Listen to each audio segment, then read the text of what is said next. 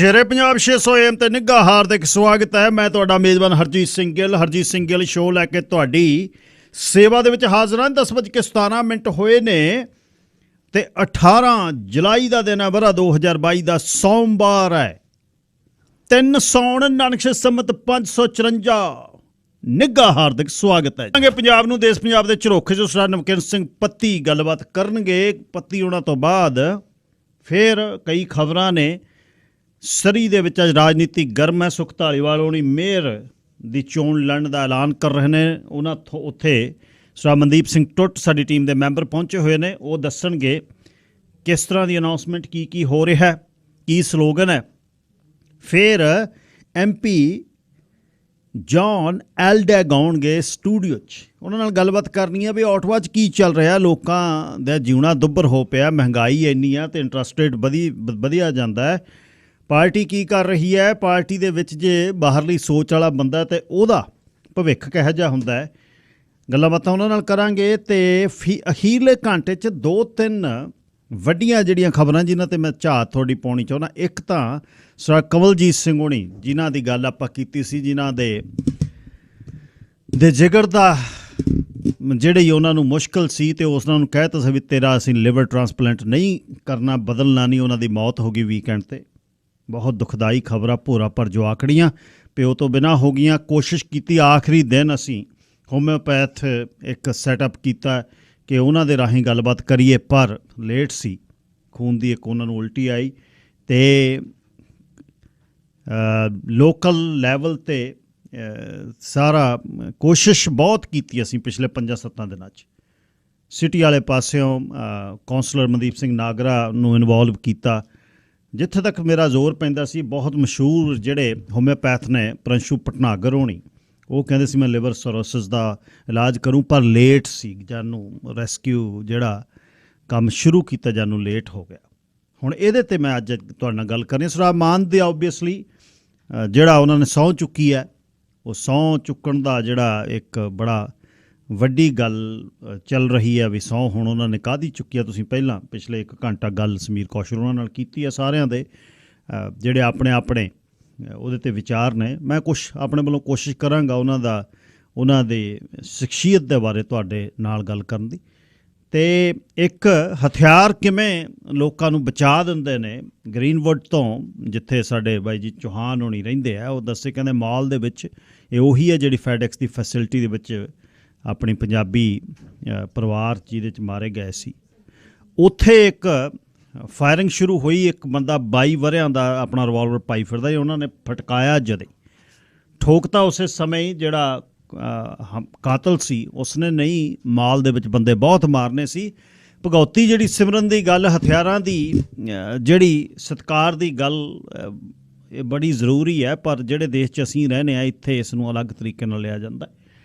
ਅਤੇ ਇਸ ਦੇ ਬਾਰੇ ਗੱਲਬਾਤ ਕਰਾਂਗਾ। 604-204-0600 ਵੀਕਐਂਡ 'ਤੇ ਐਤਵਾਰ ਨੂੰ ਵੱਡਾ ਕਬੱਡੀ ਦਾ ਟੂਰਨਾਮੈਂਟ ਆ ਰਿਹਾ। ਰਿਚਮੰਡ ਕਬੱਡੀ ਕਲੱਬ ਅਤੇ ਐਬ ਸਪੋਰਟ ਕਬੱਡੀ ਕਲੱਬ ਵੱਲੋਂ ਜਿਹੜਾ ਐਬ ਸਪੋਰਟ ਦੇ ਵਿੱਚ ਬੱਲੇ ਬੱਲੇ ਹੋਈ ਪਈ ਆ। ਵੱਡੇ ਭਲਵਾਨ ਪਹੁੰਚ ਰਹੇ ਨੇ, ਉਸ ਦੀ ਗੱਲਬਾਤ ਸੁਣਾਵਾਂਗਾ। ਅਤੇ 604-204-0600 ਆਨ ਏਅਰ ਨੰਬਰ ਹੈ। 6042040600 00472912224 ਵਟਸਐਪ ਅਤੇ ਟੈਕਸਟ ਲਈ ਮੇਰਾ ਨੰਬਰ ਹੈ 604-729-1224। ਅਤੇ ਤੁਸੀਂ ਮੇਰੇ ਤੱਕ ਪਹੁੰਚ ਕਰਨੀ ਆ। ਕੋਈ ਸੁਨੇਹਾ ਪਹੁੰਚਾਉਣਾ ਹੋਵੇ, ਕੋਈ ਨਵਾਂ ਬਿਜ਼ਨਸ ਸ਼ੁਰੂ ਕੀਤਾ ਹੈ, ਉਹਦੀ ਐਡਵਰਟਾਈਜ਼ਮੈਂਟ ਕਰਨੀ ਹੈ, ਨਵਾਂ ਜਿਹਾ ਬਿਜ਼ਨਸ ਸ਼ੁਰੂ ਕਰਦੇ ਹੋ, ਇੱਕ ਵਾਰ ਸੇਵਾ ਦਾ ਦਿਓ ਮੌਕਾ, ਅਤੇ ਫਿਰ ਤੁਹਾਡਾ ਬਿਜ਼ਨਸ ਚਲਾ ਕੇ ਦਿਖਾਵਾਂਗੇ। ਚੱਲਿਆ ਹੋਇਆਂ ਨੂੰ ਕੋਈ ਨਹੀਂ, ਨਵਾਂ ਜਿਹੜਾ ਕੋਈ ਸ਼ੁਰੂ ਕਰਦਾ ਹੈ ਉਹਨੂੰ ਫਿਰ ਜ਼ੋਰ ਲਾਈਦਾ।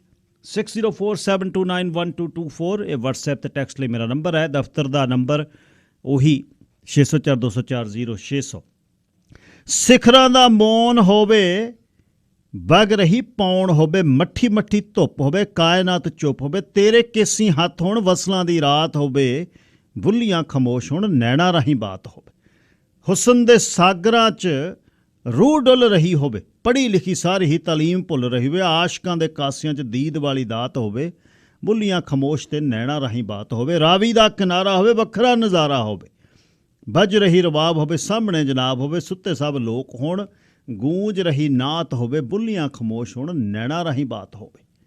ਹੁਜਰੇ 'ਚ ਬੈਠਾ ਕੋਈ ਹੀਰ ਪੜ੍ਹ ਰਿਹਾ ਹੋਵੇ, ਅੰਬਰਾਂ ਨੂੰ ਇਸ਼ਕੇ ਦਾ ਰੰਗ ਚੜ੍ਹ ਰਿਹਾ ਹੋਵੇ, ਸ਼ਾਲਾ ਮਹਿਬੂਬ ਦੀਆਂ ਬਾਹਾਂ 'ਚ ਵਫਾ ਹੋਵੇ, ਬੁੱਲੀਆਂ ਖਮੋਸ਼ ਹੋਣ, ਨੈਣਾ ਰਾਹੀਂ ਬਾਤ ਹੋਵੇ। ਮੌਨ ਦੀ ਗੱਲ ਲਿਖੀ ਹੈ ਅਕੀਦਤ 'ਚ ਨਵਾਬ ਖਾਨ ਨੇ, ਵੀ ਜਿਹੜਾ ਮੌਨ ਹੈ ਉਹ ਵੀ ਸਿਖਰੇ ਹੁੰਦਾ। ਧੰਨਵਾਦ ਜੀ ਸਾਰਿਆਂ ਦਾ, ਜਿੱਥੇ ਵੀ ਬੈਠੇ ਹੋ। ਗੱਲਬਾਤ ਦੇਸ਼ ਪੰਜਾਬ ਦੇ ਝਰੋਖੇ 'ਚ ਸਰਦਾਰ ਨਵਕਿਰਨ ਸਿੰਘ ਪੱਤੀ ਮੇਰੇ ਨਾਲ ਲੈ ਕੇ ਸ਼ਾਮਲ ਨੇ। ਸਰਦਾਰ ਨਵਕਿਰਨ ਸਿੰਘ ਜੀ, ਸਵਾਗਤ, ਸਤਿ ਸ੍ਰੀ ਅਕਾਲ। ਸ਼ੁਕਰੀਆ ਜੀ ਗਿੱਲ ਸਾਹਿਬ। ਸਭ ਤੋਂ ਪਹਿਲਾਂ ਤੁਹਾਨੂੰ ਅਤੇ ਸ਼ੇਰੇ ਪੰਜਾਬ ਰੇਡੀਓ ਸੁਣ ਰਹੇ ਸਾਰੇ ਹੀ ਸਰੋਤਿਆਂ ਨੂੰ ਮੇਰੇ ਵੱਲੋਂ ਵੀ ਪਿਆਰ ਭਰੀ ਸਤਿ ਸ੍ਰੀ ਅਕਾਲ ਜੀ। ਜੀ ਗਿੱਲ ਸਾਹਿਬ, ਰਾਸ਼ਟਰਪਤੀ ਦੀਆਂ ਜਿਹੜੀਆਂ ਚੋਣ ਲਈ ਵੋਟਾਂ ਪਈਆਂ, ਪਹਿਲਾਂ ਵੀ ਖਬਰ ਚੱਲ ਰਹੀ ਸਵੇਰੇ, ਮਨਪ੍ਰੀਤ ਇਆਲੀ ਨੇ ਕਿਹੜੀ ਗੱਲਬਾਤ ਕੀਤੀ ਆ? ਫਿਰ ਮੈਨੂੰ ਲੱਗਦਾ ਹੈ ਬਈ ਅਕਾਲੀ ਦਲ ਦੇ ਵਿੱਚ ਬਗਾਵਤ ਦੀ ਤਿਆਰੀ ਹੈ। ਜੀ ਗਿੱਲ ਸਾਹਿਬ, ਬਾਕੀ ਰਾਸ਼ਟਰਪਤੀ ਦੀ ਜਿਹੜੀ ਚੋਣ ਦੇ ਲਈ ਅੱਜ ਵੋਟਾਂ ਪਈਆਂ ਨੇ, ਸੁਖਬੀਰ ਸਿੰਘ ਬਾਦਲ ਨੂੰ ਇਹ ਦਿਨ ਮਸਾਂ ਆਇਆ ਸੀਗਾ ਜਦੋਂ ਖੇਤੀ ਕਾਨੂੰਨਾਂ ਦੇ ਮਸਲੇ ਤੇ ਭਾਜਪਾ ਨਾਲ ਤੋੜ ਵਿਛੋੜਾ ਕੀਤਾ। ਉਸ ਤੋਂ ਬਾਅਦ ਪੂਰਾ ਬਾਦਲ ਪਰਿਵਾਰ ਸੋਚਦਾ ਸੀ ਕਿ ਕਦੋਂ ਜਾ ਕੇ ਭਾਰਤੀ ਜਨਤਾ ਪਾਰਟੀ ਨਾਲ ਦੁਬਾਰੇ ਜਿਹੜੀ ਸਾਂਝ ਗੰਢੀ ਜਾਵੇ। ਰਾਸ਼ਟਰਪਤੀ ਦੀ ਚੋਣ ਸਮੇਂ ਮੌਕੇ ਦੇ ਪ੍ਰਧਾਨ ਨੇ ਜਿਵੇਂ ਬਾਕੀ ਸਾਰੀਆਂ ਪਾਰਟੀਆਂ ਨੂੰ ਕਿਹਾ, ਉਵੇਂ ਜਿਵੇਂ ਅਕਾਲੀ ਦਲ ਵਾਲਿਆਂ ਨੂੰ ਕਿਹਾ ਕਿ ਤੁਸੀਂ ਭਾਈ ਸਾਡੇ ਉਮੀਦਵਾਰ ਦੀ ਸਪੋਰਟ ਕਰੋ। ਸੁਖਬੀਰ ਬਾਦਲ ਨੇ ਗਿੱਲ ਸਾਹਿਬ ਜਿਵੇਂ ਸੱਦੀ ਹੋਈ ਮਿੱਤਰਾਂ ਦੀ ਪੈਰ ਜੁੱਤੀ ਨਾ ਪਾਵਾਂ ਵਾਲੀ ਗੱਲ ਕੀਤੀ। ਮਨਪ੍ਰੀਤ ਇਆਲੀ ਕਹਿੰਦਾ ਮੈਨੂੰ ਪੁੱਛਿਆ ਹੀ ਨਹੀਂ। 5 ਵੋਟਾਂ ਨੇ ਟੋਟਲ, 3 MLA ਨੇ, 2 ਪਤੀ ਪਤਨੀ ਮੈਂਬਰ ਪਾਰਲੀਮੈਂਟ ਦੀਆਂ, ਔਰ ਉਹਦੇ ਚੋਂ 3 ਤਾਂ ਘਰ ਦੀਆਂ ਹੀ ਨੇ। ਇੱਕ ਬਿਕਰਮਜੀਤ ਮਜੀਠੀਆ ਹੋਰਾਂ ਦੀ ਧਰਮ ਪਤਨੀ ਗਨੀਤ ਕੌਰ ਮਜੀਠਾ ਹੈ, ਤੇ ਮਨਪ੍ਰੀਤ ਇਆਲੀ ਨੂੰ ਪੁੱਛਿਆ ਹੀ ਨਹੀਂ ਬੀਜੇਪੀ ਦੇ ਉਮੀਦਵਾਰ ਦੀ ਹਮਾਇਤ ਕਰਦੀ। ਇਸ ਚੋਣ ਦੇ ਲਈ ਗਿੱਲ ਸਾਹਿਬ ਅੱਜ ਜਿਹੜੀਆਂ ਵੋਟਾਂ ਪਈਆਂ, ਭਾਰਤੀ ਜਨਤਾ ਪਾਰਟੀ ਔਰ NDA ਦੇ ਵੱਲੋਂ ਝਾਰਖੰਡ ਦੀ ਸਾਬਕਾ ਰਾਜਪਾਲ ਦ੍ਰੋਪਦੀ ਮੁਰਮੂ ਚੋਣ ਮੈਦਾਨ ਦੇ ਵਿੱਚ ਸੀ, ਔਰ ਵਿਰੋਧੀ ਧਿਰਾਂ ਵੱਲੋਂ ਸਾਬਕਾ ਕੇਂਦਰੀ ਮੰਤਰੀ ਯਸ਼ਵੰਤ ਸਿਨਹਾ ਚੋਣ ਮੈਦਾਨ ਦੇ ਵਿੱਚ ਸੀਗੇ। ਔਰ ਉਹਦੇ ਲਈ ਸ਼੍ਰੋਮਣੀ ਅਕਾਲੀ ਦਲ ਬਾਦਲ ਨੇ ਹਮਾਇਤ ਦਿੱਤੀ ਸੀ ਭਾਜਪਾ ਨੂੰ। ਮਨਪ੍ਰੀਤ ਇਆਲੀ ਨੇ ਇਹ ਕਹਿੰਦਿਆਂ ਵੋਟ ਦਾ ਬਾਈਕਾਟ ਕਰ ਦਿੱਤਾ ਕਿ ਭਾਰਤੀ ਜਨਤਾ ਪਾਰਟੀ ਦੇ ਕੈਂਡੀਡੇਟ ਨੂੰ ਮੇਰਾ ਵੋਟ ਪਾਉਣ ਨੂੰ ਜੀ ਨਹੀਂ ਕਰਦਾ, ਔਰ ਕਾਂਗਰਸ ਦੇ ਕੈਂਡੀਡੇਟ ਨੂੰ ਮੈਂ ਵੋਟ ਪਾ ਨਹੀਂ ਸਕਦਾ। ਗਿੱਲ ਸਾਹਿਬ, ਗੱਲਾਂ ਦੇ ਵਿੱਚ ਮਨਪ੍ਰੀਤ ਇਆਲੀ ਨੇ ਜਿਹੜੀਆਂ ਗੱਲਾਂ ਖਾਈਆਂ ਨੇ ਨਾ, ਮਨਪ੍ਰੀਤ ਇਆਲੀ ਨੇ ਕਹਿਤਾ ਕਿ ਸਾਡੀ ਜਿਹੜੀ ਲੀਡਰਸ਼ਿਪ ਸੀ ਉਹ ਪੰਜਾਬ ਦੇ ਮਸਲੇ ਹੀ ਨਹੀਂ ਹੱਲ ਕਰਾ ਪਾਈ ਅਕਾਲੀ ਦਲ ਦੀ। ਕਿਤੇ ਨਾ ਕਿਤੇ ਉਹਨਾਂ ਨੇ ਪ੍ਰਕਾਸ਼ ਸਿੰਘ ਬਾਦਲ ਔਰ ਸੁਖਬੀਰ ਬਾਦਲ ਨੂੰ ਨਿਸ਼ਾਨੇ ਤੇ ਲਿਆ। ਉਹਨੇ ਕਿਹਾ ਕਿ ਪੰਜਾਬ ਦੇ ਪਾਣੀਆਂ ਦਾ ਮਸਲਾ ਹੱਲ ਨਹੀਂ ਕੀਤਾ, SYL ਦਾ ਮਸਲਾ ਹੱਲ ਨਹੀਂ ਕੀਤਾ, ਔਰ ਦਰਬਾਰ ਸਾਹਿਬ ਤੇ ਹਮਲਾ ਹੋਇਆ, 84 ਦੇ ਦੰਗੇ ਹੋਏ, ਇਹਨਾਂ ਸਾਰਿਆਂ ਦੇ ਲਈ ਕਾਂਗਰਸ ਜ਼ਿੰਮੇਵਾਰ ਆ, ਉਹ ਤੋਂ ਤਾਂ ਕੋਈ ਉਮੀਦ ਹੀ ਨਹੀਂ। ਲੇਕਿਨ BJP ਵੀ ਕਹਿੰਦਾ ਉਹਦੇ ਨਾਲ ਬਿਨਾਂ ਕੋਈ ਗੱਲ ਕੀਤੇ ਉਹਨੂੰ ਹਮਾਇਤ ਦਿੱਤੀ। ਔਰ ਮਨਪ੍ਰੀਤ ਇਆਲੀ ਨੇ ਗਿੱਲ ਸਾਹਿਬ ਆਪਣੀ ਗੱਲਬਾਤ ਦੇ ਵਿੱਚ ਝੁੰਡਾ ਕਮੇਟੀ ਦਾ ਜ਼ਿਕਰ ਵੀ ਕੀਤਾ। ਸ਼੍ਰੋਮਣੀ ਅਕਾਲੀ ਦਲ ਬਾਦਲ ਦੀ ਕੋਈ ਹਾਰ ਤੋਂ ਬਾਅਦ ਇੱਕ ਝੁੰਡਾ ਕਮੇਟੀ ਬਣਾਈ ਸੀ ਸੁਖਬੀਰ ਬਾਦਲ ਹੋਰਾਂ ਨੇ ਕਿ ਜਾਂਚ ਦੇ ਕਾਰਨ ਪਤਾ ਕਰੋ। ਉਹਨਾਂ ਨੇ ਆ ਕੇ ਰਿਪੋਰਟ ਜਿਹੜੀ ਦਿੱਤੀ, ਸੂਤਰ ਦੱਸਦੇ ਨੇ ਕਿ ਉਹਨਾਂ ਨੇ ਆਉਣ ਸਾਰ ਕਹਿਤਾ ਸੀ ਜਾਂਚ ਕਰਕੇ ਕਿ ਬਾਦਲ ਸਾਹਿਬ ਲੋਕ ਸ਼੍ਰੋਮਣੀ ਅਕਾਲੀ ਦਲ ਤੋਂ ਨਿਰਾਸ਼ ਨਹੀਂ ਹੈਗੇ, ਲੋਕ ਬਾਦਲ ਪਰਿਵਾਰ ਤੋਂ ਨਿਰਾਸ਼ ਨੇ, ਪਾਰਟੀ ਦੀ ਪ੍ਰਧਾਨਗੀ ਛੱਡ ਦਿਓ, ਲੋਕ ਅਕਾਲੀ ਦਲ ਨੂੰ ਵੋਟਾਂ ਪਾਉਣ ਲੱਗ ਜਾਣਗੇ। ਲੇਕਿਨ ਸੁਖਬੀਰ ਬਾਦਲ ਨੇ ਪ੍ਰਧਾਨਗੀ ਨਹੀਂ ਛੱਡੀ। ਗਿੱਲ ਸਾਹਿਬ ਦੱਸਦੇ ਆ ਕਿ ਮਨਪ੍ਰੀਤ ਇਆਲੀ ਸਭ ਤੋਂ ਮਜ਼ਬੂਤ ਦਾਅਵੇਦਾਰ ਸੀ, ਕਿਉਂਕਿ 3 ਹੀ ਬੰਦੇ ਜਿੱਤੇ ਸੀ MLA। ਉਹਨਾਂ ਚੋਂ ਇੱਕ ਤਾਂ ਇਹਨਾਂ ਦੇ ਘਰ ਦੇ ਸੀ ਬਿਕਰਮਜੀਤ ਮਜੀਠੀਆ ਦੀ ਪਤਨੀ। ਜਿਹੜਾ ਦੂਸਰਾ MLA ਜਿੱਤਿਆ ਸੀ ਉਹ ਪਹਿਲੀ ਵਾਰ ਜਿੱਤਿਆ ਸੀ, ਉਹਦੀ ਕੋਈ ਐਡੀ ਜਾਣ ਪਛਾਣ ਨਹੀਂ ਸੀ। ਮਨਪ੍ਰੀਤ ਇਆਲੀ ਪਿਛਲੇ 20 ਸਾਲਾਂ ਤੋਂ ਸਿਆਸਤ 'ਚ ਸਰਗਰਮ ਹੈ, ਪੈਸੇ ਵਾਲਾ ਬੰਦਾ, ਉਹ ਤੇ ਗੁਣਾ ਪੈ ਸਕਦਾ, ਪਰ ਜਦੋਂ ਨਹੀਂ ਪਿਆ ਤਾਂ ਅੱਜ ਉਹਨੇ ਖੁੱਲ੍ਹੇਆਮ ਬਗਾਵਤ ਕਰਤੀ। ਸੋ ਇਹ ਸਿੱਧੇ ਤੌਰ ਤੇ ਸੁਖਬੀਰ ਬਾਦਲ ਨੂੰ, ਉਹਦੀਆਂ ਨੀਤੀਆਂ ਨੂੰ ਚੈਲੰਜ ਹੈ। ਔਰ ਇਹਦੇ ਤੋਂ ਇਹ ਵੀ ਲੱਗਦਾ ਕਿ 50 ਸਾਲ ਤੋਂ ਜਿਹੜਾ ਦਬਦਬਾ ਸੀ ਅਕਾਲੀ ਦਲ ਦੇ ਉੱਤੇ ਪ੍ਰਕਾਸ਼ ਸਿੰਘ ਬਾਦਲ ਹੋਰਾਂ ਦਾ, ਉਹਨਾਂ ਦੇ ਬਜ਼ੁਰਗ ਹੋਣ ਦੇ ਨਾਲ ਉਹਨਾਂ ਦਾ ਟੁੱਟਦਾ ਨਜ਼ਰ ਆ ਰਿਹਾ। ਸੋ ਆਉਣ ਵਾਲੇ ਦਿਨਾਂ ਦੇ ਵਿੱਚ ਹੁਣ ਮੈਨੂੰ ਇਹ ਲੱਗਦਾ ਗਿੱਲ ਸਾਹਿਬ ਕਿ ਜਿਹੜਾ ਕੰਮ ਸ਼੍ਰੋਮਣੀ ਅਕਾਲੀ ਦਲ ਬਾਦਲ ਤੋਂ ਅੱਡ ਹੋ ਕੇ ਗੁਰਚਰਨ ਸਿੰਘ ਸਭਰਾ ਨਹੀਂ ਕਰ ਸਕੇ, ਜਿਹੜਾ ਕੰਮ ਅੱਡ ਹੋ ਕੇ ਸੁਰਜੀਤ ਸਿੰਘ ਬਰਨਾਲਾ ਨਹੀਂ ਕਰ ਸਕੇ, ਜਿਹੜਾ ਕੰਮ ਅੱਡ ਹੋ ਕੇ ਰਣਜੀਤ ਸਿੰਘ ਬ੍ਰਹਮਪੁਰਾ ਤੇ ਸੁਖਦੇਵ ਸਿੰਘ ਢੀਂਡਸਾ ਨਹੀਂ ਕਰ ਸਕੇ, ਜਿਹੜਾ ਕੰਮ ਅੱਡ ਹੋ ਕੇ ਬਾਕੀ ਲੀਡਰ ਨਹੀਂ ਕਰ ਸਕੇ, ਉਹ ਮਤਲਬ ਮਨਪ੍ਰੀਤ ਇਆਲੀ ਕਰ ਸਕਦਾ।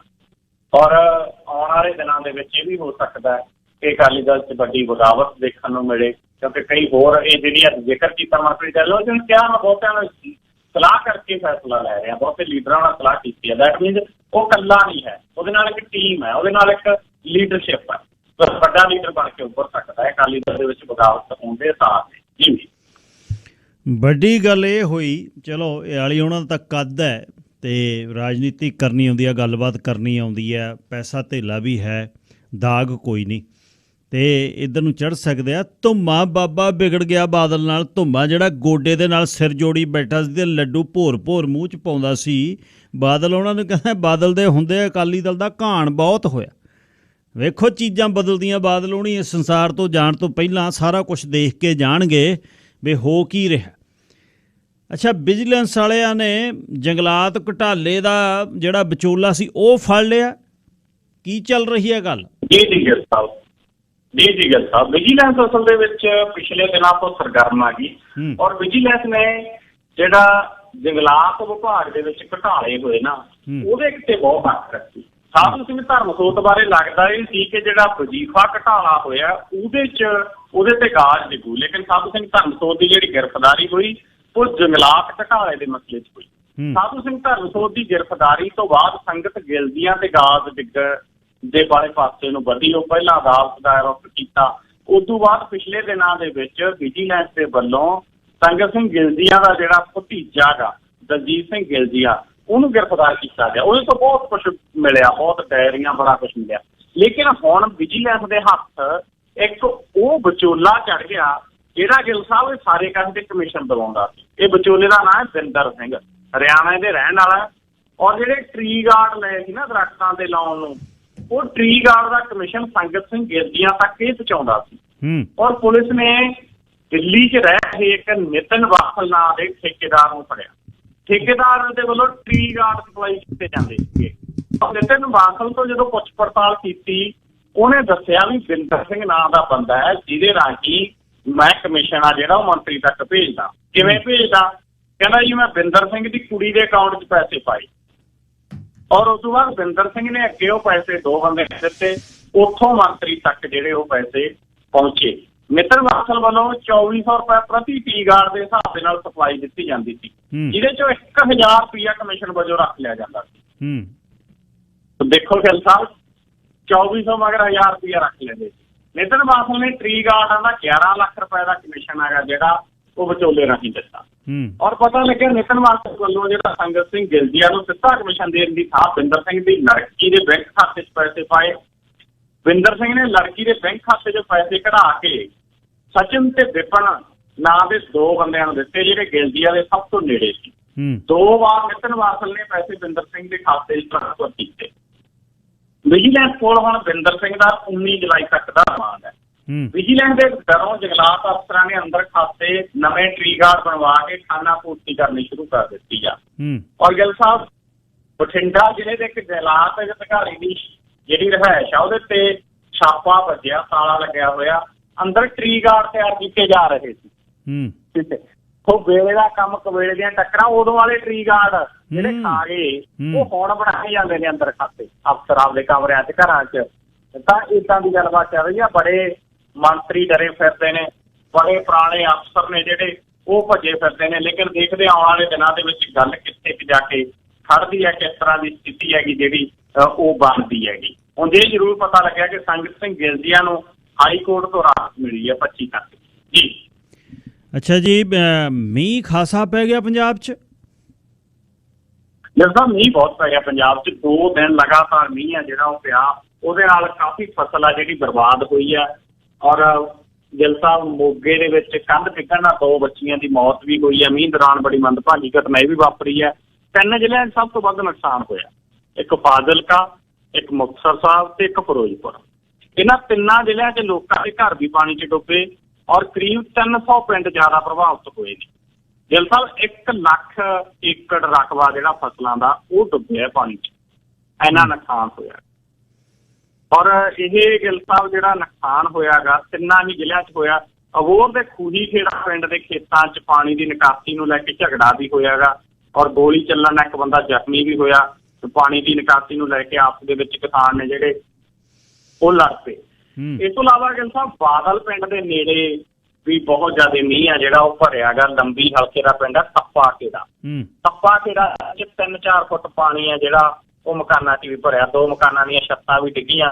ਸੈਂਕੜੇ ਏਕੜ ਫਸਲ ਆ ਜਿਹੜੀ ਉਹ ਇਸ ਪਿੰਡ ਦੇ ਵਿੱਚ ਵੀ ਤਬਾਹ ਹੋਈ ਹੈ। ਸੋ ਬਹੁਤ ਨੁਕਸਾਨ ਹੋਇਆ। ਆਪ ਵੀ ਇਹੀ ਕਰਾਂਗੇ ਕਿ ਪੰਜਾਬ ਸਰਕਾਰ ਗਿਰਦਾਵਰੀ ਕਰਾਵੇ ਔਰ ਜਿਹੜੇ ਕਿਸਾਨਾਂ ਦਾ ਜਿੰਨਾ ਨੁਕਸਾਨ ਹੋਇਆ ਉਹਦੇ ਹਿਸਾਬ ਦੇ ਨਾਲ ਉਹਨਾਂ ਨੂੰ ਮੁਆਵਜ਼ਾ ਗਾ ਜਿਹੜਾ ਉਹ ਮਿਲਣਾ ਚਾਹੀਦਾ। ਮਸਲਾ ਲੰਮਕਣਾ ਨਹੀਂ ਚਾਹੀਦਾ ਜੀ। ਅੱਛਾ ਜੀ, ਉਪ ਰਾਸ਼ਟਰਪਤੀ ਦੀ ਚੋਣ 'ਚ ਕੈਪਟਨ ਦਾ ਨਾਂ ਕਿਤੇ ਰੜਕਿਆ ਹੀ ਨਹੀਂ। ਆਪਾਂ ਕਹਿੰਦੇ ਸੀ ਗੁਣਾ ਪਊਗਾ।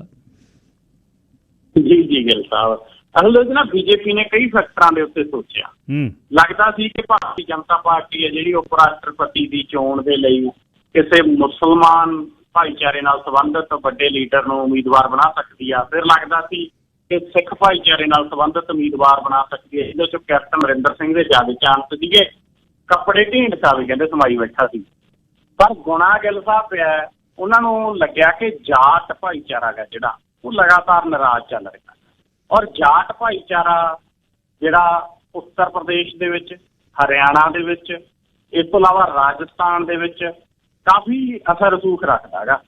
ਇਸ ਕਰਕੇ ਉਹਨਾਂ ਨੇ ਜਾਟ ਭਾਈਚਾਰੇ ਦੇ ਪਹਿਲਾਂ ਵੀ ਗਿੱਲ ਸਾਹਿਬ ਪ੍ਰਧਾਨ ਮੰਤਰੀ ਚਰਨ ਸਿੰਘ ਰਹੇ ਨੇ, ਸਾਬਕਾ ਉਪ ਪ੍ਰਧਾਨ ਮੰਤਰੀ ਦੇਵੀ ਲਾਲ ਰਿਹਾ ਗਾ। ਉਸ ਤੋਂ ਬਾਅਦ ਕੋਈ ਵੱਡਾ ਜਾਟ ਲੀਡਰ ਆ ਜਿਹੜਾ ਇੱਥੋਂ ਤੱਕ ਨਹੀਂ ਸੀ ਗਿਆ, ਜਿਹਦੇ ਕਰਕੇ ਉਹਨਾਂ ਨੂੰ ਹਰਿਆਣਾ, ਪੱਛਮੀ ਯੂਪੀ, ਰਾਜਸਥਾਨ ਤੇ ਕਿਸਾਨ ਅੰਦੋਲਨ ਵੀ ਲੱਗਦਾ ਹੈ। ਮੈਨੂੰ ਲੱਗਦਾ ਕਿ ਜਾਟ ਭਾਈਚਾਰੇ ਨਾਲ ਸੰਬੰਧਿਤ ਵੱਡਾ ਲੀਡਰ ਆਪਾਂ ਅੱਗੇ ਲਿਆਈਏ ਤਾਂ ਕਿ ਵੋਟਾਂ ਜਿਹੜੀਆਂ ਸੌਖੀਆਂ ਹੋ ਸਕਣ। ਉਹਦੇ ਚੋਂ ਜਗਦੀਪ ਧਨਖੜ ਨੂੰ ਜਿਹੜਾ ਬੀਜੇਪੀ ਨੇ ਉਮੀਦਵਾਰ ਬਣਾਇਆ। ਦੂਜਾ ਫੈਕਟਰ ਇਹ ਵੀ ਆ ਕਿ ਜਗਦੀਪ ਧਨਖੜ ਪੱਛਮੀ ਬੰਗਾਲ ਦਾ ਰਾਜਪਾਲ ਸੀਗਾ ਔਰ ਪਿਛਲੇ ਦਿਨਾਂ ਦੇ ਵਿੱਚ ਆਪਾਂ ਦੇਖਦੇ ਹਾਂ ਮਮਤਾ ਬੈਨਰਜੀ ਨਾਲ ਬਹੁਤ ਜਿਹੜੀ ਬਹਿਸ ਵਾਸਤਾ ਚੱਲਦਾ ਆ ਰਿਹਾ ਸੀ ਜਗਦੀਪ ਧਨਖੜ ਦਾ। ਉਹਦਾ ਨਾਮ ਵੀ ਦਿੱਤਾ ਤ੍ਰਿਣਮੂਲ ਕਾਂਗਰਸ ਕਹਿੰਦੀ ਕਿ ਇਸੇ ਕਰਕੇ ਉਹਨੂੰ ਉਪ ਰਾਸ਼ਟਰਪਤੀ ਤੱਕ ਉਮੀਦਵਾਰ ਆ ਜਿਹੜਾ ਬਣਾਇਆ। ਤਾਂ ਬੀਜੇਪੀ ਨੇ ਉਹਨੂੰ ਬਣਾਇਆ। ਦੂਜੇ ਪਾਸੇ ਕਾਂਗਰਸ ਤੇ ਵਿਰੋਧੀ ਧਿਰਾਂ ਨੇ ਉਪ ਰਾਸ਼ਟਰਪਤੀ ਦੀ ਚੋਣ ਦੇ ਲਈ ਮਾਰਗਰੇਟ ਅਲਬਾ ਜਿਹੜੀ ਕਾਂਗਰਸ ਦੀ ਵੱਡੀ ਲੀਡਰ ਹੈ ਉਹਨੂੰ ਜਿਹੜਾ ਚੋਣ ਮੈਦਾਨ ਦੇ ਵਿੱਚ ਉਤਾਰਿਆ। ਮਾਰਗਰੇਟ ਅਲਬਾ ਵੀ ਗਵਰਨਰ ਰਹੀ ਹੈ ਜੀ ਔਰ ਇਸ ਰਾਜਸਥਾਨ ਦੀ ਸਾਬਕਾ ਗਵਰਨਰ ਨੂੰ 80 ਸਾਲਾਂ ਦੀ ਇਹਨਾਂ ਦੀ ਉਮਰ ਹੈ। ਇਹਨੂੰ ਵਿਰੋਧੀ ਧਿਰਾਂ ਨੇ ਉਮੀਦਵਾਰ ਜਿਹੜਾ ਉਹ ਬਣਾਇਆ। 17 ਵਿਰੋਧੀ ਧਿਰਾਂ ਇੱਕ ਨਜ਼ਰ ਆਈਆਂ। ਸੋ ਦੇਖਦੇ ਹਾਂ ਜੀ ਪੂਰਾ ਪੇਜ ਫਸਿਆ ਹੋਇਆ ਇਸ ਚੋਣ ਨੂੰ ਲੈ ਕੇ ਵੀ ਜੀ। ਸਰ ਸਿਮਰਨਜੀਤ ਸਿੰਘ ਮਾਨ ਬਹੁਤਾਤ ਦੇ ਵਿੱਚ ਜਿਹੜੇ ਵੀ ਉਹਨਾਂ ਨੂੰ ਪਿਆਰ ਕਰਦੇ ਨੇ ਉਹਨਾਂ ਦਾ ਮਹਿਬੂਬ ਨੇਤਾ ਉਹ ਉਦੋਂ ਸੈਕਰੀਫਾਈਸ ਅਤੇ ਉਹਦੀ ਚੜ੍ਹਦੀ ਕਲਾ ਲਈ ਅਰਦਾਸਾਂ ਕਰਦੇ ਨੇ। ਭਗਤ ਸਿੰਘ ਨੂੰ ਪਿਆਰ ਕਰਨ ਵਾਲੇ ਭਗਤ ਸਿੰਘ ਦੀ ਸੋਚ 'ਤੇ ਖੜ੍ਹੇ ਨੇ, ਸਰਾਭੇ ਨੂੰ ਪਿਆਰ ਕਰਨ ਵਾਲੇ ਸਰਾਭੇ ਦੀ ਸੋਚ 'ਤੇ ਖੜ੍ਹੇ ਨੇ। ਸਰਾਭਾ ਬਹੁਤ ਮਨਫੀ ਆ ਕਿਤੋਂ, ਉਹਦੀ ਦਸਤਾਰ ਜਿਹੜੀ ਹੈ ਸ਼ਾਇਦ ਫਿੱਟ ਨਹੀਂ ਬਹਿੰਦੀ। ਅਤੇ ਹੁਣ ਇਹ ਜਿਉਂ ਹੀ ਵਿਵਾਦਤ ਇੱਕ ਬਿਆਨ ਦਿੱਤਾ ਜਿਹਦੀ ਜਸਟੀਫਿਕੇਸ਼ਨ ਸਿਮਰਨਜੀਤ ਸਿੰਘ ਮਾਨ ਉਹਨਾਂ ਨੇ ਮੁੜ ਮੁੜ ਕੇ ਕੀਤੀ ਹੈ ਕਿ ਸਰਕਾਰ ਦੇ ਖਿਲਾਫ ਲੜਨ ਵਾਲੇ ਸਰਕਾਰ ਦੇ ਪਿਆਰਿਆਂ ਲਈ ਅੱਤਵਾਦੀ ਨੇ, ਆਮ ਲੋਕਾਂ ਲਈ ਉਹ ਜੁਝਾਰੂ ਨੇ। ਹੁਣ ਉਹਦਾ ਪ੍ਰਭਾਵ ਕੀ ਪੈ ਰਿਹਾ ਪੰਜਾਬ 'ਚ ਦੋਨਾਂ ਜਿਹੜਾ ਰੇੜਕਾ ਪਿਆ? ਮੈਨੂੰ ਗੱਲ ਸਾਹਿਬ ਵਾਕਈ ਸਿਮਰਨਜੀਤ ਸਿੰਘ ਮਾਨ ਹੋਰ ਬਿਆਨ ਤਾਂ ਪਹਿਲਾਂ ਵੀ ਕਈ ਵਾਰ ਸ਼ਹੀਦ ਆਜ਼ਮ ਸ਼ਹੀਦ ਭਗਤ ਸਿੰਘ ਨੂੰ ਲੈ ਕੇ ਦਿੱਤੇ ਸੀਗੇ, ਲੇਕਿਨ ਕਿਉਂਕਿ ਹੁਣ ਉਹਨਾਂ ਨੇ ਨਵੀਂ ਚੋਣ ਜਿੱਤੀ ਆ ਇਸ ਕਰਕੇ ਉਸ ਬਿਆਨ ਦੀ ਚਰਚਾ ਕੀ ਜਿਹੜੀ ਉਹ ਜ਼ਿਆਦਾ ਛਿੜੀ ਹੋਈ ਆ। ਬਾਕੀ ਸਿਮਰਨਜੀਤ ਸਿੰਘ ਮਾਨ ਵੀ ਵਾਰ-ਵਾਰ ਜਿਹੜਾ ਗਾ ਉਹ ਸ਼ਹੀਦ ਭਗਤ ਸਿੰਘ ਨੂੰ ਕਿਤੇ ਅੱਤਵਾਦੀ ਜਾਂ ਦਹਿਸ਼ਤ ਕਰਦਾ ਜਿਹੜਾ ਉਹ ਕਹਿ ਰਹੇ ਨੇ। ਹਾਲਾਂਕਿ ਜਿਹੜੀ ਗੱਲ ਦਲੀਲ ਸਿਮਰਨਜੀਤ ਸਿੰਘ ਮਾਨ ਦੇ ਰਹੇ ਨੇ ਉਹ ਦਲੀਲ ਫਿੱਟ ਨਹੀਂ ਬੈਠਦੀ ਕਿਉਂਕਿ ਸਿਮਰਨਜੀਤ ਸਿੰਘ ਮਾਨ ਜੇ ਸੰਸਦ ਦੇ ਵਿੱਚ ਬੰਬ ਚਲਾਉਣ ਦੀ ਗੱਲ ਕਰਦੇ ਨੇ ਉਹ ਸੰਸਦ ਦੇ ਵਿੱਚ ਵੀ ਅੰਗਰੇਜ਼ਾਂ ਦੇ ਜਿਹੜੇ ਸ਼ੁਭ ਚਿੰਤਕ ਸੀ ਉਹ ਸੀਗੇ। ਦੂਸਰਾ ਇੱਕ ਉਹਨਾਂ ਨੇ ਕਿਸੇ ਨੂੰ ਮਾਰਨ ਲਈ ਬੰਬ ਨਹੀਂ ਸੀ ਸੁੱਟਿਆ, ਉੱਥੇ ਨਾਲ ਨੋਟਿਸ ਵੀ ਸੁੱਟੇ ਸੀ ਕਿ ਸਾਡਾ ਮਕਸਦ ਕਿਸੇ ਨੂੰ ਮਾਰਨਾ ਨਹੀਂ ਹੈ। ਜਿਹੜੇ 2 ਬਿੱਲ ਉਸ ਵਕਤ ਕਾਲੇ ਕਾਨੂੰਨ ਪਾਸ ਕੀਤੇ ਜਾ ਰਹੇ ਸੀ ਉਹਨਾਂ ਦਾ ਵਿਰੋਧ ਹੈ, ਦੁਨੀਆ ਨੂੰ ਦਿਖਾਉਣਾ ਸੀ ਕਿ ਅਸੀਂ ਉਹਨਾਂ ਦਾ ਵਿਰੋਧ ਕਰ ਰਹੇ ਹਾਂ। ਦੂਸਰਾ ਜਿਹੜਾ ਚੰਨਣ ਸਿੰਘ ਹੌਲਦਾਰ ਨੂੰ ਮਾਰਨ ਦੀ ਸਿਮਰਨਜੀਤ ਸਿੰਘ ਮਾਨ ਹੋਰੀ ਗੱਲ ਕਰ ਰਹੇ ਨੇ ਉਹ ਜਿਸ ਵਕਤ ਲਾਠੀ ਚਾਰਜ ਹੁੰਦਾ, ਸਾਈਮਨ ਕਮਿਸ਼ਨ ਭਾਰਤ ਆਉਂਦਾ, 2 ਅੰਗਰੇਜ਼ ਪੁਲਿਸ ਅਫਸਰ ਸਕਾਟ ਤੇ ਸਾਂਡਰਸ ਉਹ ਲਾਠੀ ਚਾਰਜ ਕਰਦੇ ਨੇ ਲਾਹੌਰ ਦੇ ਵਿੱਚ। ਉਦੋਂ ਬਾਅਦ ਭਗਤ ਸਿੰਘ ਹੋਰੀ ਤੈਅ ਕਰਦੇ ਨੇ ਸਕਾਟ ਨੂੰ ਮਾਰਨ ਦਾ। ਸਾਂਡਰਸ ਮੋਟਰਸਾਈਕਲ ਤੇ ਆ ਜਾਂਦਾ, ਰਾਜਗੁਰੂ ਗੋਲੀ ਪਹਿਲੀ ਚਲਾਉਂਦਾ, ਉਹਦੇ ਨਾਲ ਸਾਂਡਰਸ ਦੇ ਵੱਜਦੀ ਆ, ਫਿਰ ਭਗਤ ਸਿੰਘ 6 ਗੋਲੀਆਂ ਮਾਰਦਾ। ਜਦੋਂ ਭੱਜਣ ਲੱਗਦੇ ਨੇ ਨਾ ਗਿੱਲ ਸਾਹਿਬ ਇਤਿਹਾਸ ਦੇ ਵਿੱਚ ਇਹੀ ਦਰਜ ਹੈਗਾ ਕਿ ਚੰਨਣ ਸਿੰਘ ਭਗਤ ਸਿੰਘ ਨੂੰ ਫੜਨ ਲੱਗਦਾ ਤਾਂ ਪਿੱਛੋਂ ਚੰਦਰ ਸ਼ੇਖਰ ਆਜ਼ਾਦ ਉਹਦੇ ਪੱਟ 'ਚ ਗੋਲੀ ਮਾਰਦਾ ਔਰ ਅੰਗਰੇਜ਼ ਜਿਹੜੀ ਪੁਲਿਸ ਹੈ ਉਹ ਮਰੇ ਹੋਏ ਸਾਂਡਰਸ ਨੂੰ ਤਾਂ ਲੈ ਜਾਂਦੀ ਹੈ ਚੱਕ ਕੇ, ਚੰਨਣ ਸਿੰਘ ਨੂੰ ਨਹੀਂ ਲਿਜਾਂਦੀ। ਖੂਨ ਜ਼ਿਆਦਾ ਵਹਿਣ ਕਰਕੇ ਉਹਦੀ ਮੌਤ ਹੁੰਦੀ ਆ। ਉਹਨੂੰ ਉਸ ਤੋਂ ਬਾਅਦ DAV ਕਾਲਜ ਦੇ ਮੁੰਡੇ ਨੇ ਜਿਹੜੇ ਉਹ ਡਿਸਪੈਂਸਰੀ ਲੈ ਕੇ ਜਾਂਦੇ ਨੇ ਜਿਉਂਦੇ ਨੂੰ ਜ਼ਖਮੀ ਹਾਲਤ ਦੇ ਵਿੱਚ। ਸੋ ਮਾਨ ਸਾਹਿਬ ਦੇ ਬਿਆਨ ਨੇ ਜਿਹੜੇ ਉਹ ਕਿਤੇ ਨਾ ਕਿਤੇ ਚਰਚਾ 'ਚ ਨੇ। ਇਹਦਾ ਸਭ ਤੋਂ ਜਿਹੜਾ ਪੰਜਾਬ ਦੇ ਵਿੱਚ ਦੇਖੋ ਗਰਾਊਂਡ ਲੈਵਲ ਦੇ ਉੱਤੇ ਜਿਹੜੀ ਭਾਈਚਾਰਕ ਏਕਤਾ ਬਣੀ ਸੀ ਕਿਸਾਨ ਅੰਦੋਲਨ ਦੇ ਦੌਰਾਨ, ਉਹਦੇ 'ਚ ਕਿਤੇ ਨਾ ਕਿਤੇ ਤਰੇੜ ਆਉਂਦੀ ਨਜ਼ਰ ਆ ਰਹੀ ਹੈ ਵੀ ਮੈਂ ਮਾਨ ਦਾ ਸਮਰਥਕ ਮੈਂ। ਮਤਲਬ ਇਹਦੇ ਨਾਲ ਦੋ ਤਰ੍ਹਾਂ ਬਹੁਤ ਖੁਸ਼ ਨੇ ਗਿੱਲ ਸਾਹਿਬ। ਇੱਕ ਤਾਂ BJP ਜਿਨ੍ਹਾਂ ਨੂੰ ਲੱਗਦਾ ਸੀ ਕਿ ਭਾਈਚਾਰਕ ਸਾਂਝ ਜਿਹੜੀ ਇਹਨਾਂ ਦੀ ਬਹੁਤ ਮਜ਼ਬੂਤ ਹੋ ਰਹੀ ਹੈ ਪੰਜਾਬੀ ਕਮਿਊਨਿਟੀ ਦੀ, ਸਾਰੀਆਂ ਧਿਰਾਂ ਇਕੱਠੀਆਂ ਖੇਤੀ ਕਾਨੂੰਨਾਂ ਦੇ ਖਿਲਾਫ ਦਿੱਲੀ ਦੇ ਬਾਰਡਰਾਂ ਦੇ ਉੱਤੇ ਗਈਆਂ, ਉਹਦੇ 'ਚ ਕਿਤੇ ਤਰੇੜ ਆ ਰਹੀ ਹੈ। ਦੂਸਰਾ ਇਹ ਕਿ ਭਗਵੰਤ ਮਾਨ ਸਰਕਾਰ ਕਿਉਂ ਪਾਸੋਂ ਘਿਰੀ ਹੋਈ ਸੀ ਪਿਛਲੇ ਦਿਨਾਂ 'ਚ, ਔਰ ਭਗਵੰਤ ਮਾਨ ਸਰਕਾਰ ਦੇ ਜਿਹੜੇ ਮੰਤਰੀ ਵਿਧਾਇਕ ਉਹਨਾਂ ਨੂੰ ਜਵਾਬ ਨਹੀਂ ਸੀ ਔੜ ਰਹੇ ਲੋਕਾਂ ਦੇ। ਉਹਨਾਂ ਨੂੰ ਕਿਤੇ ਨਾ ਕਿਤੇ ਗੱਲ ਦੂਜੇ ਪਾਸੇ ਧਕਾਉਣ ਦਾ, ਚਰਚਾ ਪੰਜਾਬ ਦੇ ਆਰਥਿਕ ਮੁੱਦਿਆਂ ਤੋਂ ਹੋਰ ਪਾਸੇ ਲਿਜਾਣ ਦਾ ਮੌਕਾ ਮਿਲ ਗਿਆ। ਤੇ ਬਾਕੀ ਮੀਡੀਆ ਪੰਜਾਬੀ ਬੜਾ ਖੁਸ਼ ਹੈ ਉੱਦਾਂ ਦਾ, ਉਹ ਬਸ ਇਸ ਕਰਕੇ ਦੋਨੇ ਪਾਸਿਆਂ ਦੇ ਵਿਚਾਰਾਂ ਨੂੰ ਮਤਲਬ ਜਿਵੇਂ ਰੜਕ ਰਹੇ ਨੇ, ਉਹਨਾਂ ਨੂੰ ਵੀ ਮਤਲਬ ਮੌਕਾ ਬੜਾ ਪਿਆ ਹੋਇਆ ਜੀ। ਮੇਘਰਾਜ ਮਿੱਤਰ ਦੇ ਮੁੰਡੇ ਨੇ ਬੜਾ ਲਿਖਿਆ ਬਰਨਾਲੇ ਵਾਲੇ ਨੇ ਬਈ ਮਾਨ ਉਹਨਾਂ ਦੇ ਖਿਲਾਫ। ਸੋ ਇਹ ਜਿਹੜੀ ਗੱਲ ਥੋੜ੍ਹੀ ਬਿਲਕੁਲ ਠੀਕ ਆ, ਜਦ ਦੋ ਬੰਦੇ ਲੜਨਗੇ ਫਿਰ ਬਾਹਰਲੇ ਜਿਹੜੇ ਉਡੀਕ 'ਚ ਬੈਠੇ ਨੇ ਵੀ ਅਸੀਂ ਹਮਲਾ ਕਰਨਾ, ਉਹਨਾਂ ਨੂੰ ਸਮਾਂ ਮਿਲਦਾ, ਖਿਆਲ ਰੱਖਣ ਦੀ ਲੋੜ ਹੈ। BK ਜੰਜੂਆ ਜੀ ਨਿਯੁਕਤੀ ਨੂੰ ਹਾਈ ਕੋਰਟ 'ਚ ਚੁਣੌਤੀ ਹੋਈ ਆ ਜੀ? ਜੀ ਗੱਲ ਸਾਹਿਬ, ਵਾਕਈ BK ਜੰਜੂਆ ਦੀ ਜਿਹੜੀ ਨਿਯੁਕਤੀ ਹੋਈ ਹੈ ਨਾ, ਪੰਜਾਬ ਦਾ ਸਭ ਤੋਂ ਵੱਡਾ ਅਫਸਰ ਹੈ, ਕਿਉਂਕਿ ਇਹਦਾ ਮੁੱਖ ਸਕੱਤਰ ਹੁੰਦਾ ਨਾ, ਉਹ ਸਭ ਤੋਂ ਵੱਡਾ ਅਫਸਰ ਹੁੰਦਾ। ਚੀਫ ਮਿਨਿਸਟਰ ਦੀ ਕੁਰਸੀ ਕਿਤੇ ਨਾ ਕਿਤੇ ਉਹਦੇ ਰਾਹੀਂ ਚੱਲਦੀ ਹੈ। ਤਾਂ BK ਜੰਜੂਆ ਨੂੰ ਭਗਵੰਤ ਮਾਨ ਦੀ ਸਰਕਾਰ ਲੈ ਕੇ ਆਈ ਸੀ ਕਿ ਬੜਾ ਵਧੀਆ ਤੇ ਇਮਾਨਦਾਰ ਅਫਸਰ ਹੈ। ਪਰ ਗਿੱਲ ਸਾਹਿਬ ਹਾਈ ਕੋਰਟ ਦੇ ਵਿੱਚ ਇੱਕ ਪਟੀਸ਼ਨ ਦਾਇਰ ਕੀਤੀ ਹੈ, ਔਰ ਪਟੀਸ਼ਨਰ ਤੁਲਸੀ ਰਾਮ ਮਿਸ਼ਰਾ ਨੇ ਹਾਈ ਕੋਰਟ ਦੇ ਵਿੱਚ ਦਲੀਲ ਦਿੱਤੀ ਹੈ ਕਿ ਜਿਹੜਾ BK ਜੰਜੂਆ ਹੈ 2009 ਦੇ ਵਿੱਚ ਇੱਕ ਕਰਪਸ਼ਨ ਦੇ ਕੇਸ ਚੱਲਿਆ ਸੀ ਇਹਦੇ ਤੇ। ਉਦੋਂ ਇਹ ਉਦਯੋਗ ਵਿਭਾਗ ਦਾ ਡਾਇਰੈਕਟਰ ਸੀ, ਔਰ ਇਹਨੂੰ ਰਿਸ਼ਵਤ ਲੈਂਦੇ ਨੂੰ ਰੰਗੇ ਹੱਥੀਂ ਫੜਿਆ ਸੀ ਉਦੋਂ। ਔਰ ਦਲੀਲ ਇਹ ਦਿੱਤੀ ਗਈ ਹੈ ਕਿ ਇਸ ਬੰਦੇ ਨੂੰ ਜਿਹੜਾ 2009 ਦੇ ਵਿੱਚ ਕਰਪਸ਼ਨ ਦੇ ਕੇਸ ਜਿਹਦੇ ਉੱਤੇ ਚੱਲਿਆ, ਉਹਨੂੰ ਲਿਜਾ ਕੇ ਪ੍ਰਮੋਸ਼ਨ ਦੇ ਕੇ ਮਤਲਬ ਇਸ ਸਰਕਾਰ ਨੇ ਜਿਹੜਾ ਚੀਫ ਸੈਕਟਰੀ ਬਣਾਤਾ। ਸੋ ਇਹ ਚਰਚਾ ਬਹੁਤ ਛਿੜੀ ਹੋਈ ਆ, ਔਰ ਹਾਈ ਕੋਰਟ ਦੇ ਵਿੱਚ ਜੋ ਪਟੀਸ਼ਨ ਪਈ ਹੈ ਇਹਦੇ ਤੋਂ ਭਗਵੰਤ ਮਾਨ ਸਰਕਾਰ ਦੀਆਂ ਮੁਸ਼ਕਲਾਂ ਵੱਧ ਸਕਦੀਆਂ ਨੇ ਜੀ। ਕਹਿੰਦਾ ਮੈਂ ਭਾਣਜੇ ਨੂੰ ਵੀ ਫਸਾ ਦਿੰਦਾ ਹੁੰਦਾ, ਬੱਕਰੀ ਚੋਣ ਦੇ ਨਾਲ ਨਾਲ ਬੜਾ ਚੱਕਰ ਪਿਆ। ਭਾਣਜਾ ਭੁਪਿੰਦਰ ਹਨੀ ਹੋਰ ਚੱਕਰ 'ਚ ਪੈ ਗਿਆ, ਕੋਈ ਹੋਰ ਪਰਚਾ ਹੋ ਗਿਆ ਜੀ? ਜੀ ਗਿੱਲ ਸਾਹਿਬ, ਇੱਕ ਪਰਚਾ ਹੋਰ ਆਪ ਤਾਂ ਚਰਨਜੀਤ ਚੰਨੀ ਹੋਰੀ ਉਸ ਦਿਨ ਦੇ ਜਿਸ ਦਿਨ ਦੀ ਕਾਂਗਰਸ ਸਰਕਾਰ ਆ ਜਿਹੜੀ ਉਹ ਲੀਹੋਂ ਲੱਥੀ ਹੈ, ਜਿਸ ਦਿਨ ਦੀ ਆਮ ਆਦਮੀ ਪਾਰਟੀ ਦੀ ਸਰਕਾਰ ਬਣੀ ਹੈ, ਆਪ ਤਾਂ ਉਹ ਗਿੱਲ ਸਾਹਿਬ ਨਜ਼ਰ ਨਹੀਂ ਆਉਂਦੇ ਕਿਧਰੇ। ਆਪ ਤਾਂ ਉਹ ਨਾ ਸੰਗਰੂਰ ਦੀ ਚੋਣ 'ਚ ਆਏ ਨਾ ਉਹ ਨਜ਼ਰ ਆਉਂਦੇ ਨੇ। ਲੇਕਿਨ ਹੁਣ ਉਹਨਾਂ ਦੇ ਭਾਣਜੇ ਦੇ ਉੱਤੇ ਇੱਕ ਹੋਰ ਪਰਚਾ ਹੋ ਗਿਆ। ਪਹਿਲਾਂ ED ਨੇ ਪਰਚਾ ਦਰਜ ਕੀਤਾ ਸੀਗਾ, ਔਰ ਐਨਫੋਰਸਮੈਂਟ ਡਾਇਰੈਕਟੋਰੇਟ ਨੇ ਉਹਦੇ ਭਾਣਜੇ ਤੋਂ ਕਾਫੀ ਕੁਛ ਜਿਹੜਾ ਬਰਾਮਦ ਕੀਤਾ, ਕਾਫੀ ਜਾਂਚ ਕੀਤੀ, ਕਾਫੀ ਜਿਹੜਾ ਰਿਮਾਂਡ ਦੇ ਉੱਤੇ ਵੀ ਰੱਖਿਆ, ਉਹਦਾ ਜੇਲ੍ਹ 'ਚ ਰਿਹਾ। ਹੁਣ ਉਹਨੂੰ ਜ਼ਮਾਨਤ ਮਿਲ ਗਈ ਸੀ ਅਦਾਲਤ ਤੋਂ, ਤੇ ਹੁਣ ਪੰਜਾਬ ਪੁਲਿਸ ਨੇ ਜਿਹੜਾ ਉਹਦੇ ਤੇ ਕੇਸ ਆ ਉਹ ਦਰਜ ਕੀਤਾ ਗਾ, ਔਰ ਪੰਜਾਬ ਪੁਲਿਸ ਨੇ ਪੁਖਤਾ ਜਾਣਕਾਰੀ ਦੇ ਆਧਾਰ ਦੇ ਉੱਤੇ ਉਸੇ ਨੂੰ ਪੁਰਾਣੇ ਕੇਸ ਦੇ ਵਿੱਚ ਜਿਹੜਾ ਉਹ ਬੁਲਾਇਆ ਗਾ ਆਉਣ ਵਾਲੇ ਦਿਨਾਂ ਦੇ ਵਿੱਚ ਜੀ, ਸੰਮਨ ਭੇਜੇ ਨੇ ਉਹਨੂੰ, ਔਰ FIR ਜਿਹੜੀ ਅੱਜ ਇਸ ਕੇਸ ਦੇ ਵਿੱਚ ਦਰਜ ਹੈ ਜਿਹੜੀ ਉਹ ਹੋਈ ਹੈ ਜੀ। ਆਖਰੀ ਖਬਰ ਜਿਹੜੀ ਹੈ ਜੀ ਇਹ ਦਿਓ ਕਿ ਆਮ ਆਦਮੀ ਪਾਰਟੀ ਦੇ ਰਾਜ ਸਭਾ ਦੇ ਮੈਂਬਰ ਹੱਥ 'ਚ ਤਖਤੀਆਂ ਫੜੀ ਕੀ ਕਹਿ ਰਹੇ ਨੇ ਜੀ? ਜੀ ਗੱਲ ਸਾਹਿਬ, ਸੰਸਦ ਦਾ ਪਹਿਲਾ ਦਿਨ ਸੀਗਾ। ਲੋਕ ਸਭਾ ਦੇ ਵਿੱਚ ਤਾਂ ਉਹਨਾਂ ਦਾ ਕੋਈ ਨੁਮਾਇੰਦਾ ਹੈ ਨਹੀਂ ਗਾ, ਇੱਕੋ ਇੱਕ ਨੁਮਾਇੰਦਾ ਸੀ ਪੂਰੇ ਭਾਰਤ ਦੇ ਵਿੱਚ ਭਗਵੰਤ ਮਾਨ ਉਹਦੇ ਛੱਡਣ ਤੋਂ ਬਾਅਦ ਹੁਣ ਉੱਥੋਂ ਜਿੱਤ ਕੇ ਸਿਮਰਜੀਤ ਸਿੰਘ ਮਾਨ ਪਹੁੰਚੇ ਨੇ। ਲੇਕਿਨ ਰਾਜ ਸਭਾ ਦੇ ਵਿੱਚ ਇਹਨਾਂ ਦੇ ਨੁਮਾਇੰਦੇ ਹੈਗੇ ਨੇ, ਪੰਜਾਬ ਦੇ ਰਾਹੀਂ ਭੇਜੇ ਨੇ ਜੀ ਇਹਨਾਂ ਨੇ ਤਖਤਾਂ, ਔਰ ਉਹਨਾਂ 'ਚੋਂ ਜ਼ਿਆਦਾਤਰ ਨੇ ਜਿਹੜੇ ਉਹਨਾਂ ਨੇ ਅੱਜ ਤਖਤੀਆਂ ਫੜੀਆਂ ਹੋਈਆਂ ਨੇ, ਉਹ ਕੇਜਰੀਵਾਲ ਨੇ ਪਿਛਲੇ ਦਿਨਾਂ ਦੇ ਵਿੱਚ ਮੰਗ ਕੀਤੀ ਸੀ ਕਿ ਮੈਂ ਸਿੰਗਾਪੁਰ ਫੇਰੀ ਦੇ ਉੱਤੇ ਜਾਣਾ ਚਾਹੁੰਦਾ। ਉਹ ਚਿੱਠੀ ਭੇਜੀ ਸੀ ਕੇਜਰੀਵਾਲ ਨੇ, ਉਹਨੂੰ ਨਾ ਤਾਂ ਹਾਂ ਹੋਈ ਆ ਨਾ ਹੋਈ ਆ, ਉਹਨੂੰ ਲੈ ਕੇ ਪ੍ਰੋਟੈਸਟ ਕੀਤਾ ਇਹਨਾਂ ਨੇ ਅੱਜ। ਸੋ ਇਹਦੇ ਤੇ ਸਵਾਲ ਬਹੁਤ ਉੱਠ ਖੜੇ ਹੋਏ। ਪੰਜਾਬ ਦੇ ਲੋਕਾਂ ਨੇ ਵੀ ਸੋਸ਼ਲ ਮੀਡੀਆ ਰਾਹੀਂ ਸਵਾਲ ਉਠਾਏ ਨੇ ਕਿ ਪੰਜਾਬ ਰਾਜ ਸਭਾ ਮੈਂਬਰ ਨੇ ਇਹਨਾਂ ਨੂੰ ਜਾ ਕੇ ਪੰਜਾਬ ਦੇ ਤਾਂ ਬਹੁਤ ਮੁੱਦੇ ਭਖਦੇ ਨੇ, ਸਾਡੀ ਪੰਜਾਬ ਯੂਨੀਵਰਸਿਟੀ ਚੰਡੀਗੜ੍ਹ ਤੋਂ ਪੰਜਾਬ ਦਾ ਹੱਕ ਖੋਹਿਆ ਜਾ ਰਿਹਾ, ਭਾਖੜਾ ਵਿਆਸ ਮੈਨੇਜਮੈਂਟ ਦੇ ਵਿੱਚੋਂ ਪੰਜਾਬ ਦੀ ਨੁਮਾਇੰਦਗੀ ਖੋਹੀ ਜਾ ਰਹੀ ਹੈ, ਚੰਡੀਗੜ੍ਹ ਜਿਹੜਾ ਪੰਜਾਬ ਦੇ ਪਿੰਡਾਂ ਨੂੰ ਉਜਾੜ ਕੇ ਵਸਾਇਆ ਗਿਆ, ਉਹ ਚੰਡੀਗੜ੍ਹ ਪੰਜਾਬ ਨੂੰ ਨਹੀਂ ਦਿੱਤਾ ਜਾ ਰਿਹਾ। ਸਗੋਂ ਦੀ ਚੰਡੀਗੜ੍ਹ ਦੇ ਉੱਤੇ ਪੰਜਾਬ ਦਾ ਹੱਕ ਹੌਲੀ ਹੌਲੀ ਘਟਾਇਆ ਜਾ ਰਿਹਾ। ਉੱਥੋਂ ਦੇ ਮੁਲਾਜ਼ਮਾਂ ਨੂੰ ਸਿੱਧਾ ਸੈਂਟਰ ਆਪਦੇ ਅੰਡਰ ਲੈ ਗਈ। ਇਸ ਤੋਂ ਇਲਾਵਾ ਗਿੱਲ ਸਾਹਿਬ ਪੰਜਾਬ ਦੇ ਪਾਣੀਆਂ ਦਾ ਮਸਲਾ, GST ਦਾ ਮਸਲਾ, ਹੋਰ ਤਮਾਮ ਮਸਲੇ ਨੇ ਜਿਹੜੇ ਉਹ ਅਜੇ ਵਿੱਚ ਵਿਚਾਲੇ ਨੇ। ਲੇਕਿਨ ਉਹਨਾਂ ਨੂੰ ਉਠਾਉਣ ਦੀ ਬਜਾਏ ਪੰਜਾਬ ਦੇ ਸੰਸਦ ਮੈਂਬਰਾਂ ਨੂੰ ਚਾਹੀਦਾ ਉਹ ਉਠਾਉਣ, ਉਹਨਾਂ ਮਸਲੇ ਉਠਾਉਣ ਦੀ ਬਜਾਏ ਅਰਵਿੰਦ ਕੇਜਰੀਵਾਲ ਦਾ ਛੋਟਾ ਜਿਹਾ ਮਸਲਾ ਜਿਹੜਾ ਉਹਨਾਂ ਦੇ ਸਿੰਗਾਪੁਰ ਜਾਣ ਦੀ ਮਨਜ਼ੂਰੀ ਵਾਲਾ ਮਸਲਾ, ਉਹਨੂੰ ਤਖਤੀਆਂ ਥੰਜ ਫੜ ਕੇ ਖਾ ਰਹੇ ਨੇ। ਸੋ ਇਹਦੀ ਬਹੁਤ ਚਰਚਾ ਛਿੜੀ ਹੋਈ। ਕੀ ਗੱਲ ਸਾਹਿਬ? ਲਓ ਜੀ, ਕੱਲ੍ਹ ਨੂੰ ਸਵੇਰੇ ਫੇਰ ਸਾਂਝ ਪਵੇਗੀ ਤੁਹਾਡੇ ਨਾਲ, ਫਿਰ 10:15 ਵਜੇ। ਆਪਣਾ ਖਿਆਲ ਰੱਖਿਓ। ਧੰਨਵਾਦ। ਸ਼ੁਕਰੀਆ ਜੀ ਸਾਹਿਬ, ਤੁਹਾਡਾ ਤੇ ਸਰੋਤਿਆਂ ਦਾ ਵੀ ਧੰਨਵਾਦ। ਲਓ ਜੀ, ਹੁਣ ਸਰੀ ਤੋਂ ਸਰਦਾਰ ਮਨਦੀਪ ਸਿੰਘ ਟੁੱਟ ਮੇਰੇ ਨਾਲ ਨੇ, ਜਿਹੜੇ ਸੁਖ ਧਾਲੀਵਾਲ ਉਹਨਾਂ ਦੀ ਮੇਅਰ ਰੇਸ ਦੇ ਵਿੱਚ ਕੁੱਦਣ ਦੇ ਉਸ ਇਵੈਂਟ ਨੂੰ ਕਵਰ ਕਰ ਰਹੇ ਨੇ। ਉਹਨਾਂ ਤੋਂ ਪੁੱਛਦੇ ਹਾਂ ਕਿ ਕਿਹੜੀ ਅਨਾਊਂਸਮੈਂਟ ਕਿਵੇਂ ਹੋਈ। ਸਰਦਾਰ ਮਨਦੀਪ ਸਿੰਘ ਟੁੱਟ ਜੀ, ਸਵਾਗਤ, ਸਤਿ ਸ਼੍ਰੀ ਅਕਾਲ ਜੀ। ਸਤਿ ਸ਼੍ਰੀ ਅਕਾਲ ਗਿੱਲ ਸਾਹਿਬ, ਬਹੁਤ ਬਹੁਤ ਧੰਨਵਾਦ ਜੀ।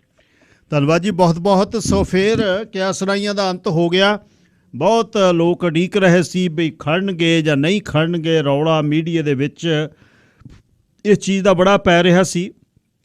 ਸੋ ਅੱਜ ਫਿਰ ਜਿਹੜੀ ਅਨਾਊਂਸਮੈਂਟ ਸੁਖ ਧਾਲੀਵਾਲ ਉਹਨਾਂ ਨੇ ਕੀਤੀ ਆ, ਉਹ ਕੀ ਹੈ ਜੀ? ਜੀ ਬਿਲਕੁਲ ਗਿੱਲ ਸਾਹਿਬ, ਜਿਵੇਂ ਕਿ ਬਹੁਤ ਦਿਨਾਂ ਤੋਂ ਮੀਡੀਆ ਵਾਲੇ ਵੀ ਜਾਂ ਆਮ ਭਾਈਚਾਰਾ ਵੀ ਸੋਚ ਰਿਹਾ ਸੀ ਕਿ ਆਖਰਕਾਰ ਸੁਖ ਧਾਲੀਵਾਲ ਅਨਾਊਂਸਮੈਂਟ ਕਿਉਂ ਨਹੀਂ ਕਰ ਰਿਹਾ। ਸੋ ਅੱਜ ਇੱਥੇ ਗਿੱਲ ਸਾਹਿਬ ਉਹਨਾਂ ਨੇ ਜਿੱਥੇ ਉਹਨਾਂ ਦਾ ਪਹਿਲਾਂ ਜਦੋਂ MP ਦੀ ਰੇਸ ਪਿਛਲੀ ਵਾਰ ਉਹ ਲੜੇ ਸੀਗੇ, ਜਿੱਥੇ ਉਹਨਾਂ ਦਾ ਕੰਪੇਨ ਆਫਿਸ ਹੁੰਦਾ ਸੀ 128 ਤੇ ਪਾਇਲ ਬਿਜ਼ਨਸ ਸੈਂਟਰ ਦੇ ਜਿਹੜਾ ਆਪੋਜ਼ਿਟ, ਉੱਥੇ ਥਾਂ ਤੇ ਅੱਜ ਉਹਨਾਂ ਨੇ ਜਿਹੜੀ ਆ ਆਪਣੀ ਪ੍ਰੈਸ ਕਾਨਫਰੰਸ ਕੀਤੀ ਆ ਤੇ ਇਹ ਐਲਾਨ ਕੀਤਾ ਹੈ ਕਿ ਉਹ ਜਿਹੜਾ ਮੇਅਰ ਦੀ ਰੇਸ ਵਿੱਚ ਕੁੱਦ ਰਹੇ ਨੇ। ਅੱਜ ਉਹਨਾਂ ਨੇ ਐਲਾਨ ਕਰ ਦਿੱਤਾ ਤੇ ਉਹਨਾਂ ਨੇ ਜਿਹੜੀ ਆਪਣੀ ਪਾਰਟੀ ਆ ਜੀ ਉਹਦਾ ਨਾਂ ਰੱਖਿਆ ਯੂਨਾਈਟਿਡ ਸਰੀ, ਔਰ ਇਹਦਾ ਨਾਂ ਰੱਖਿਆ ਜੀ ਉਹਨਾਂ ਨੇ ਸਟਰੋਂਗਰ ਟੂਗੈਦਰ। ਸੁਖ ਧਾਲੀਵਾਲ ਉਹਨਾਂ ਨੇ ਕਿਹਾ, ਕਹਿੰਦੇ ਵੀ ਜਿਹੜੀ ਪਾੜਾ ਬਹੁਤ ਜ਼ਿਆਦਾ ਪਿਆ ਹੋਇਆ ਸਿਟੀ ਦੇ ਵਿੱਚ, ਔਰ ਖਾਸ ਤੌਰ ਜਿਹੜੀ ਮੌਜੂਦਾ ਕੌਂਸਲ ਆ, ਸੋ ਆਪਸ ਵਿੱਚ ਹੀ ਲੜੀ ਜਾਂਦੇ ਆ। ਕਹਿੰਦੇ ਵੀ ਸਾਡਾ ਜਿਹੜਾ ਮੁੱਖ ਮਕਸਦ ਇਹੀ ਹੋਊਗਾ, ਜੋ ਕਿ ਉਹਨਾਂ ਦੇ ਜਿਹੜਾ ਉਹਨਾਂ ਨੇ ਸਲੋਗਨ ਦਿੱਤਾ ਆਪਣਾ, ਕਿ ਅਸੀਂ ਇਕੱਠੇ ਹੋ ਕੇ ਵੱਖ-ਵੱਖ ਜਿਹੜੇ ਭਾਈਚਾਰਿਆਂ ਵਿੱਚੋਂ ਉਮੀਦਵਾਰ ਲੈ ਕੇ ਸਰੀ ਦੀ ਤਰੱਕੀ ਲਈ ਕੰਮ ਕਰਾਂਗੇ। ਇਸ ਨਾਲ ਉਹਨਾਂ ਦੇ ਜਿਹੜੇ 4 ਆਪਣੇ ਉਹਨਾਂ ਨੇ ਉਮੀਦਵਾਰ ਆ ਗਿੱਲ ਸਾਹਿਬ, ਉਹ ਵੀ ਐਲਾਨੇ ਆ, ਜਿਹਦੇ ਵਿੱਚ ਸਾਬਕਾ ਮੈਂਬਰ ਪਾਰਲੀਮੈਂਟ ਜਿਹੜੇ ਜੀ ਜਸਵੀਰ ਸੰਧੂ, ਉਹ ਉਹਨਾਂ ਵੱਲੋਂ ਜਿਹੜੇ ਆ ਕੌਂਸਲਰ ਦੀ ਰੇਸ ਵਿੱਚ ਨੇ, ਜਿਹੜੇ NDP ਤੋਂ ਆਉਂਦੇ ਨੇ। ਇਸ ਦੇ ਨਾਲ ਹੀ ਜਿਹੜਾ ਜੀ ਜੂਲੀ ਤਾਪਲੇ, ਜੈਫ ਬ੍ਰਿਜ ਅਤੇ ਬੈਕੀ ਜੋ ਜਿਹੜੇ ਰੀਅਲ ਸਟੇਟ ਨਾਲ ਸੰਬੰਧਿਤ ਨੇ, ਉਹਨਾਂ ਦਾ ਪਿਛੋਕੜ ਆ, ਸੋ ਉਹ ਵੀ ਉਹਨਾਂ ਦੇ ਜਿਹੜੇ ਕੈਂਡੀਡੇਟ ਬਣੇ ਨੇ। ਸੋ ਬਾਕੀ ਕਹਿੰਦੇ ਅੱਗੇ ਐਲਾਨ ਅਸੀਂ ਕਰਾਂਗੇ ਹੋਰ ਉਮੀਦਵਾਰਾਂ ਦਾ। ਸੋ ਜਿਹੜੇ ਇਸ ਕਿਆਸ ਰਾਈਆਂ ਦਾ ਤਾਂ ਅੰਤ ਹੋ ਗਿਆ, ਪਰ ਮੈਂਬਰਾਂ ਦੇ ਬਾਰੇ ਉਹਨਾਂ ਦੀ ਕੌਂਸਲ ਦੇ ਵਿੱਚ ਕਿੰਨੇ ਜਣੇ ਹੋਣਗੇ, ਹੋਰ ਕੌਣ ਹੋਣਗੇ, ਇਹਦੇ ਬਾਰੇ ਕੀ ਕਿਹਾ ਜੀ ਉਹਨਾਂ ਨੇ? ਉਹਨਾਂ ਨੇ ਗਿੱਲ ਸਾਹਿਬ ਹੱਲੇ 4 ਜਿਹੜੇ ਆਪਣੇ ਉਮੀਦਵਾਰ ਆਪਣੀ ਸਲੇਟ ਦੇ ਵਿੱਚੋਂ ਐਲਾਨੇ ਨੇ, ਜਿਹਦੇ ਵਿੱਚ ਖੁਦ ਜਿਹੜੇ ਧਾਲੀਵਾਲ ਸਾਹਿਬ ਨੇ ਉਹ ਲਿਬਰਲ ਪਾਰਟੀ ਤੋਂ ਨੇ, ਜਿਵੇਂ ਜਸਵੀਰ ਸੰਧੂ ਹੁਣੀ NDP ਨਾਲ ਸੰਬੰਧਿਤ ਰਹੇ ਨੇ, ਔਰ ਜਿਹੜੇ ਇੱਕ ਜੈਫ ਬ੍ਰਿਜ ਨੇ ਆਈ ਥਿੰਕ ਉਹ ਕੰਜ਼ਰਵੇਟਿਵ ਤੋਂ ਆਉਂਦੇ ਨੇ, ਕੰਜ਼ਰਵੇਟਿਵ ਪਾਰਟੀ ਨਾਲ ਸੰਬੰਧਿਤ ਸਿਆਸਤ ਚੱਲਦੀ ਰਹੀ ਉਹਨਾਂ ਦੀ। ਸੋ 4 ਐਲਾਨੇ ਨੇ ਜੀ। ਬਾਕੀ ਕਹਿੰਦੇ ਜਿਵੇਂ ਜਿਵੇਂ ਅੱਗੇ ਸਮਾਂ ਵਧੂਗਾ ਅਸੀਂ ਬਾਕੀ ਦੇ ਜਿਹੜੇ ਹੋਰ ਉਮੀਦਵਾਰ ਆ ਉਹ ਵੀ ਐਲਾਨ ਦੇਵਾਂਗੇ। ਮੀਡੀਆ ਨੇ ਕੋਈ ਤਿੱਖੇ ਸਵਾਲ ਤਾਂ ਨਹੀਂ ਕੀਤੇ? ਬਿਲਕੁਲ ਜੀ, ਕਿਉਂਕਿ ਆਪਾਂ ਨੂੰ ਪਤਾ ਸਭ ਤੋਂ ਪਹਿਲਾ ਸਵਾਲ ਤਾਂ ਇਹੀ ਹੋਣਾ ਸੀਗਾ ਕਿ ਜਿਹੜਾ ਪਿਛਲੀ ਵਾਰ ਵੀ ਇਲੈਕਸ਼ਨ ਦੇ ਵਿੱਚ ਵੱਡਾ ਮੁੱਦਾ ਸੀ ਗਿੱਲ ਸਾਹਿਬ ਕਿ ਸਰੀ ਪੁਲਿਸ ਜਾਂ RCMP ਉਹਦੇ ਤੇ ਕੀ ਸਟੈਂਡ ਆ। ਉਹਦੇ ਉੱਤੇ ਪਹਿਲਾ ਸਵਾਲ ਹੀ ਉਹ ਹੋਇਆ ਜਦੋਂ ਉਹਨਾਂ ਨੂੰ ਸਵਾਲ ਮੀਡੀਆ ਲਈ ਖੋਲ੍ਹੇ ਗਏ।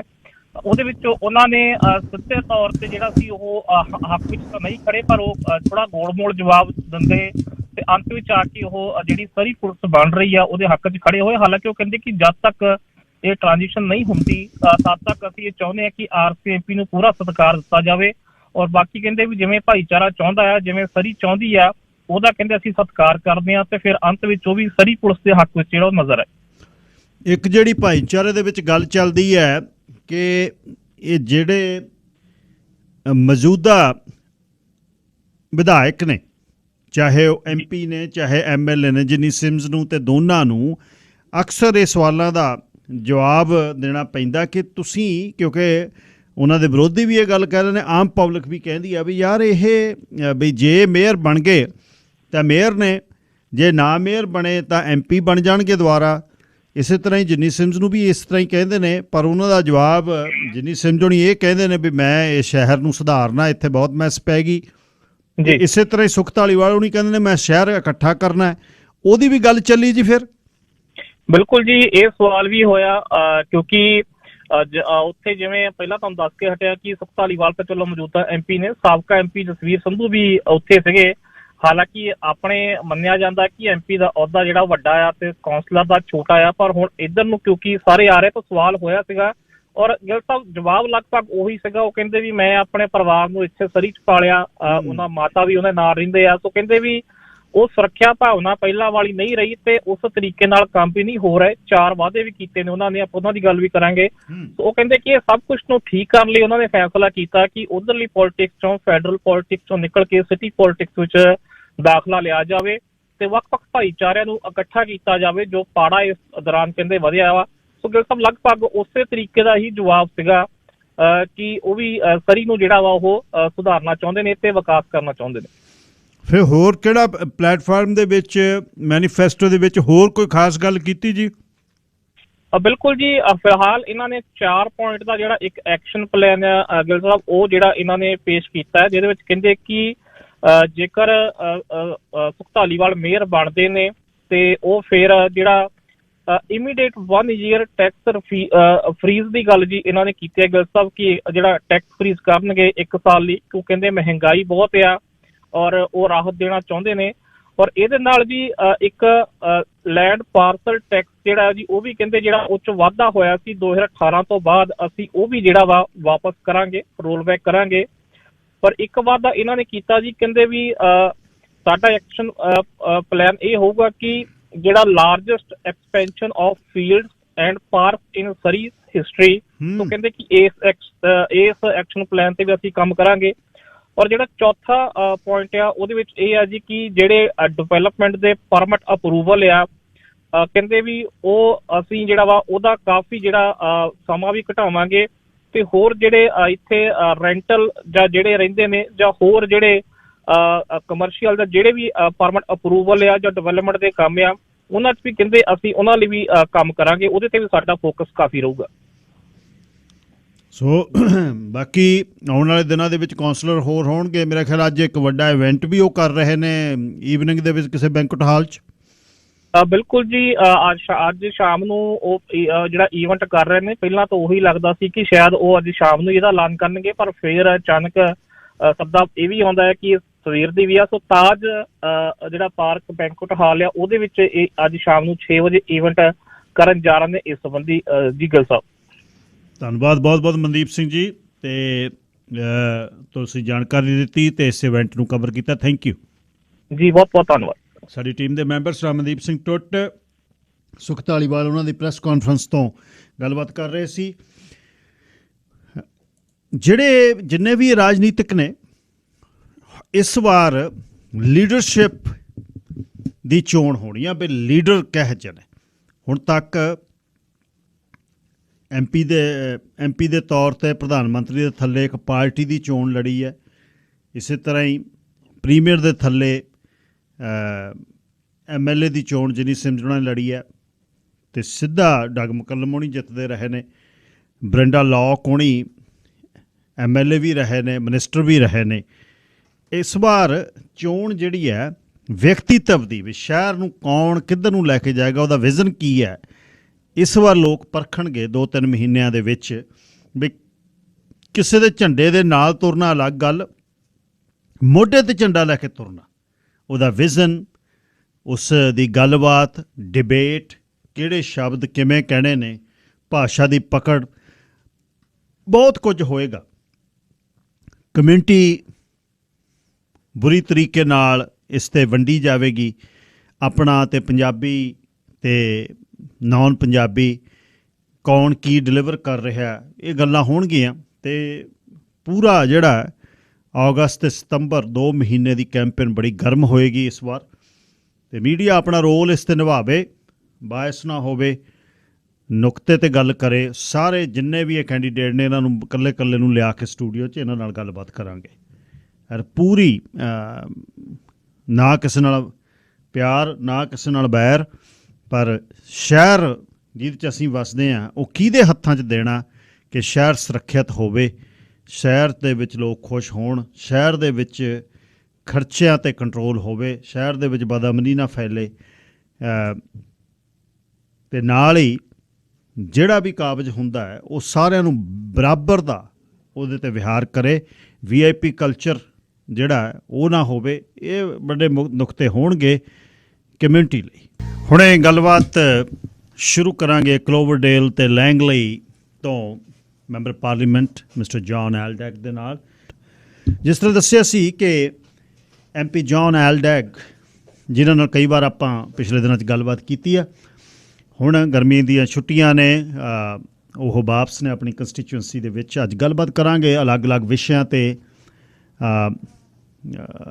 ਕੋਵਿਡ ਨੇ ਕੀ ਕੀਤਾ, ਕਿਹੜੇ ਇਸ਼ੂ ਹੋਏ, ਅਤੇ ਲੈਂਗਲੀ ਅਤੇ ਕਲੋਵਰਡੇਲ ਦੀਆਂ ਕੀ ਇਸ਼ੂ ਨੇ। ਵੱਡੀ ਸਾਡੀ ਕਮਿਊਨਿਟੀ ਕਲੋਵਰਡੇਲ 'ਚ ਰਹਿੰਦੀ ਹੈ, ਲੈਂਗਲੀ 'ਚ ਵੀ ਮੂਵ ਹੋ ਰਹੇ ਨੇ, ਅਤੇ ਬਹੁਤ ਡਾਇਵਰਸਡ ਜਿਹੜਾ ਇਹ ਕੰਸਟੀਚੁਐਂਸੀ ਹੈ, ਅਤੇ ਉਹਨਾਂ ਨਾਲ ਅੱਜ ਗੱਲਬਾਤ ਕਰਦੇ ਹਾਂ। ਇਮੀਗ੍ਰੇਸ਼ਨ ਦੇ ਇਸ਼ੂਜ਼, ਰਿਫਿਊਜੀ ਦੇ ਇਸ਼ੂਜ਼, ਵਰਲਡ ਦੇ ਵਿੱਚ ਯੂਕਰੇਨ ਦਾ ਇਸ਼ੂ ਆ, ਸੀਰੀਆ ਦਾ ਇਸ਼ੂ ਆ। ਸੋ ਡੇ ਟੂ ਡੇ ਹਾਊਸ ਕਿਵੇਂ ਕੰਮ ਕਰਦਾ ਹੈ, ਉੱਥੇ ਕਿਹੜੇ ਇਸ਼ੂ ਨੇ। Mister Aldeg, good morning. Welcome to show. Good morning, and thank you for the invitation to be here. Thank you so much for, when you talk on air and on the phone. Sometimes you are in Ottawa, sometimes don't know, there's 3 or 4 hours difference. Then it doesn't very feasible. Then we accommodate that. But now since you are in studio, it will be my pleasure and for your time. So tell us about day-to-day business in Ottawa. Sure. Well, we had a very busy fall schedule that took us right through till the end of June. Really busy legislative schedule, looking at what we needed to do to help Canadians on several fronts, from COVID recovery, dealing with the economic challenges that we've continued to see in Canada, the rising costs of living we've been hearing a lot about, things, dealing with crime in the community, trying to make our community safer. So, very busy time up until the end of June, and now we're home for the summer and get to connect with constituents. As we were saying before, it's time to have the barbecues and talk to people about things that are important for them, to our residents and constituents. So we're ready to go back in the fall and fight for things that are important to Surrey residents. Okay.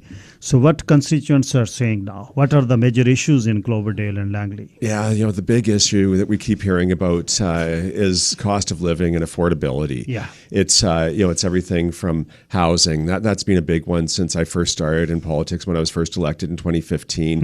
And our government has been working. We developed the national housing strategy. We're working with developers and municipalities, and we keep hearing from families we need to do more and faster, and to give a range of housing options from condos and townhouses, but rentals and subsidized rents and things like that. So affordability is absolutely huge. I think that as we've seen some of the cost of living increases going up, groceries, people are more stretched, gas prices, and so our government continues to look at what we can do to help families. We've done some things like index some of our programs we developed, like the Canada Child Benefit in Cloverdale, Langley City.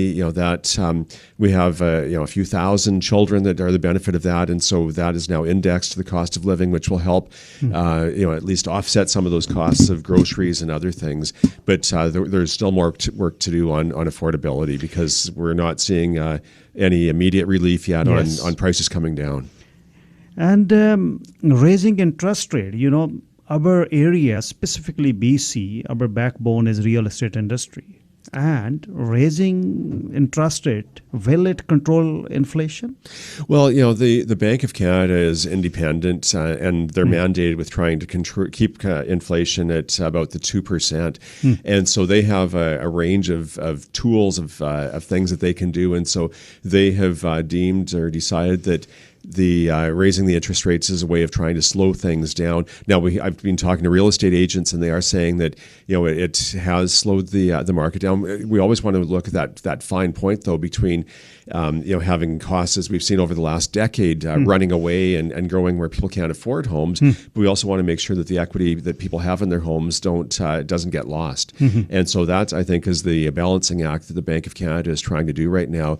But it does seem to be slowing things down. We know there were huge supply chain issues, which was increasing costs. So by increasing the interest rate, the Bank of Canada is trying to slow the purchasing, and that seems to be working. What we want to do is make sure that we don't go into a recession, because that's not great either, and that's something the Bank of Canada and our government will be watching very closely.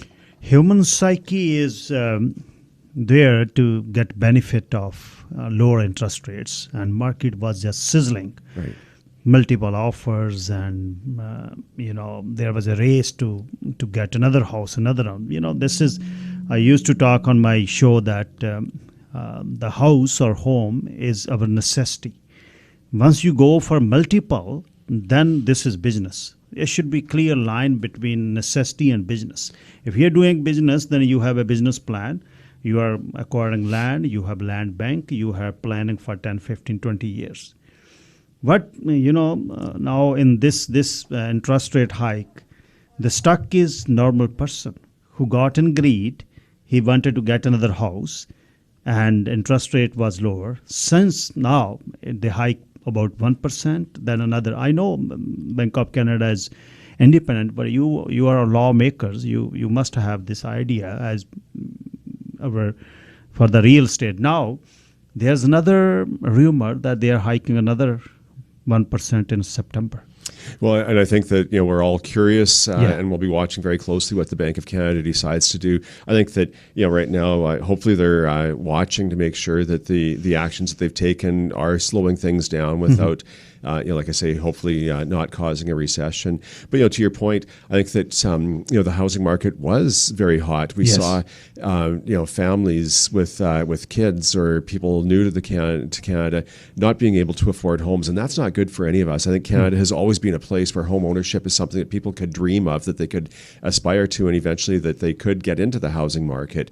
And I think that with the very low interest rates that we saw, I was listening on the radio today, they were saying not only were individuals buying multiple houses and then renting them out, which is not a bad thing. We want to make sure that the rents remain affordable, but also businesses were starting to get into the market. And we saw renovictions where people that had been in houses for perhaps a long time were all of a sudden getting evicted, rents were going up, they couldn't get back in even though there are protections. And those types of things I think are concerning. We want to make sure that we don't have a growing homeless population. I think we already have too many people on the streets. We want to make sure that they are looked after, they have a roof over their heads, but that our kids can also afford to have a home. And so that's the like I say, the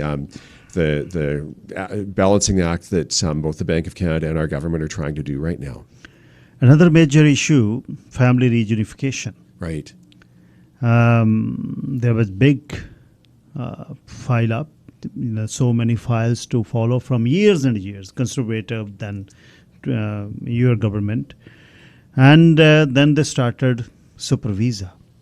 You are aware about it. Yes. And parents are coming here on super visa. Now they are waiting 8 years, 10 years. They don't get their immigration. Right. What do you have in mind for those? This is something that we're talking to families about.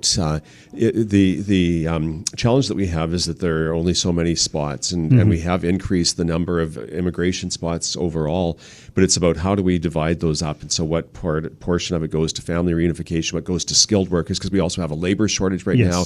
We have people wanting both skilled and unskilled workers. We have refugees. We have all of these different programs, and so we have, I think it's doubled the number of family reunification spots. But the issue is that there was wait lists, and then there was lottery. We know that the lottery system, people might be, as you say, 8 to 10 years. If they're not in that first few minutes of the lottery opening, then they're done for the year. Yes. And people that haven't been waiting more than a few months or a year are getting some of those spots. So we're having discussions right now with both the community about what they think would be fair and the best way forward, as well as with the immigration education minister and looking at what will happen, because we know that families, parents and grandparents coming are so important to helping families who are here and working, looking after their kids, helping with the maintenance of the homes, and just being together. And so I would say that the program continues to have challenges. As you said, it's gone from one government to another. Yes. I don't think there's a magic solution to it, but we want to work with our residents who are waiting for to have their families reunited to find out what the best way of managing that program is, because we do want to see families together, because that's good for everybody. There's so much pain in the community. Every day we talk about it. Yes. When the kids going back from work, when they look in their elder parents' eyes, they feel the pain, because they don't have any medical coverage. They are not immigrant. That means they can't work. Obviously, I wish they shouldn't work when they're 65 plus. Right. But still, the medical coverage, private insurance company charge $5,000, $6,000, $7,000 per year for 100,000.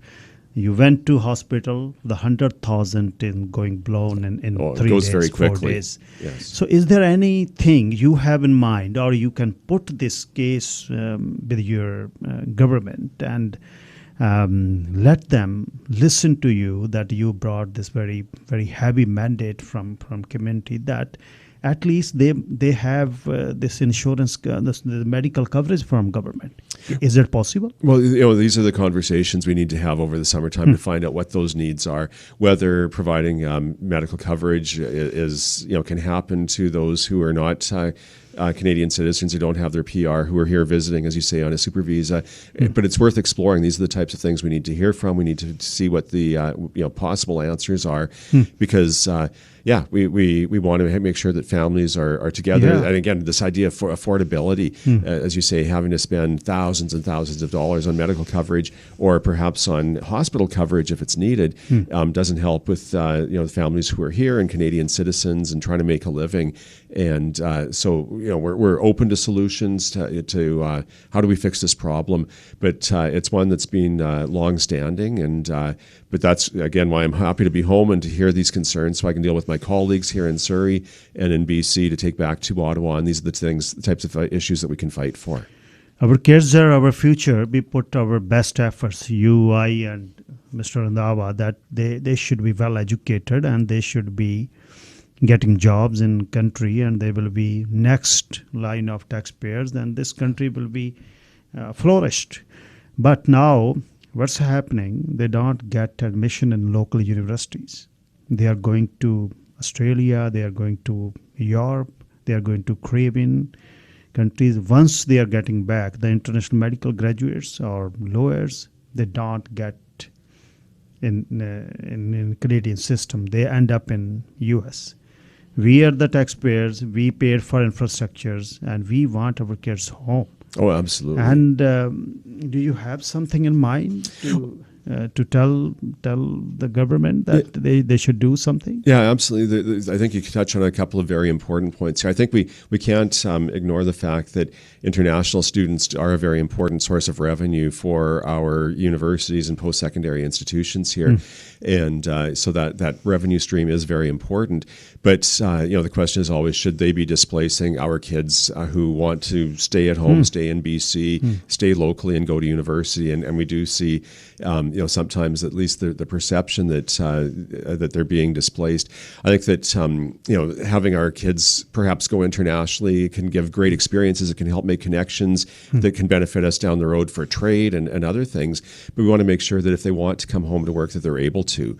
And one of the things that our government is working on, that I've been very involved with, is making sure that any of our Canadian kids who have gone overseas to, say, medical school, as you mentioned, that there are the residency opportunities here where they can come back and actually get licensed in Canada.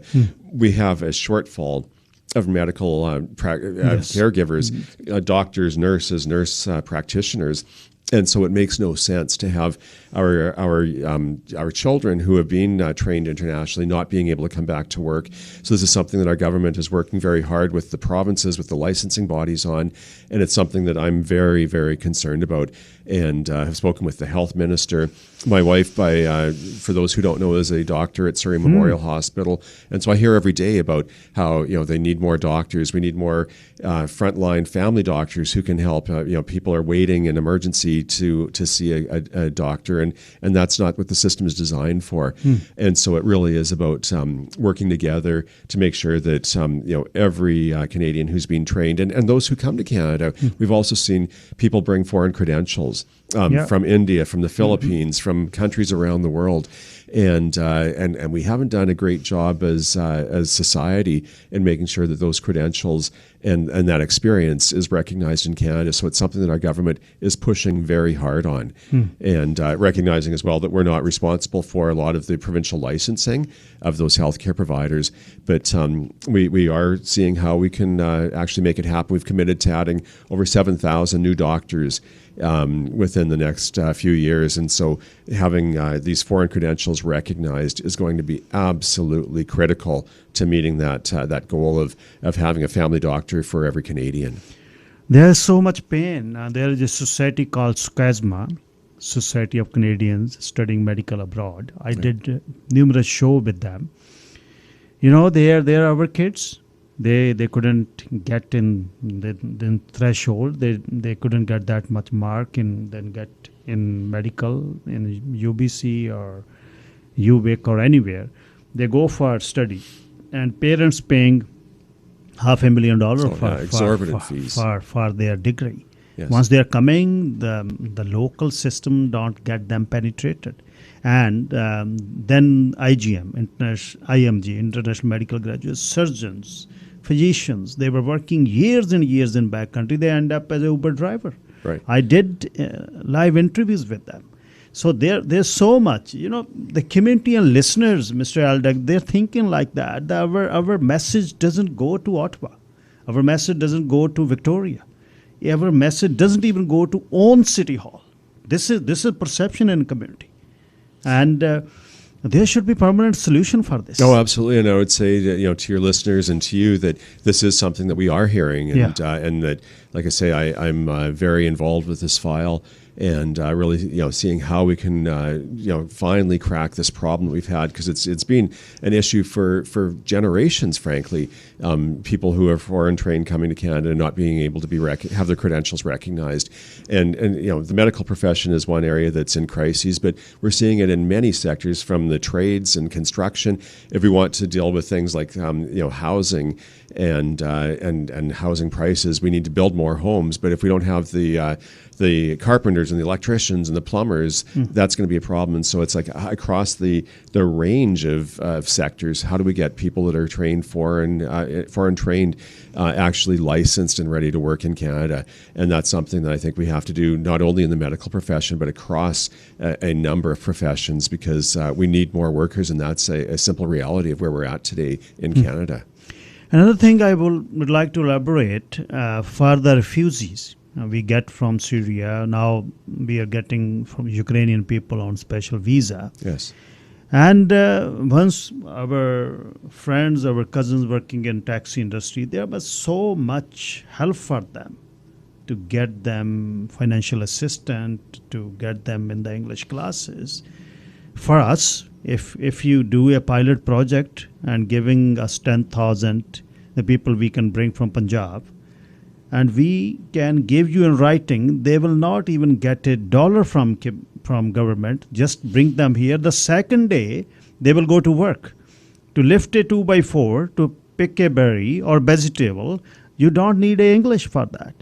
Why government is blowing millions of dollars on these refugees since they are here?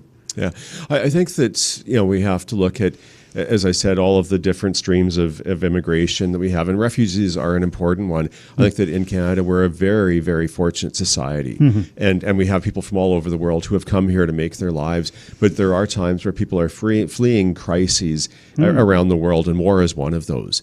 And we've seen it, with with the Syrian refugees that we brought in 2015. We've seen it with the Afghan refugees of war as that society has changed significantly, and now we're seeing it with Ukraine, and we see it with other countries as well. And I think that it is a recognition internationally that when people are in these really extraordinary situations, war and famine and climate disasters, that those are not situations of their own making, and sometimes the programs are designed to help them financially to get a fresh start in life, because they had to leave with nothing. For those who are coming through other immigration streams, they are able to bring resources. It's a more orderly method of immigration. Is it fair? I think that's a discussion that we can always have, but it's about making sure that all immigration channels, whatever stream people are coming to, that they're positioned for success. And I would say, are there problems with some of our immigration programs? Absolutely. The number of delays that we're seeing right now are completely unacceptable. We're working with employers on trying to bring in people that have the skills they need, and it's impacting businesses. And so that's where we're, again, working with the Immigration, Refugees and Citizenship Canada, or IRCC, to make sure that those files are being moved, because we need to get this range of workers of immigrants into Canada right now. Yeah, message you have to take this, that the community is thinking like that. To get in this country, we don't want to stop anyone. Right. I got here as an engineer. I end up as a taxi driver. I couldn't get my job, but still, I settled. I work hard. The same thing, anyone, 1, 2, 3, comes from any country, let them work. Yes. That's what the concern is. Other side, our parents are sitting home. They don't get, it's different streamline for family reunification and refugee. I understand that. But still, inflation, we are in debt. Getting the debt is accumulating every year. And where our kids will live, you earn, mine, they need the same country which we lived for. That's what the concern is. We say welcome, they must come, about 400 to 500,000. If we don't get immigration every year, we can't sustain.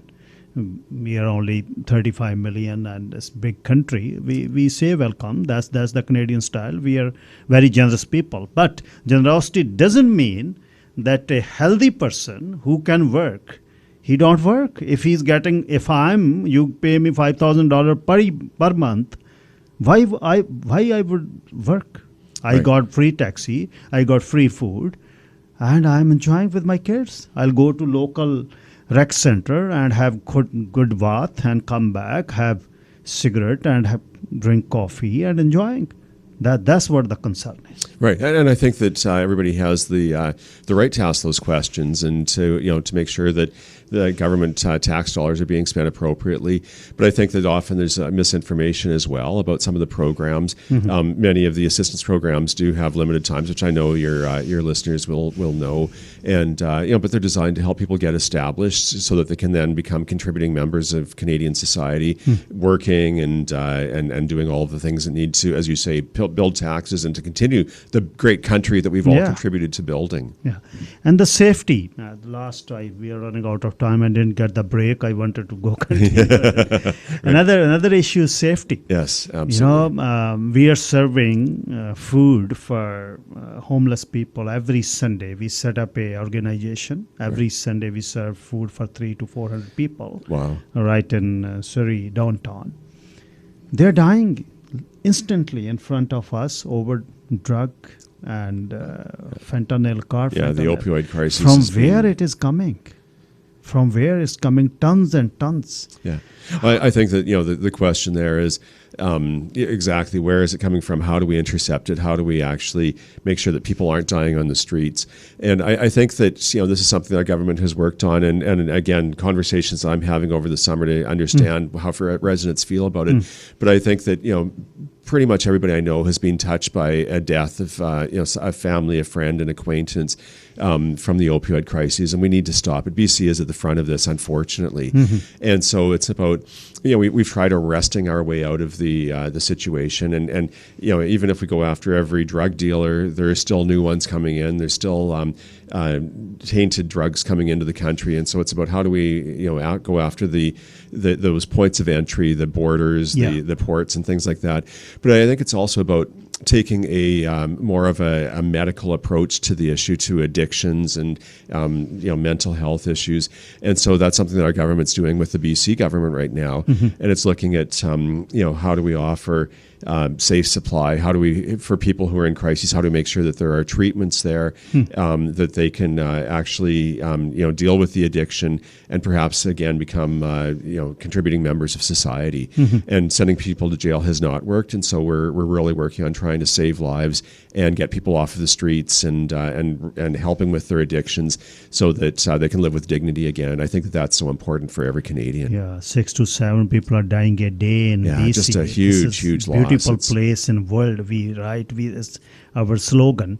So, any other thing you would like to give message out, or? Well, I think there's so many topics, and maybe I could come back another day and we could carry on the conversation. But right now, it's I think that it's a time for everybody to get reconnected. Yes. Although we're seeing COVID still out there, we're able to gather, particularly outdoors. And so I know all of the members of Parliament, my colleagues, are going to be out in Surrey this year having conversations. So stop by, give us a call if you see us at an event. Come by and introduce yourself and let us know what everybody's thinking, so that we're ready to take Surrey issues back to Ottawa, because we want to make sure that we have strong voices from Surrey and Ottawa, and we can only do that by knowing what our constituents are thinking.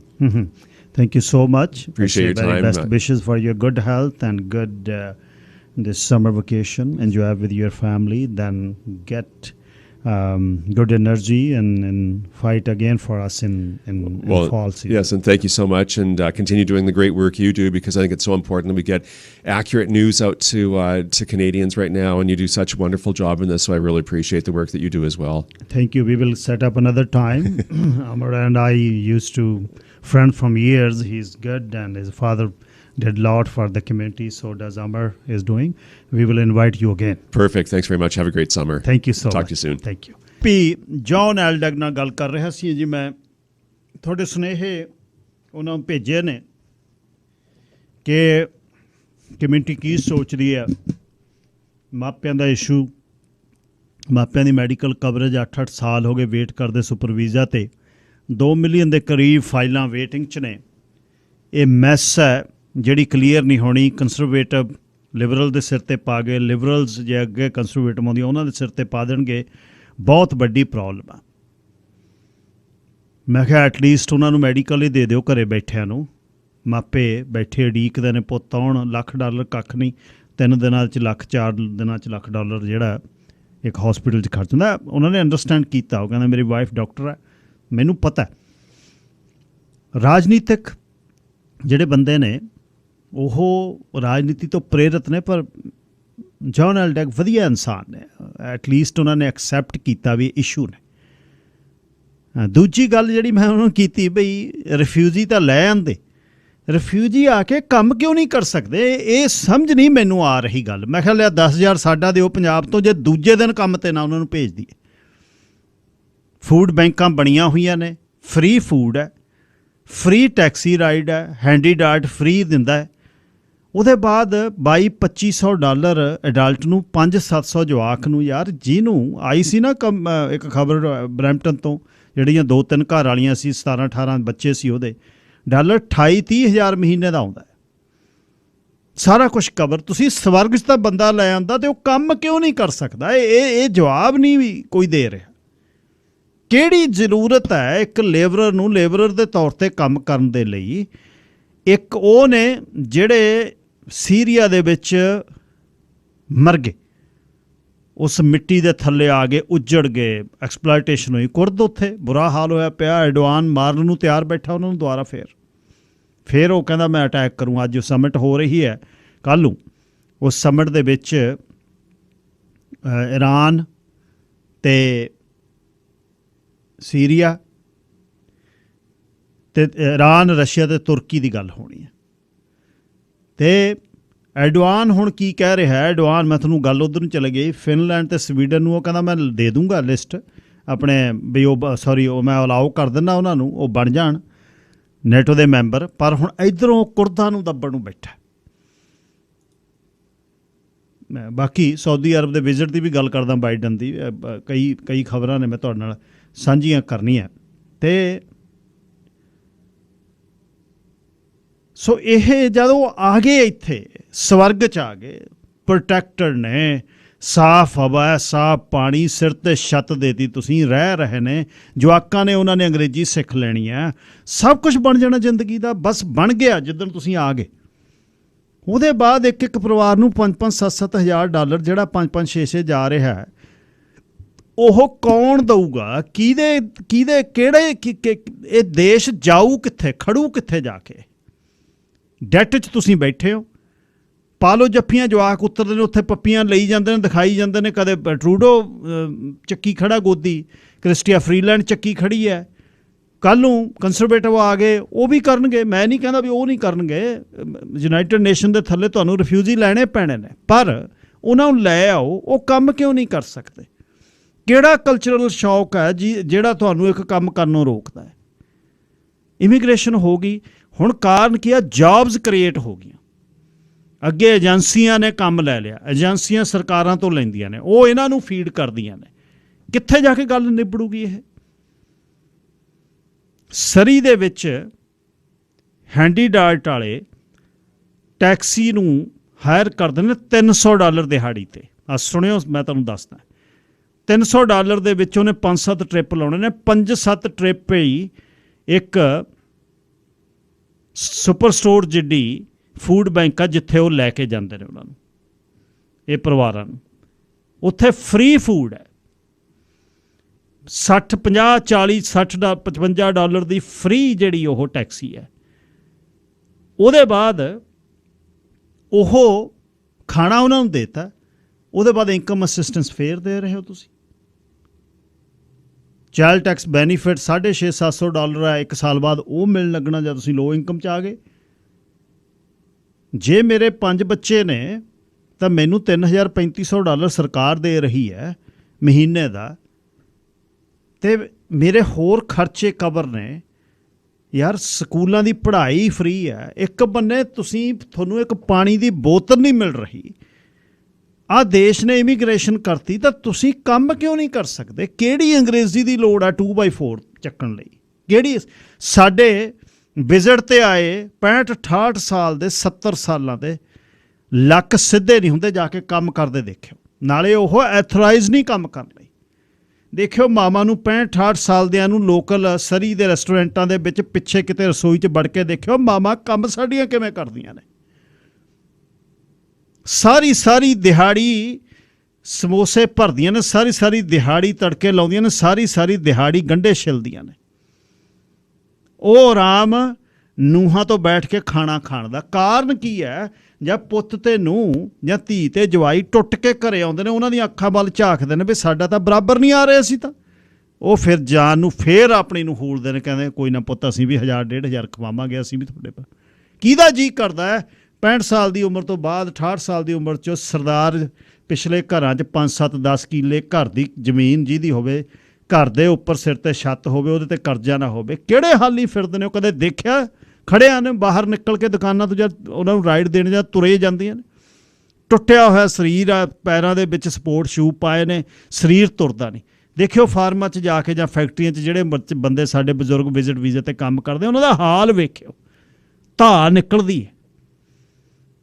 ਇੱਕ ਬੰਨੇ ਤੁਸੀਂ ਉਹ ਸੱਦੀ ਬੈਠੇ ਹੋ, ਉਹਨਾਂ ਦੇ ਧੀ ਪੁੱਤ ਤੁਹਾਨੂੰ ਟੈਕਸ ਦਿੰਦੇ ਨੇ, ਉਹਨਾਂ ਨੂੰ ਨਾ ਕੋਈ ਮੈਡੀਕਲ ਨਾ ਕੋਈ ਇਮੀਗ੍ਰੇਸ਼ਨ। ਦੁਨੀਆ ਤੋਂ ਤੁਸੀਂ ਰਿਫਿਊਜੀਆਂ ਦੇ ਨਾਂ ਥੱਲੇ ਬੰਦੇ ਢੋ ਰਹੇ ਹੋ। ਲੈ ਆਓ, 5-4 ਲੱਖ ਬੰਦਾ ਸਾਲ ਦਾ ਚਾਹੀਦਾ, ਪਰ ਉਹਨਾਂ ਨੂੰ ਲਿਆ ਕੇ ਤੁਸੀਂ ਕੰਮ 'ਤੇ ਨਹੀਂ ਜਿਹੜਾ ਲਾਉਂਦੇ, ਉਹਦਾ ਜਵਾਬ ਕੌਣ ਦਊਗਾ? ਕਿਹੜੀ ਸਰਕਾਰ ਉਹਦਾ ਜਵਾਬ ਦਊ? ਹੱਥ ਉਹਨਾਂ ਨੂੰ ਕੋਈ ਪਾਉਂਦੇ, ਫਿਰ ਉਹਨਾਂ ਨੂੰ ਉੱਥੇ ਤੁਸੀਂ ਉਹਨਾਂ ਕੰਸਟੀਚੁਐਂਸੀ ਦੇ ਵਿੱਚ ਲਿਜਾ ਕੇ ਰੱਖ ਰਹੇ ਹੋ ਜਿੱਥੋਂ ਤੁਸੀਂ ਹਾਰਦੇ ਹੋ। ਇਹਦਾ ਮਤਲਬ ਤੁਸੀਂ ਤਾਂ ਰਾਜਨੀਤੀ ਸਾਡੇ ਪੈਸਿਆਂ 'ਤੇ ਕਰ ਰਹੇ ਹੋ। ਫਿਰ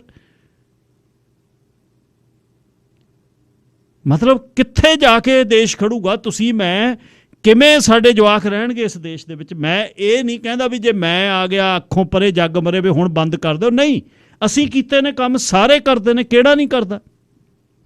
50-50 ਸਾਲ ਹੋ ਗਏ, 45-45 ਸਾਲ ਹੋ ਗਏ, ਸਾਰੇ ਲੱਗੇ ਹੋਏ ਨੇ। ਮੈਂ ਤਾਂ ਹੀ ਕਿਹਾ ਸੀ ਲਿਆਓ, ਸਾਡੇ ਵੀ ਉੱਥੇ ਕੱਢਦੇ ਨੇ, ਮਰਦੇ ਨੇ, ਖੁਦਕੁਸ਼ੀਆਂ ਕਰਦੇ ਨੇ, ਖਰਚੇ ਟੁੱਟ ਕੇ। ਲੈ ਲਿਆਓ ਉਹਨਾਂ ਨੂੰ ਇੱਥੇ ਅਤੇ ਸਾਤੋਂ ਲਿਖ ਕੇ ਲੈ ਲਓ ਬਈ ਇੱਕ ਦਿਨ ਵੀ ਗੌਰਮੈਂਟ ਦੀ ਅਸਿਸਟੈਂਟ 'ਤੇ ਨਹੀਂ, $1 ਨਹੀਂ ਥੋਤੋਂ ਲੈਣਗੇ, ਨਾ ਤੁਹਾਡੇ ਸਿਰ ਤੋਂ ਛੱਤ ਲੈਣਗੇ, ਨਾ ਫੂਡ ਬੈਂਕ 'ਚ ਜਾਣਗੇ। ਇੱਕ ਦਿਨ ਸਮਾਨ ਲੈ ਕੇ ਆਉਣਾ ਅਤੇ 2 ਦਿਹਾੜੀਆਂ 'ਚ ਕੰਮ ਲੱਭ ਕੇ ਦੇਣਾ, ਤੀਜੇ ਦਿਨ ਸਵੇਰੇ ਦੇਖੀ ਵੈਨ 'ਚ ਛਾਲ ਮਾਰ ਕੇ ਕਿਵੇਂ ਬਹਿੰਦੇ ਆ। ਜੇ ਨਾ ਧਰਤੀ ਹਿਲਾ ਦੇਣ 2 ਸਾਲਾਂ ਤਾਂ ਕਹਿ ਦਿਓ, ਵੇਚ ਪੱਟ ਕੇ ਪਿਛਲਾ ਵੀ ਲੈ ਆਉਣਗੇ ਵੀ ਲੈ ਚੱਲ ਹੁਣ ਇੱਥੋਂ $2 ਲੱਖ ਅਤੇ ਉੱਥੇ ਘਰ ਲਈਏ। ਕਿਹਦੀ ਇਕੋਨਮੀ 'ਚੋਂ 2 ਲੱਖ ਪੈ ਰਿਹਾ? ਤੁਹਾਡੀ 'ਚ। ਪਿੱਛੋਂ ਸਾਡਾ ਚੁੱਲ੍ਹਾ ਟੈਕਸ ਮਾਫ ਹੋ ਰਿਹਾ, ਇਸ ਤਾਂ ਪੱਟੇ ਗਏ ਨਾ ਇੱਧਰ ਦੇ ਨਾ ਉੱਧਰ ਦੇ। ਇੱਕ ਬੰਨਿਓ ਤੁਸੀਂ ਲਿਆ ਕੇ ਦੁਨੀਆ ਭਰ ਦੇ ਬੰਦੇ ਉਹ ਰਹਿ ਰਹੇ ਨੇ, ਅਤੇ ਜੇ ਉਹਨਾਂ ਨੂੰ ਘੱਟੋ ਘੱਟ ਕੰਮ ਤਾਂ ਕਰਨ ਦਿਓ। ਇਹ ਕਿਹੜੀ ਆਦਤ ਪਾ ਰਹੇ ਹਾਂ ਅਸੀਂ? ਸ਼ਾਹ ਹਰਜੀਤ ਸਿੰਘ, ਹੈਲੋ, ਸਤਿ ਸ਼੍ਰੀ ਅਕਾਲ। ਸਤਿ ਸ਼੍ਰੀ ਅਕਾਲ ਵੀਰ ਜੀ। ਹਾਂਜੀ ਹਰਜੀਤ ਸਿੰਘ, ਤੁਸੀਂ ਕਾਫੀ ਵਾਰੀ ਇਹ ਮੁੱਦਾ ਉਠਾਇਆ, ਲੋਕਾਂ ਨੇ ਵੀ ਗੱਲਾਂ ਕਰੀਆਂ। ਦੇਖੋ ਮਤਲਬ ਕਿੰਨੇ ਕੰਮ ਨੇ ਇਹੋ ਜਿਹੇ ਜਿੱਥੇ ਮਤਲਬ ਕੋਈ ਬੇਰੀ ਤੋੜਨੀ ਆ, ਕੋਈ ਮਤਲਬ ਫਾਰਮਿੰਗ ਦੇ ਕੰਮ ਨੇ, ਇੱਕ ਵਾਰੀ ਦੱਸ ਦਿੰਦੇ ਆ ਵੀ ਆਹ ਚੀਜ਼ ਐਂ ਤੋੜ ਕੇ ਤੇ ਆਹ ਟੋਕਰੀ 'ਚ ਪਾਉਣੀ। ਉਹ ਕਿਹੜੀ ਉਹ ਮਤਲਬ ਅਲਜਬਰੇ ਵਾਲੀ ਗੱਲ ਆ? ਕੁਝ ਕੰਟਰੈਕਸ਼ਨ ਵਾਲਿਆਂ ਨੇ ਚੱਲਿਆ, ਉਹਨਾਂ ਨੇ ਇੱਕ ਵਾਰੀ ਦੱਸ ਦੇਣਾ ਵੀ ਆਹ ਸਾਨੂੰ ਆਹ ਚੀਜ਼ ਫੜਾਈ ਆ, ਇਸ਼ਾਰੇ ਨਾਲ ਸਮਝਾਉਂਦੇ, ਉਹ ਬੰਦੇ ਲੱਗ ਜਾਂਦੇ, ਆਪਣੇ ਬੰਦੇ ਦੂਜੇ ਦਿਨ ਚਲੇ ਜਾਂਦੇ। ਮੈਂ ਤਾਂ ਪਿਛਲੇ 3-4 ਵੀਕ ਮੇਰੇ ਘਰੇ ਕੰਮ ਜਿਹਾ ਚੱਲਦਾ ਸੀ, ਮੈਂ ਛੁੱਟੀ ਕੀਤੀ ਤੇ ਮੈਂ ਹੋਰ ਪਾਸੇ ਰਹਿੰਦਾ ਸੀ, ਤੇ ਮੈਂ ਸਟ੍ਰਾਬੇਰੀ ਹਿੱਲ ਦੇ ਜਿਹੜੇ ਟਾਈਮ ਆਊਟ ਵਿੱਚ ਇੱਥੋਂ ਬੰਦਿਆਂ ਨੂੰ ਚਾਹ ਲੈਣ, ਕੌਫੀ ਲੈਣ 3-4 ਦਿਨ ਆਉਂਦਾ ਰਿਹਾ।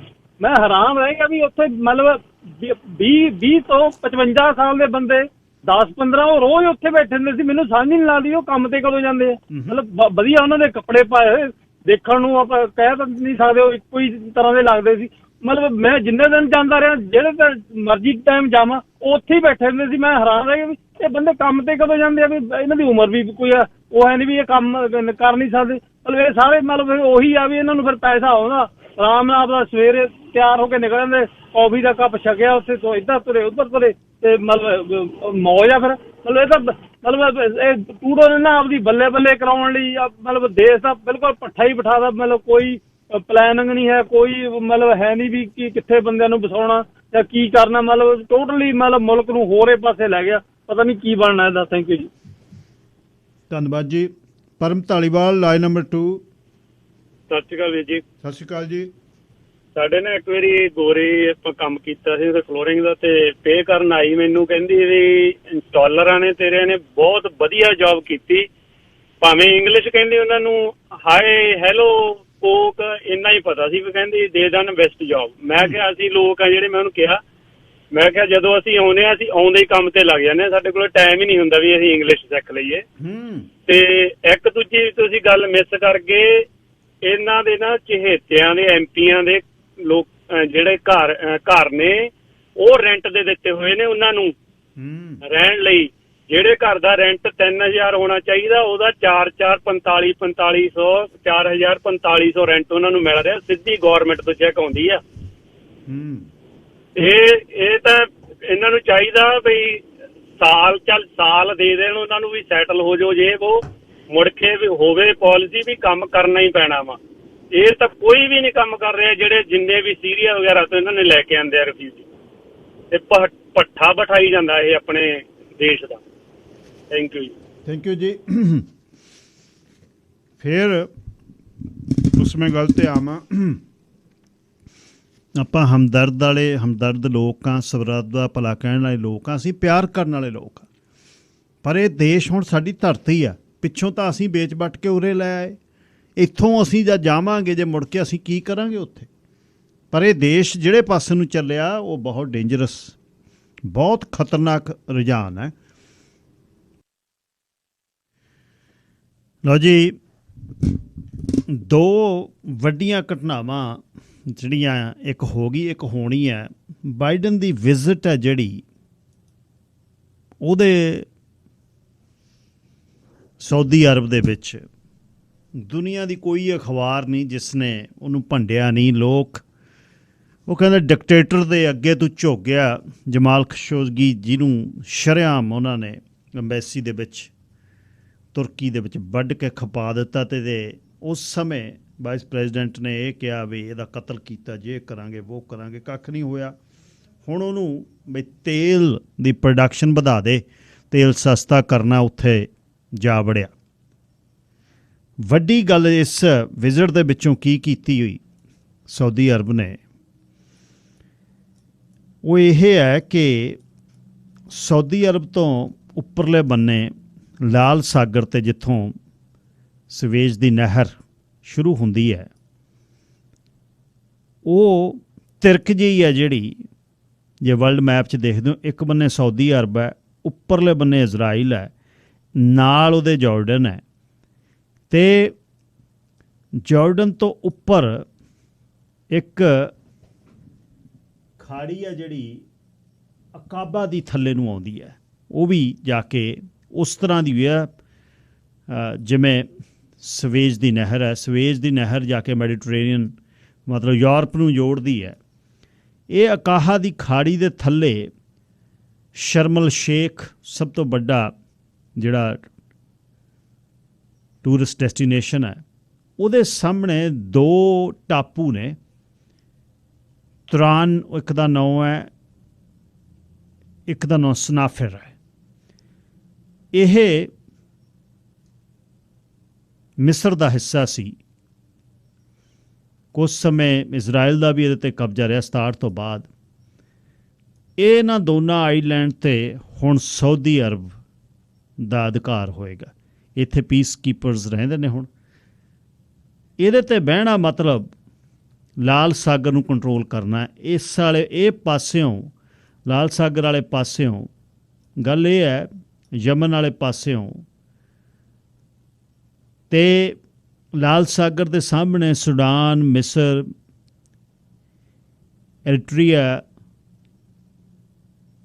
ਅਤੇ ਇਹਨਾਂ ਦੇਸ਼ਾਂ ਜਿੱਥੇ ਪਾਇਰੇਟਸ ਘੇਰਦੇ ਨੇ, ਸਮੁੰਦਰੀ ਡਾਕੂ। ਸਾਊਦੀ ਅਰਬ ਬਹੁਤ ਵੱਡਾ ਦੇਸ਼ ਹੈ। ਇੱਕ ਬੰਨੇ ਹੁਣ ਆਲਮੋਸਟ ਜੇ ਦੇਖਿਆ ਜਾਵੇ 3 ਪਾਸੇ ਉਹਦਾ ਪਾਣੀ ਲੱਗ ਗਿਆ। ਅਰਬ ਸਾਗਰ ਹੈ, ਗਲਫ ਦੀ ਖਾੜੀ ਹੈ, ਪਰਸ਼ੀਅਨ ਗਲਫ ਹੈ, ਜਿੱਧਰ ਦੂਜੇ ਬੰਨੇ ਇਰਾਨ ਹੈ, ਥੱਲੇ ਯਮਨ ਅਤੇ ਅਮਾਨ ਵਾਲੇ ਪਾਸੇ ਮਤਲਬ ਉੱਧਰਲੇ ਪਾਸਿਓਂ। ਸੋ ਦੋ ਪਾਸੇ ਹੁਣ ਉਹਨੂੰ ਪਾਣੀ ਜਿਹੜਾ, ਇੱਕ ਬੰਨੇ ਲਾਲ ਸਾਗਰ ਹੈ, ਇੱਕ ਬੰਨੇ ਪਰਸ਼ੀਅਨ ਆਫ ਗਲਫ ਹੈ, ਅਤੇ ਥੱਲੇ ਅਮਾਨ ਅਤੇ ਯਮਨ ਹੈ। ਇੱਧਰਲੇ ਪਾਣੀ ਵਾਲੇ ਪਾਸੇ ਜਦ ਇਸ ਬਿਲਕੁਲ ਮਿਸਰ ਵਾਲੇ ਪਾਸਿਓਂ ਜਦ ਇਸ ਜਗ੍ਹਾ 'ਤੇ ਦੋਨੇ ਹੀ ਆਈਲੈਂਡ ਹੁਣ ਇਸ ਨੂੰ ਮਿਲ ਗਈਆਂ, ਦਿੱਤੀਆਂ ਨੇ ਅਮਰੀਕਾ ਨੇ। ਅਮਰੀਕਾ ਦੇ ਫੌਜੀ ਬੈਠੇ ਪੀਸ ਕੀਪਰਸ ਦੇ ਨਾਂ 'ਤੇ ਉਹ। ਸੋ ਹੁਣ ਜਿਹਨੂੰ ਤੂੰ ਕਾਤਲ ਕਹਿ ਰਿਹਾ, ਜਿਹਨੂੰ ਤੂੰ ਆਪਣੇ ਮਰਜ਼ੀ ਦੇ ਲਕਬ ਦਿੰਦਾ, ਸਰਪੰਚ ਦੀ ਪ੍ਰੈਜ਼ੀਡੈਂਸੀ ਦੇ ਵੇਲੇ, ਹੁਣ ਉੱਥੇ ਜਾ ਕੇ ਗੋਡਿਆਂ ਭਾਰ ਹੋ ਜਾਣਾ ਐਡੇ ਵੱਡੇ ਦੇਸ਼ ਦੇ ਰਾਸ਼ਟਰਪਤੀ ਦਾ। ਇਹ 'ਚ ਸੁਨੇਹਾ ਕੀ ਹੈ? ਸਾਊਦੀ ਅਰਬ ਨੇ ਮੋਰ ਬਣਾ ਲਿਆ ਮੂਹਰੇ ਬਿਠਾ ਕੇ। ਉਸੇ ਹੀ ਰਾਜਕੁਮਾਰ ਅਤੇ ਮੁਹੰਮਦ ਬਿਨ ਸੁਲੇਮਾਨ ਅਤੇ MBS 'ਤੇ ਉੱਥੇ ਉਹ ਕਹਿੰਦਾ ਕੋਈ ਨਾ, ਤੇਲ ਆ ਵਧਾ ਦਾਂਗੇ, ਹੋਰ ਬੈਰਲ ਕੱਢ ਦਿਆ ਕਰਾਂਗੇ, ਕੋਈ ਗੱਲ ਨਹੀਂ, ਕਰਦਾ ਹੀ ਹੈ ਤੇਲ। ਆਹ ਦੱਸ ਕੀ ਕਰਦਾ?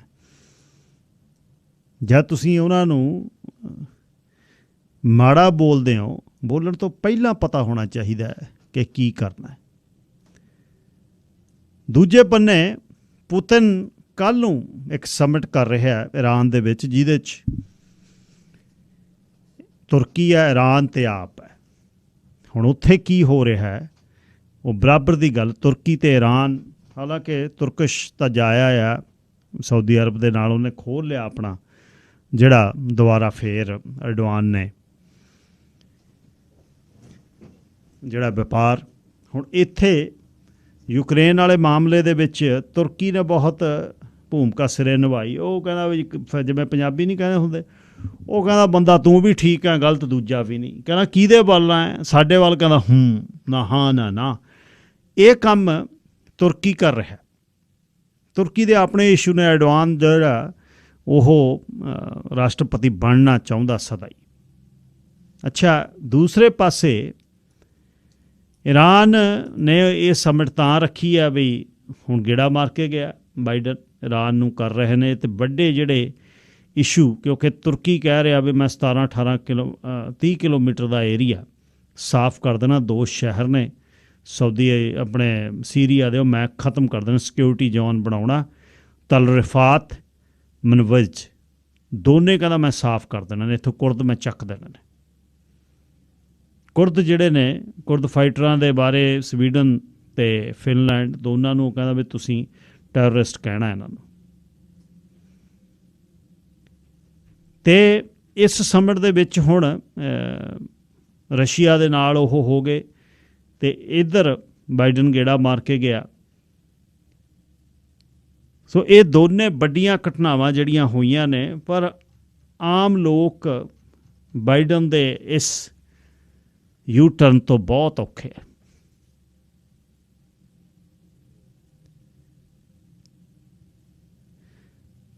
ਦੂਸਰੇ ਬੰਨੇ ਇੱਕ ਹੋਰ ਖਬਰ, 400 ਬੰਦਿਆਂ ਨੇ ਜਾਂ ਸਕੂਲ ਅਤੇ ਟੈਕਸਸ ਦੇ ਵਿੱਚ ਫਾਇਰਿੰਗ ਹੋਈ ਨਾ ਯੂਵੈਲਡੇ ਦੇ ਵਿੱਚ, 400 ਬੰਦਿਆਂ ਦੀ ਰਿਪੋਰਟ ਆਈ ਆ। ਐਡਾ ਜਲੂਸ ਨਿਕਲਿਆ ਉਹਦੇ ਵੀਡੀਓ ਦੇ ਵਿੱਚ। 400 ਬੰਦੇ ਇੱਕ ਬੰਦੇ ਨੂੰ ਫੜ ਨਹੀਂ ਸਕੇ। ਇੱਕ ਦੂਜੇ ਦੇ ਪਿੱਛੇ ਗੰਨਾਂ ਲਈ ਖੜ੍ਹੇ ਆ, ਕੰਧਾਂ ਦੇ ਓਹਲੇ ਖੜ੍ਹੇ ਆ। ਉਹ ਅੰਦਰ ਜਵਾਕ ਮਾਰਦਾ ਰਿਹਾ, ਗੋਲੀਆਂ ਚਲਾਉਂਦਾ ਰਿਹਾ। ਜਦ ਆਉਂਦੇ ਨੇ ਬਖਤਰਬੰਦ ਗੱਡੀਆਂ, ਹੱਥ 'ਚ AR-15 ਅਤੇ ਵਿੱਚੇ ਆਪਣੇ FBI ਫਿਰਦੀ ਆ, ਵਿੱਚੇ ਟੈਕਸਸ ਦੀ ਸਟੇਟ ਪੁਲਿਸ ਫਿਰਦੀ ਆ, ਸਕੂਲਾਂ ਦੀ ਫੋਰਸ ਫਿਰਦੀ ਆ। ਅਤੇ ਮਤਲਬ ਉਹ ਵੀਡੀਓ ਤਾਂ ਐਡਾ ਜਲੂਸ ਦਿਖਾਇਆ ਹੋਇਆ। 400 ਬੰਦਿਆਂ ਤੋਂ ਇੱਕ ਅਟੈਕਰ ਜਿਹੜਾ ਕਲਾਸ ਦੇ ਵਿੱਚ ਬੱਚੇ ਮਾਰ ਰਿਹਾ, ਉਹ ਕੰਟਰੋਲ ਨਹੀਂ ਹੋਇਆ। ਪੁਲਿਸ ਰਿਸਪੌਂਸ 400 ਬੰਦਿਆਂ ਨੇ, 400 ਪੁਲਿਸ ਅਫੀਸਰ ਨੇ ਸਕੂਲ ਦੇ ਵਿੱਚ 3 ਮਿੰਟਾਂ 'ਚ ਆ ਗਏ ਅਤੇ ਉਹ ਅੰਦਰ ਜਵਾਕ ਮਾਰੀ ਗਿਆ। ਅਤੇ ਮਤਲਬ ਉਸ ਨੂੰ ਦੇਖਦੇ ਹੋ ਜੇ ਤੁਸੀਂ ਵੀਡੀਓ ਨੂੰ, ਸ਼ਰਮ ਆਉਂਦੀ ਆ ਵੀ ਇਹ ਪੁਲਿਸ ਆ ਯਾਰ। ਇਹ ਵੈਪਨ ਨੇ, ਇਹਨਾਂ ਦੀਆਂ ਵਰਦੀਆਂ, ਇਹਨਾਂ ਦੀਆਂ ਲੋਹੇ ਵਾਲੀਆਂ ਜੈਕਟਾਂ ਪਾਈ ਫਿਰਦੇ ਨੇ, ਇਹ ਬੁਲਟ ਪ੍ਰੂਫ ਜੈਕਟਸ। ਇੱਕ ਜਵਾਕ 18-20 ਵਰ੍ਹਿਆਂ ਦਾ ਇਹਨਾਂ ਤੋਂ, ਜਿਹਦੇ ਕੋਲ ਲਿਮਟਿਡ ਵੈਪਨ ਨੇ, ਉਹ ਅੰਦਰ ਬੱਚੇ ਮਾਰ ਰਿਹਾ। ਗੋਲੀਆਂ ਬਾਹਰ ਖੜ੍ਹੇ ਸੁਣਦੇ ਨੇ। ਇੱਕ ਤਾਂ ਐਡਾ ਬਕਵਾਸ ਹੈ, ਐਡਾ ਮਾੜਾ ਹੈ, ਅਤੇ ਉਹ ਉੱਥੇ ਸੈਨੇਟਾਈਜ਼ਰ ਨਾਲ ਹੱਥ ਸਾਫ਼ ਕਰ ਰਿਹਾ, ਪਿਸਟਲ ਪਾ ਕੇ ਜਿਹੜਾ ਹੋਲਸਟਰ ਦੇ ਵਿੱਚ। ਅੱਛਾ, ਆਖਰੀ ਗੱਲ, ਜਿਹਨੇ ਦੁੱਖ ਵੀ ਦਿੱਤਾ ਤੁਹਾਡੇ ਵੱਲੋਂ ਜਾਂ ਸਾਡਾ ਮਾਮਲਾ ਜਿਹੜਾ ਉਠਾਉਣ ਦਾ, ਅਸੀਂ ਕਮੀ ਨਹੀਂ ਛੱਡੀ, ਪਰ ਕਮਲਜੀਤ ਸਿੰਘ ਘੋਤਰਾ ਦੀ ਮੌਤ ਹੋ ਗਈ, ਜਿਨ੍ਹਾਂ ਨੂੰ ਲਿਵਰ ਟ੍ਰਾਂਸਪਲਾਂਟ ਜਿਨ੍ਹਾਂ ਦਾ ਕੀਤਾ ਨਹੀਂ ਗਿਆ। ਉਹਨਾਂ ਦੇ ਸਾਲੇ ਨੇ ਆ ਕੇ 3 ਸ਼ਰਤਾਂ ਦੀ ਗੱਲ ਕੀਤੀ ਸੀ ਵੀ ਸਾਂਭਾਂਗੇ ਵੀ ਅਸੀਂ, ਫਾਈਨੈਂਸ਼ੀਅਲ ਵੀ ਕੋਈ ਪ੍ਰੋਬਲਮ ਨਹੀਂ ਆ ਸਕਦੀ।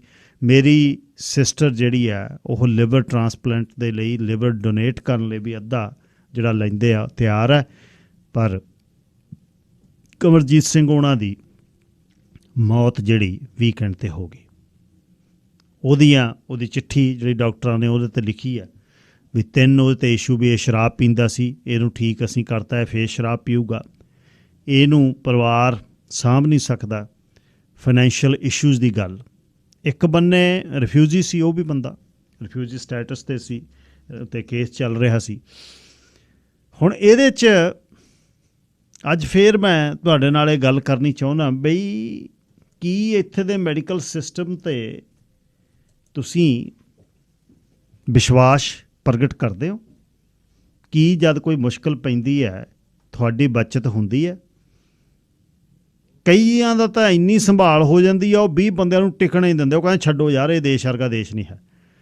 ਜਿਹੜੇ 20 ਚੋਂ 15 ਲਮਕ ਜਾਂਦੇ ਨੇ, ਜਿਨ੍ਹਾਂ ਨੂੰ 2-2 ਸਾਲ ਸਰਜਰੀਆਂ ਦੀ ਵੇਟ ਹੈ, 5-5 4-4 ਮਹੀਨੇ ਉਹ ਸਕੈਨਿੰਗ ਦੀ ਵੇਟ ਹੈ। ਚਾਹੇ ਲੋਕਲ ਹੁਣ ਦੀ ਸਰਕਾਰ ਨੇ, ਐਡਰੀਅਨ ਡਿਕਸ ਉਹਨਾਂ ਨੇ ਬੜਾ ਕੋਸ਼ਿਸ਼ ਕੀਤੀ ਵੀ ਖੜੀਆਂ ਮਸ਼ੀਨਾਂ 'ਤੇ ਦਿਨ ਰਾਤ ਜਿਹੜੇ ਨੇ ਉਹ ਬੰਦੇ ਕੰਮ ਕਰ ਸਕਣ, ਪਰ ਸਟਿਲ ਐਮਰਜੈਂਸੀ ਦੇ ਵਿੱਚ 5-4 ਘੰਟੇ 6 ਦੀ ਵੇਟ ਉਡੀਕ। ਅਤੇ ਸਰੀ ਦਾ ਹਸਪਤਾਲ ਜਿਹੜਾ ਆਪਰੇਸ਼ਨਲ ਹੋਣਾ ਅੱਜ ਤੋਂ 5 ਸਾਲਾਂ ਨੂੰ ਤੁਹਾਡਾ ਸ਼ਹਿਰ ਕਿੱਥੇ ਖੜੂਗਾ ਜਾ ਕੇ? ਕਿਹੋ ਜਿਹਾ ਸ਼ਹਿਰ ਹੋਊਗਾ? ਅਤੇ ਜੇ ਇਹੋ ਜਿਹੀ ਸਿਚੁਏਸ਼ਨ ਆ ਜਾਵੇ ਜਿੱਥੇ ਪਰਿਵਾਰ ਵੀ ਕਹਿ ਰਿਹਾ ਵੀ ਅਸੀਂ ਮਦਦ ਕਰਦੇ ਹਾਂ, ਪਰਿਵਾਰ ਵੀ ਕਹਿ ਰਿਹਾ ਕਿ ਅਸੀਂ ਡੋਨੇਟ ਵੀ ਕਰਦੇ ਹਾਂ, ਉਸ ਪਰਿਵਾਰ ਨੂੰ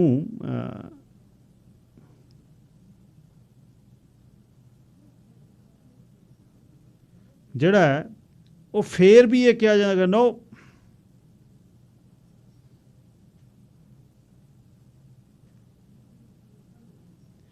ਇੱਕ ਮਤਲਬ ਜੇ ਇਹੋ ਜਿਹੀ ਤੁਸੀਂ ਮੁਸ਼ਕਿਲ 'ਚ ਫਸ ਗਏ ਫਿਰ ਬਣੂਗਾ ਕੀ। ਆ ਚਿੱਠੀ ਜਿਹੜੀ ਕੋਤਰੇ ਉਹਨਾਂ ਦੀ ਪੇਸ਼ੈਂਟ ਦਾ ਨਾਂ ਵੈਨਕੂਵਰ VGH ਤੋਂ ਉਹਨਾਂ ਨੇ ਦੱਸਿਆ ਹੋਇਆ ਵੀ ਮੈਂ ਇਹਨੂੰ ਕੰਸਲਟ ਕੀਤਾ ਅਤੇ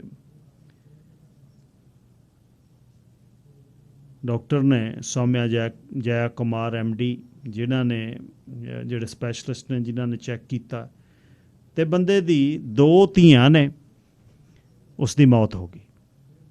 ਉਹਦਾ ਲਿਵਰ ਜਿਹੜਾ ਟਰਾਂਸਪਲਾਂਟ ਨਾ ਕੀਤਾ। ਉਹ ਕਹਿੰਦੇ ਨਹੀਂ ਇਹਦੇ ਇਸ਼ੂ ਨੇ, ਇਹਦੀ ਫੈਮਿਲੀ ਬੈਕਗਰਾਊਂਡ, ਇਹਦੀ ਐਡਿਕਸ਼ਨ, ਇਹਨੇ ਦੁਬਾਰਾ ਫੇਰ ਸ਼ਰਾਬ ਪੀਣੀ ਹੈ ਅਤੇ ਛੱਡ ਨਹੀਂ ਸਕਦਾ। ਕੀ ਸੋਚਦੇ ਹੋ ਤੁਸੀਂ ਵੀ ਕੀ ਹੋਇਆ ਇਹਦੇ 'ਚ? ਸੈਮ ਜੀ, ਲਾਈਨ ਨੰਬਰ 1। ਹਾਂਜੀ ਵੀਰ ਜੀ, ਸਤਿ ਸ਼੍ਰੀ ਅਕਾਲ। ਸਤਿ ਸ਼੍ਰੀ ਅਕਾਲ ਜੀ।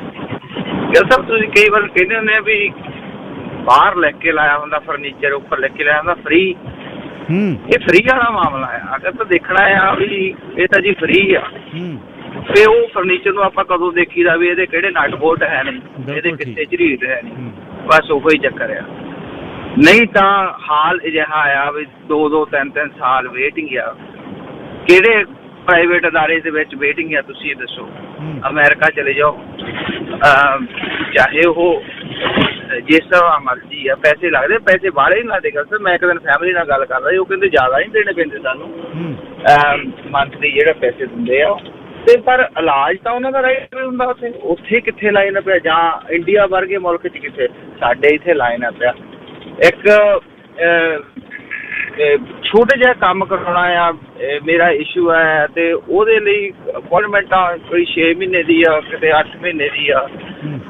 ਤੇ ਨੋਰਮਲ ਆ, ਐਮਰਜੈਂਸੀ ਚਲੇ ਜਾਓ, ਉੱਥੇ ਹੈ ਨਹੀਂ, ਉੱਥੇ ਇਸ਼ੂ ਆ। ਸੋ ਇਹ ਅਗਰ ਤਾਂ ਮੈਂ ਇਹਨੂੰ ਸਿਰਫ ਇਹੀ ਕਹਾਂ ਵੀ ਇਹ ਫ੍ਰੀ ਦਾ ਸਿਸਟਮ ਆ। ਅੱਛਾ, ਹੋਰ ਵੀ ਇੱਕ ਗੱਲ ਕਰਦਾ, ਮੇਰਾ ਬਾਹ ਪੈਂਦਾ ਰਹਿੰਦਾ, ਉਹ ਸਾਰੇ ਬਜ਼ੁਰਗ ਜਿਹੜੇ ਲੋਕ ਆ, ਜਿਹੜੇ ਆਪਾਂ ਕਹਿੰਦੇ ਵੀ ਬਹੁਤ ਵਧੀਆ ਹੈਲਥ ਕੇਅਰ ਆ, ਉਹ ਸਮਝ ਲੈਣ ਵੀ ਤੁਹਾਨੂੰ ਪਾਰ ਕਰਨ ਦਾ ਤਰੀਕਾ ਹੈ ਉਹਨਾਂ ਦਾ ਬੜਾ ਬਹੁਤ ਹੀ ਵਧੀਆ।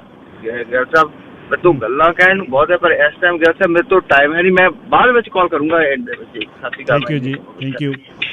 604-204-0600 ਕਮਲਜੀਤ ਸਿੰਘ ਕੋਤਰਾ, ਜਿਨ੍ਹਾਂ ਦੀ ਲਿਵਰ ਸਰੋਸਿਸ ਸੀ, ਉਹਨਾਂ ਦੀ ਆਪਾਂ ਗੱਲ ਕੀਤੀ। ਸਮਾਂ ਘੱਟ ਗਿਆ ਜਾਨੂੰ ਉਹਨਾਂ ਨੂੰ ਇੱਕ ਹੋਮਿਓਪੈਥ ਲੱਭ ਕੇ ਕੋਸ਼ਿਸ਼ ਕੀਤੀ ਹੋਮਿਓਪੈਥੀ ਤੋਂ ਵੀ ਟਰਾਈ ਕਰੀਏ ਅਲਟਰਨੇਟਿਵ ਰੈਮਡੀ ਕੋਈ, ਜਾਨੂੰ ਉਹਨਾਂ ਦੇ ਹਾਲਤ ਜਿਹੜਾ ਬਾਹਲੇ ਵਿਗੜ ਗਏ ਅਤੇ ਵੀਕਐਂਡ 'ਤੇ ਉਹਨਾਂ ਦੀ ਡੈਥ ਹੋ ਗਈ।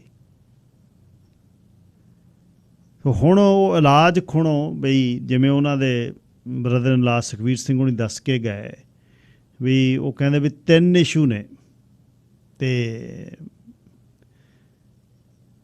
ਵੀ ਉਹ ਜਿਵੇਂ ਇਸ ਲੈਟਰ 'ਚ ਵੀ ਲਿਖਿਆ ਬਈ ਆਪਣੀ ਵਾਈਫ ਅਤੇ 2 ਬੱਚੀਆਂ ਦੇ ਨਾਲ ਉਹ ਰਹਿ ਰਿਹਾ। ਉਹਦੀ ਵਾਈਫ ਇਕੱਲੀ ਕੰਮ ਕਰਦੀ ਹੈ, ਅਤੇ ਜਿਹੜੀ ਕੰਮ ਤੋਂ ਛੁੱਟੀ ਲੈ ਕੇ ਉਹਦਾ ਖਿਆਲ ਨਹੀਂ ਕਰ ਸਕਦੀ। ਟਰਾਂਸਪਲਾਂਟ ਜਿਹੜਾ ਜੇ ਕਿਸੇ ਦਾ ਹੋਵੇ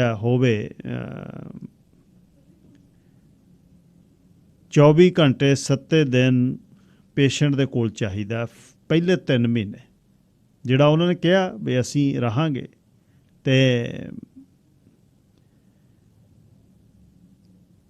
ਪਰ ਉਹ ਕਹਿੰਦੇ ਵੀ ਉਸਦੀ ਵਾਈਫ ਇਕੱਲੀ ਕੰਮ ਕਰਨ ਵਾਲੀ ਸੀ, ਉਹ ਕਿਵੇਂ ਰਹੂਗੀ, ਕਿਵੇਂ ਰੈਂਟ ਅਤੇ ਘਰ ਦੇ ਖਾਣੇ ਦਾ, ਫਿਰ ਘਰ ਦਾ ਖਾਣਾ ਕਿਵੇਂ ਚੱਲੂ, ਅਤੇ ਉਹਦੇ 'ਤੇ ਉਹ ਸੇਵਾ ਕਿਵੇਂ ਕਰੂ। ਅਤੇ ਫਿਰ ਉਹ ਕਹਿੰਦੇ ਵੀ ਸਾਡਾ ਇਹ ਡਿਸੀਜਨ ਆ ਵੀ ਇਹਨੂੰ ਟਰਾਂਸਪਲਾਂਟ ਨਹੀਂ ਕਰ ਸਕਦੇ ਇਹਦਾ। ਸੋ ਉਹਨੂੰ ਮਰਨ ਦੇ ਲਈ ਛੱਡ ਕੇ ਵੀ ਤੈਨੂੰ ਮਰਨਾ ਪੈਣਾ ਬਸ। ਕੀ ਫਿਰ ਉਹਨੂੰ ਚਾਂਸ ਦੇਣਾ ਚਾਹੀਦਾ ਸੀ ਬੰਦੇ ਨੂੰ ਇੱਕ, ਕਿ ਉਹਦਾ ਟਰਾਂਸਪਲਾਂਟ ਹੋਣਾ ਚਾਹੀਦਾ, ਜਾਂ ਉਹਦਾ ਕੰਮ ਹੁਣ ਇਹ ਤਾਂ ਇੱਥੇ ਦੇ ਸਿਸਟਮ ਦੇ ਵਿੱਚ ਦੇਖ ਕੇ ਕਰਦੇ ਆ ਵੀ ਉਹਦੀ ਘਰ ਵਾਲੀ ਉਹ ਕੰਮ ਕਰਨ ਵਾਲੀ ਹੈ, ਜੇ ਘਰ ਵਾਲੀ ਉਹਦਾ ਖਿਆਲ ਕਰੂਗੀ ਤਾਂ ਘਰ ਦੇ ਵਿੱਚ ਬ੍ਰੈਡ ਕੌਣ ਲੈ ਕੇ ਆਊਗਾ, ਘਰ ਦਾ ਰੋਟੀ ਕੌਣ ਚਲਾਊ, ਰੈਂਟ ਕੌਣ ਚਲਾਊ। ਅਤੇ ਅਲਕੋਹਲ ਦੀ ਗੱਲ ਉਹਦੀ ਕਹੀ ਗਈ। ਤੁਸੀਂ ਕੀ ਕਹਿੰਦੇ ਹੋ? ਧਾਲੀਵਾਲ ਜੀ, ਲਾਈਨ ਨੰਬਰ 1। ਹੈਲੋ ਜੀ, ਸਤਿ ਸ੍ਰੀ ਅਕਾਲ ਜੀ ਹਰਜੀਤ ਸਿੰਘ ਜੀ। ਸਤਿ ਸ਼੍ਰੀ ਅਕਾਲ ਜੀ। ਸਤਿ ਸ਼੍ਰੀ ਅਕਾਲ। ਦੇਖੋ ਜੀ ਹਰਜੀਤ ਸਿੰਘ ਜੀ, ਕਈ ਗੱਲਾਂ। ਇੱਕ ਤਾਂ ਮੈਂ ਇਸ ਗੱਲ ਨਾਲ ਗੌਰਮੈਂਟ ਦੇ ਨਾਲ ਸਹਿਮਤ ਨਹੀਂ ਬਈ 5 ਸਾਲਾਂ ਨੂੰ ਹਸਪਤਾਲ ਬਣਾਉਣਾ। ਜੇ ਜੰਗੀ ਪੱਧਰ ਤੇ ਕੰਮ ਕਰਨ, ਬਿਲਡਿੰਗ ਤਾਂ ਸਾਲ 'ਚ ਵੀ ਬਣ ਸਕਦੀ ਆ, 2 ਸਾਲਾਂ ਨੂੰ ਵੱਧ ਤੋਂ ਵੱਧ। ਬਈ ਇੰਨਾ ਲੰਮਾ ਇਹਨਾਂ ਨੇ ਕਾਹਦੋਂ ਪਾਇਆ ਜਦੋਂ ਆਬਾਦੀ ਇੰਨੀ ਆ। ਤੇ ਮੈਂ ਹੁਣ ਜਾਣਾ ਜੀ 2012 'ਚ ਹਸਪਤਾਲ। ਉਦੋਂ ਮੈਨੂੰ ਬਲੱਡ ਕੈਂਸਰ ਹੋਇਆ ਤੇ 10 ਮਹੀਨਿਆਂ 'ਚ ਠੀਕ ਹੋ ਗਿਆ ਮੈਂ। ਉਦੋਂ ਬਾਅਦ ਫਿਰ ਮੈਂ ਹੁਣ ਦੁਬਾਰੇ ਬਿਮਾਰ ਹੋ ਗਿਆ ਤੇ ਹੁਣ 2 ਸਾਲ ਹੋ ਗਏ ਮੇਰੀ ਕੀਮੋ ਚੱਲਦੀ ਆ। ਮੈਨੂੰ ਨਹੀਂ ਕੋਈ ਸਮੱਸਿਆ ਆਈ ਉੱਥੇ ਜਮੀ ਜਿਉਂ ਇਲਾਜ ਸ਼ੁਰੂ ਹੋਇਆ।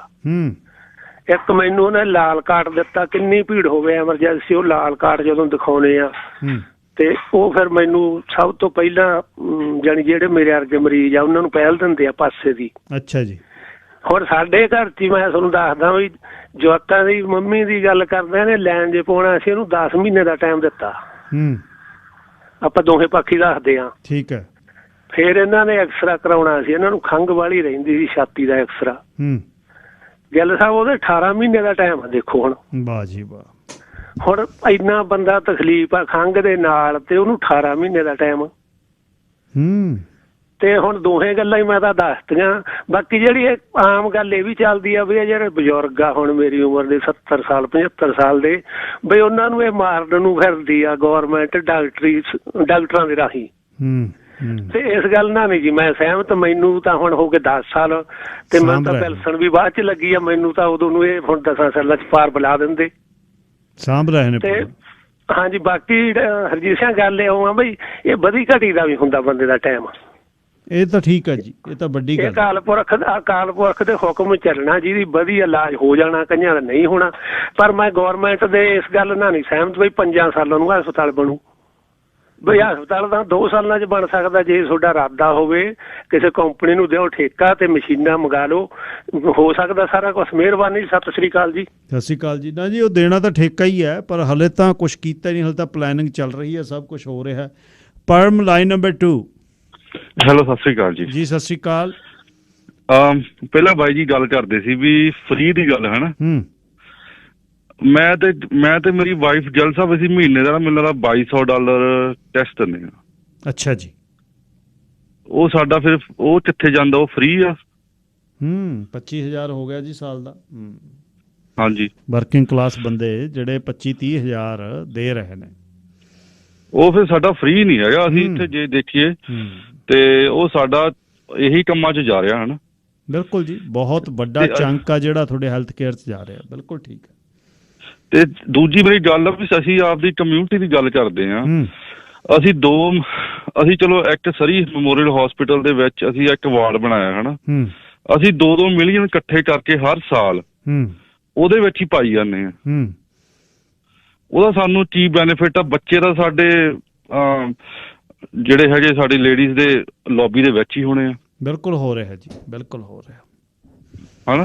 ਇਹ ਸਾਨੂੰ ਤੁਸੀਂ ਗੱਲ ਸਾਹਿਬ ਦੇਖੋ, ਇੱਥੇ ਨਾ ਸਾਡੇ ਇੱਕ ਬੱਚੀ ਆਈ ਸੀ, ਉਹ 8 ਮਹੀਨੇ ਦੀ ਪ੍ਰੈਗਨੈਂਟ ਸੀ ਹਨਾ। ਅੱਛਾ ਜੀ। ਤੇ ਉਹਦੇ ਕੋਲੇ ਆਪਣਾ ਉਹ ਹੈ ਨਹੀਂ ਸੀਗਾ, ਚਲੋ ਉਹ ਪਹਿਲਾਂ ਮੈਡੀਕਲ ਹਨਾ। ਉਹਨੂੰ ਕਹਿੰਦੇ ਪਤਾ ਨਹੀਂ $20,000 ਲੱਗੂਗਾ ਸ਼ਾਇਦ। ਅੱਛਾ ਜੀ। ਤੇ ਉਹ ਇੱਥੇ ਵੈਨਕੂਵਰ ਚਿਲਡਰਨ ਹਸਪੀਟਲ ਗਈ ਤੇ ਉਹਦਾ ਕੋਈ ਪੈਸਾ ਨਹੀਂ ਲੱਗਿਆ। ਮੈਨੂੰ ਸਿਸਟਮ ਦੀ ਅੱਜ ਤੱਕ ਜਿਹੜੀ ਇਹ ਸਮਝ ਨਹੀਂ ਲੱਗੀ ਹੈ ਨਾ। ਥੈਂਕ ਯੂ ਵੀਰ ਜੀ। ATI truck and repair, mechanical, electrical, body work, paint, general repair ਤੇ ਮੇਨਟੇਨੈਂਸ ਲਈ ATI truck and repair. Body work ਟਰੱਕਾਂ ਦਾ ਕਰਾਉਣਾ, ਟ੍ਰੇਲਰਾਂ ਦਾ ਕਰਾਉਣਾ, ਜਾਂ ਟਰੱਕ ਕਿਤੇ ਖੜ੍ਹ ਗਿਆ ਉੱਥੇ ਜਾ ਕੇ ਰਿਪੇਅਰ ਕਰਨੀ ਹੈ। 604 940 1080। ਟਰੱਕ ਰਿਪੇਅਰ ਤੇ ਬੋਡੀ ਵਰਕ, ਬਹੁਤ ਜ਼ਿਆਦਾ ਪ੍ਰੋਫੈਸ਼ਨਲ ਸਰਵਿਸਿਜ਼ ਨੇ, ਬਹੁਤ ਵੱਡੀ ਫੈਸਿਲਿਟੀ ਆ। ਬਣਿਆ ਬਣਾਇਆ ਟਰੱਕ ਅੰਦਰ ਖੜ੍ਹ ਜਾਂਦਾ ਜਾ ਕੇ, ਵੱਡੇ ਤੋਂ ਵੱਡਾ। ATI ਟਰੱਕ ਰਿਪੇਅਰ.ca ਬਹੁਤ ਨਵਾਂ ਹੈ ਟਰੱਕ ਰਿਪੇਅਰ ਦੇ ਵਿੱਚ ਤੇ ਬੋਡੀ ਵਰਕ ਪੇਂਟ ਦਾ ਕੰਮ। ATI truck repair. Cook with clay, ਚਾਟੀਆਂ, ਕੁੱਜੀਆਂ, ਪਤੀਲੇ, ਘੜੇ, ਗਲਾਸ ਤੇ ਜੱਗ, ਮਿੱਟੀ ਦੇ ਭਾਂਡੇ ਸਾਰੇ ਜਿਹੜੇ ਨੇ ਭਾਰਤ ਤੋਂ ਮੰਗਾ ਲਏ। 604 906 2529 ਸਰੀ ਦੇ ਵਿੱਚ 118 86 99 A ਐਵਨਿਊ 'ਤੇ। ਚੁੱਲ੍ਹੇ ਤੇ ਤੰਦੂਰ ਵੀ ਨੇ। ਤੁਸੀਂ ਵਿੱਕੀ ਜਾਂ ਮੀਨੂ ਨਾਲ ਗੱਲਬਾਤ ਕਰਨੀ ਹੈ। ਕੁੱਕ ਵਿਦ ਕਲੇ, ਮਿੱਟੀ ਦੇ ਭਾਂਡੇ ਘਰ 'ਚ ਜ਼ਰੂਰ ਲੈ ਕੇ ਆਓ।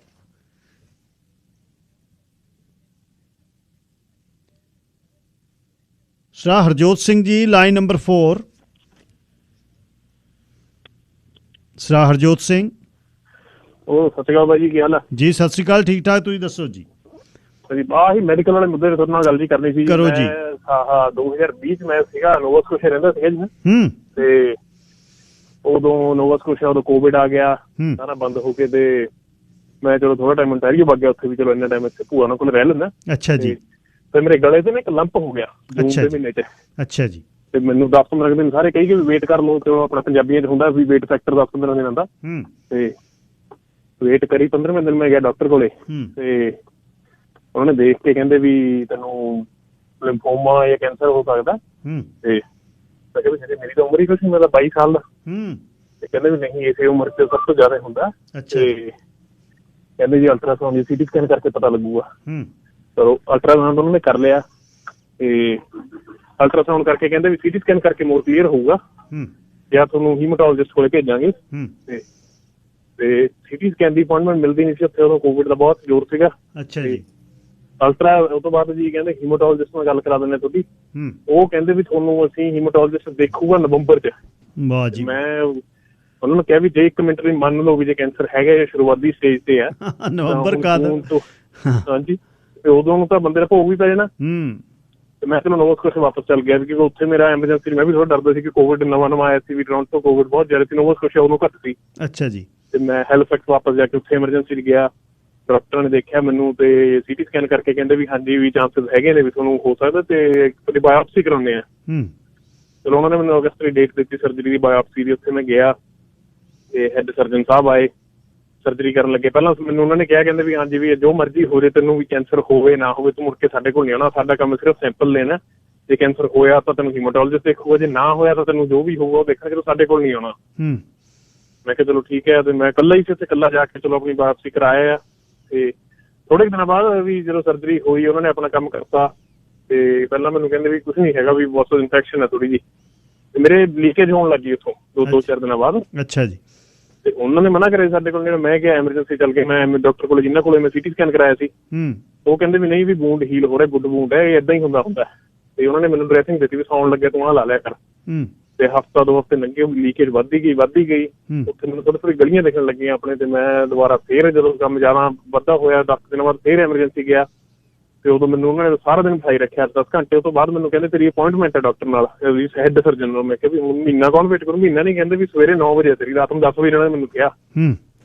ਤੇ ਮੈਂ ਕਿਹਾ ਵੀ ਹੁਣ ਤਾਂ ਕੁਛ ਓਬਵੀਅਸਲੀ ਕੋਈ ਐਮਰਜੈਂਸੀ ਹੈ, ਕੋਈ ਵੱਡੀ ਸਿਚੁਏਸ਼ਨ, ਜਿਹੜਾ ਇਹਨਾਂ ਨੇ ਰਾਤ ਨੂੰ 10 ਵਜੇ ਕਹਿ ਕੇ 9 ਵਜੇ ਹੈਡ ਸਰਜਨ ਨਾਲ ਅਪੁਆਇੰਟਮੈਂਟ ਦਵਾਤੀ। ਤੇ ਉੱਥੇ ਜਾ ਕੇ ਤੇ ਉਹ ਕਹਿੰਦੇ ਜੀ ਨਹੀਂ, ਤੇਰਾ ਤਾਂ ਅੰਦਰੋਂ ਵੂੰਡ ਖੁੱਲ ਗਿਆ, ਵੀ ਹੁਣ ਇਹਨੂੰ ਸਾਰੇ ਨੂੰ ਖੋਲਣਾ ਪੈਣਾ, ਤੇ ਵਿੱਚੋਂ ਡਰੈਸਿੰਗ ਭਰ ਕੇ ਅੰਦਰੋਂ ਸੈੱਟ ਹੋਊਗਾ। ਅੱਛਾ ਜੀ। ਤੇ ਕਹਿੰਦੇ ਵੀ ਦੁਬਾਰਾ ਟਾਂਕੀ ਨਹੀਂ ਲਾ ਸਕਦੇ ਇਹਦੇ। ਤੇ ਚਲੋ ਮੈਂ ਕਿਹਾ ਕਰ ਲਓ। ਉੱਥੇ ਮੈਂ ਦਿਨ ਚ 2 ਵਾਰੀ ਮੈਂ ਕਲੀਨਿਕ ਜਾਣਾ, ਡਰੈਸਿੰਗ ਕਰਾਉਣੀ ਉੱਥੇ। ਤੇ ਉਹਨਾਂ ਨੂੰ ਮੈਂ ਕਹਿੰਦਾ ਤੁਸੀਂ ਮੈਨੂੰ ਮੈਜਰ ਕਰਕੇ ਦੱਸੋ ਵੂੰਡ ਕਿੰਨੇ, 1 ਇੰਚ ਡੂੰਘਾ, 5 ਇੰਚ ਲੰਬਾ, 2 ਇੰਚ ਚੌੜਾ, ਖੁੱਲਾ ਸੀਗਾ ਮੇਰੇ ਗਲੇ ਤੇ। ਕਨਕਲੂਡ ਕਰਿਓ ਪਲੀਜ਼ ਛੇਤੀ ਅੱਗੇ। ਅੱਛਾ ਜੀ। ਹਾਂਜੀ, ਮੁੜਦੀ ਗੱਲ ਇਹ ਵੀ 2 ਮਹੀਨੇ ਮੈਂ ਰੋਜ਼ ਡਰੈਸਿੰਗ ਕਰਾਉਂਦਾ ਰਿਹਾ 2-2 ਵਾਰੀ। ਤੇ ਉਹਨਾਂ ਨੂੰ ਪੁੱਛਿਆ ਕਰਾਂ, ਕਹਿੰਦੇ ਜੀ ਨਹੀਂ ਕੁਛ ਨਹੀਂ ਪਤਾ ਚੱਲ ਰਿਹਾ, ਨਾ ਤਾਂ ਕੋਈ ਉਹਨਾਂ ਨੇ ਮੈਨੂੰ ਦਵਾਈ ਦੇਈ, ਨਾ ਕੋਈ ਉਹਦਾ ਹੱਲ ਹੋਇਆ। ਵੀ ਐਂਡ ਆਫ ਦ ਡੇ ਮੈਨੂੰ ਲਾ ਲਓ 3 ਮਹੀਨੇ ਮੈਂ ਖੱਜਲ ਹੋ ਕੇ ਫਿਰ ਮੈਂ ਇੰਡੀਆ ਜਾ ਕੇ 4-5 ਮਹੀਨੇ ਉੱਥੇ ਦਵਾਈ ਲੈ ਕੇ ਉੱਥੋਂ ਮੇਰਾ ਇਲਾਜ ਹੋਇਆ। ਵੀ ਇਹਨਾਂ ਨੇ ਤਾਂ ਮੈਨੂੰ ਕਹਿੰਦੇ ਦਵਾਈ ਅਸੀਂ ਦੇ ਨਹੀਂ ਸਕਦੇ ਜਦ ਤੱਕ ਸਾਨੂੰ ਪਤਾ ਨਹੀਂ ਲੱਗਦਾ ਵੀ ਹੈ ਕੀ ਹੈ। ਚੱਕਰ ਚ ਪਾਤਾ। ਹਾਂਜੀ, ਹਸਪੀਟਲ ਵਾਲੇ ਕਹਿੰਦੇ ਜੀ ਨਹੀਂ ਵੂੰਡ ਵਧੀਆ ਫੀਲ ਹੋ ਰਿਹਾ। ਫਿਰ ਬਾਅਦ ਚ ਉਹਨਾਂ ਨੂੰ ਪਤਾ ਲੱਗਿਆ ਵੀ ਨਹੀਂ, ਅਸੀਂ ਗਲਤ ਸਲਾਹ ਦਿੱਤੀ, ਦੁਬਾਰਾ ਫਿਰ ਸਰਜਰੀ ਚੱਲਦਾ। ਵੀ ਬਹੁਤ ਔਖਾ ਹੀ ਹੈ ਜੀ। ਹੁਣ ਠੀਕ ਹੋ ਬਿਲਕੁਲ? ਹਾਂਜੀ ਹੁਣ ਠੀਕ ਹੈ ਜੀ। 2021 ਵਾਪਸ ਆਇਆ ਸੀਗਾ ਜੀ। ਫਿਰ ਮੈਂ ਚੜ੍ਹਦੀ ਕਲਾ ਚ ਰਹਿਣਾ।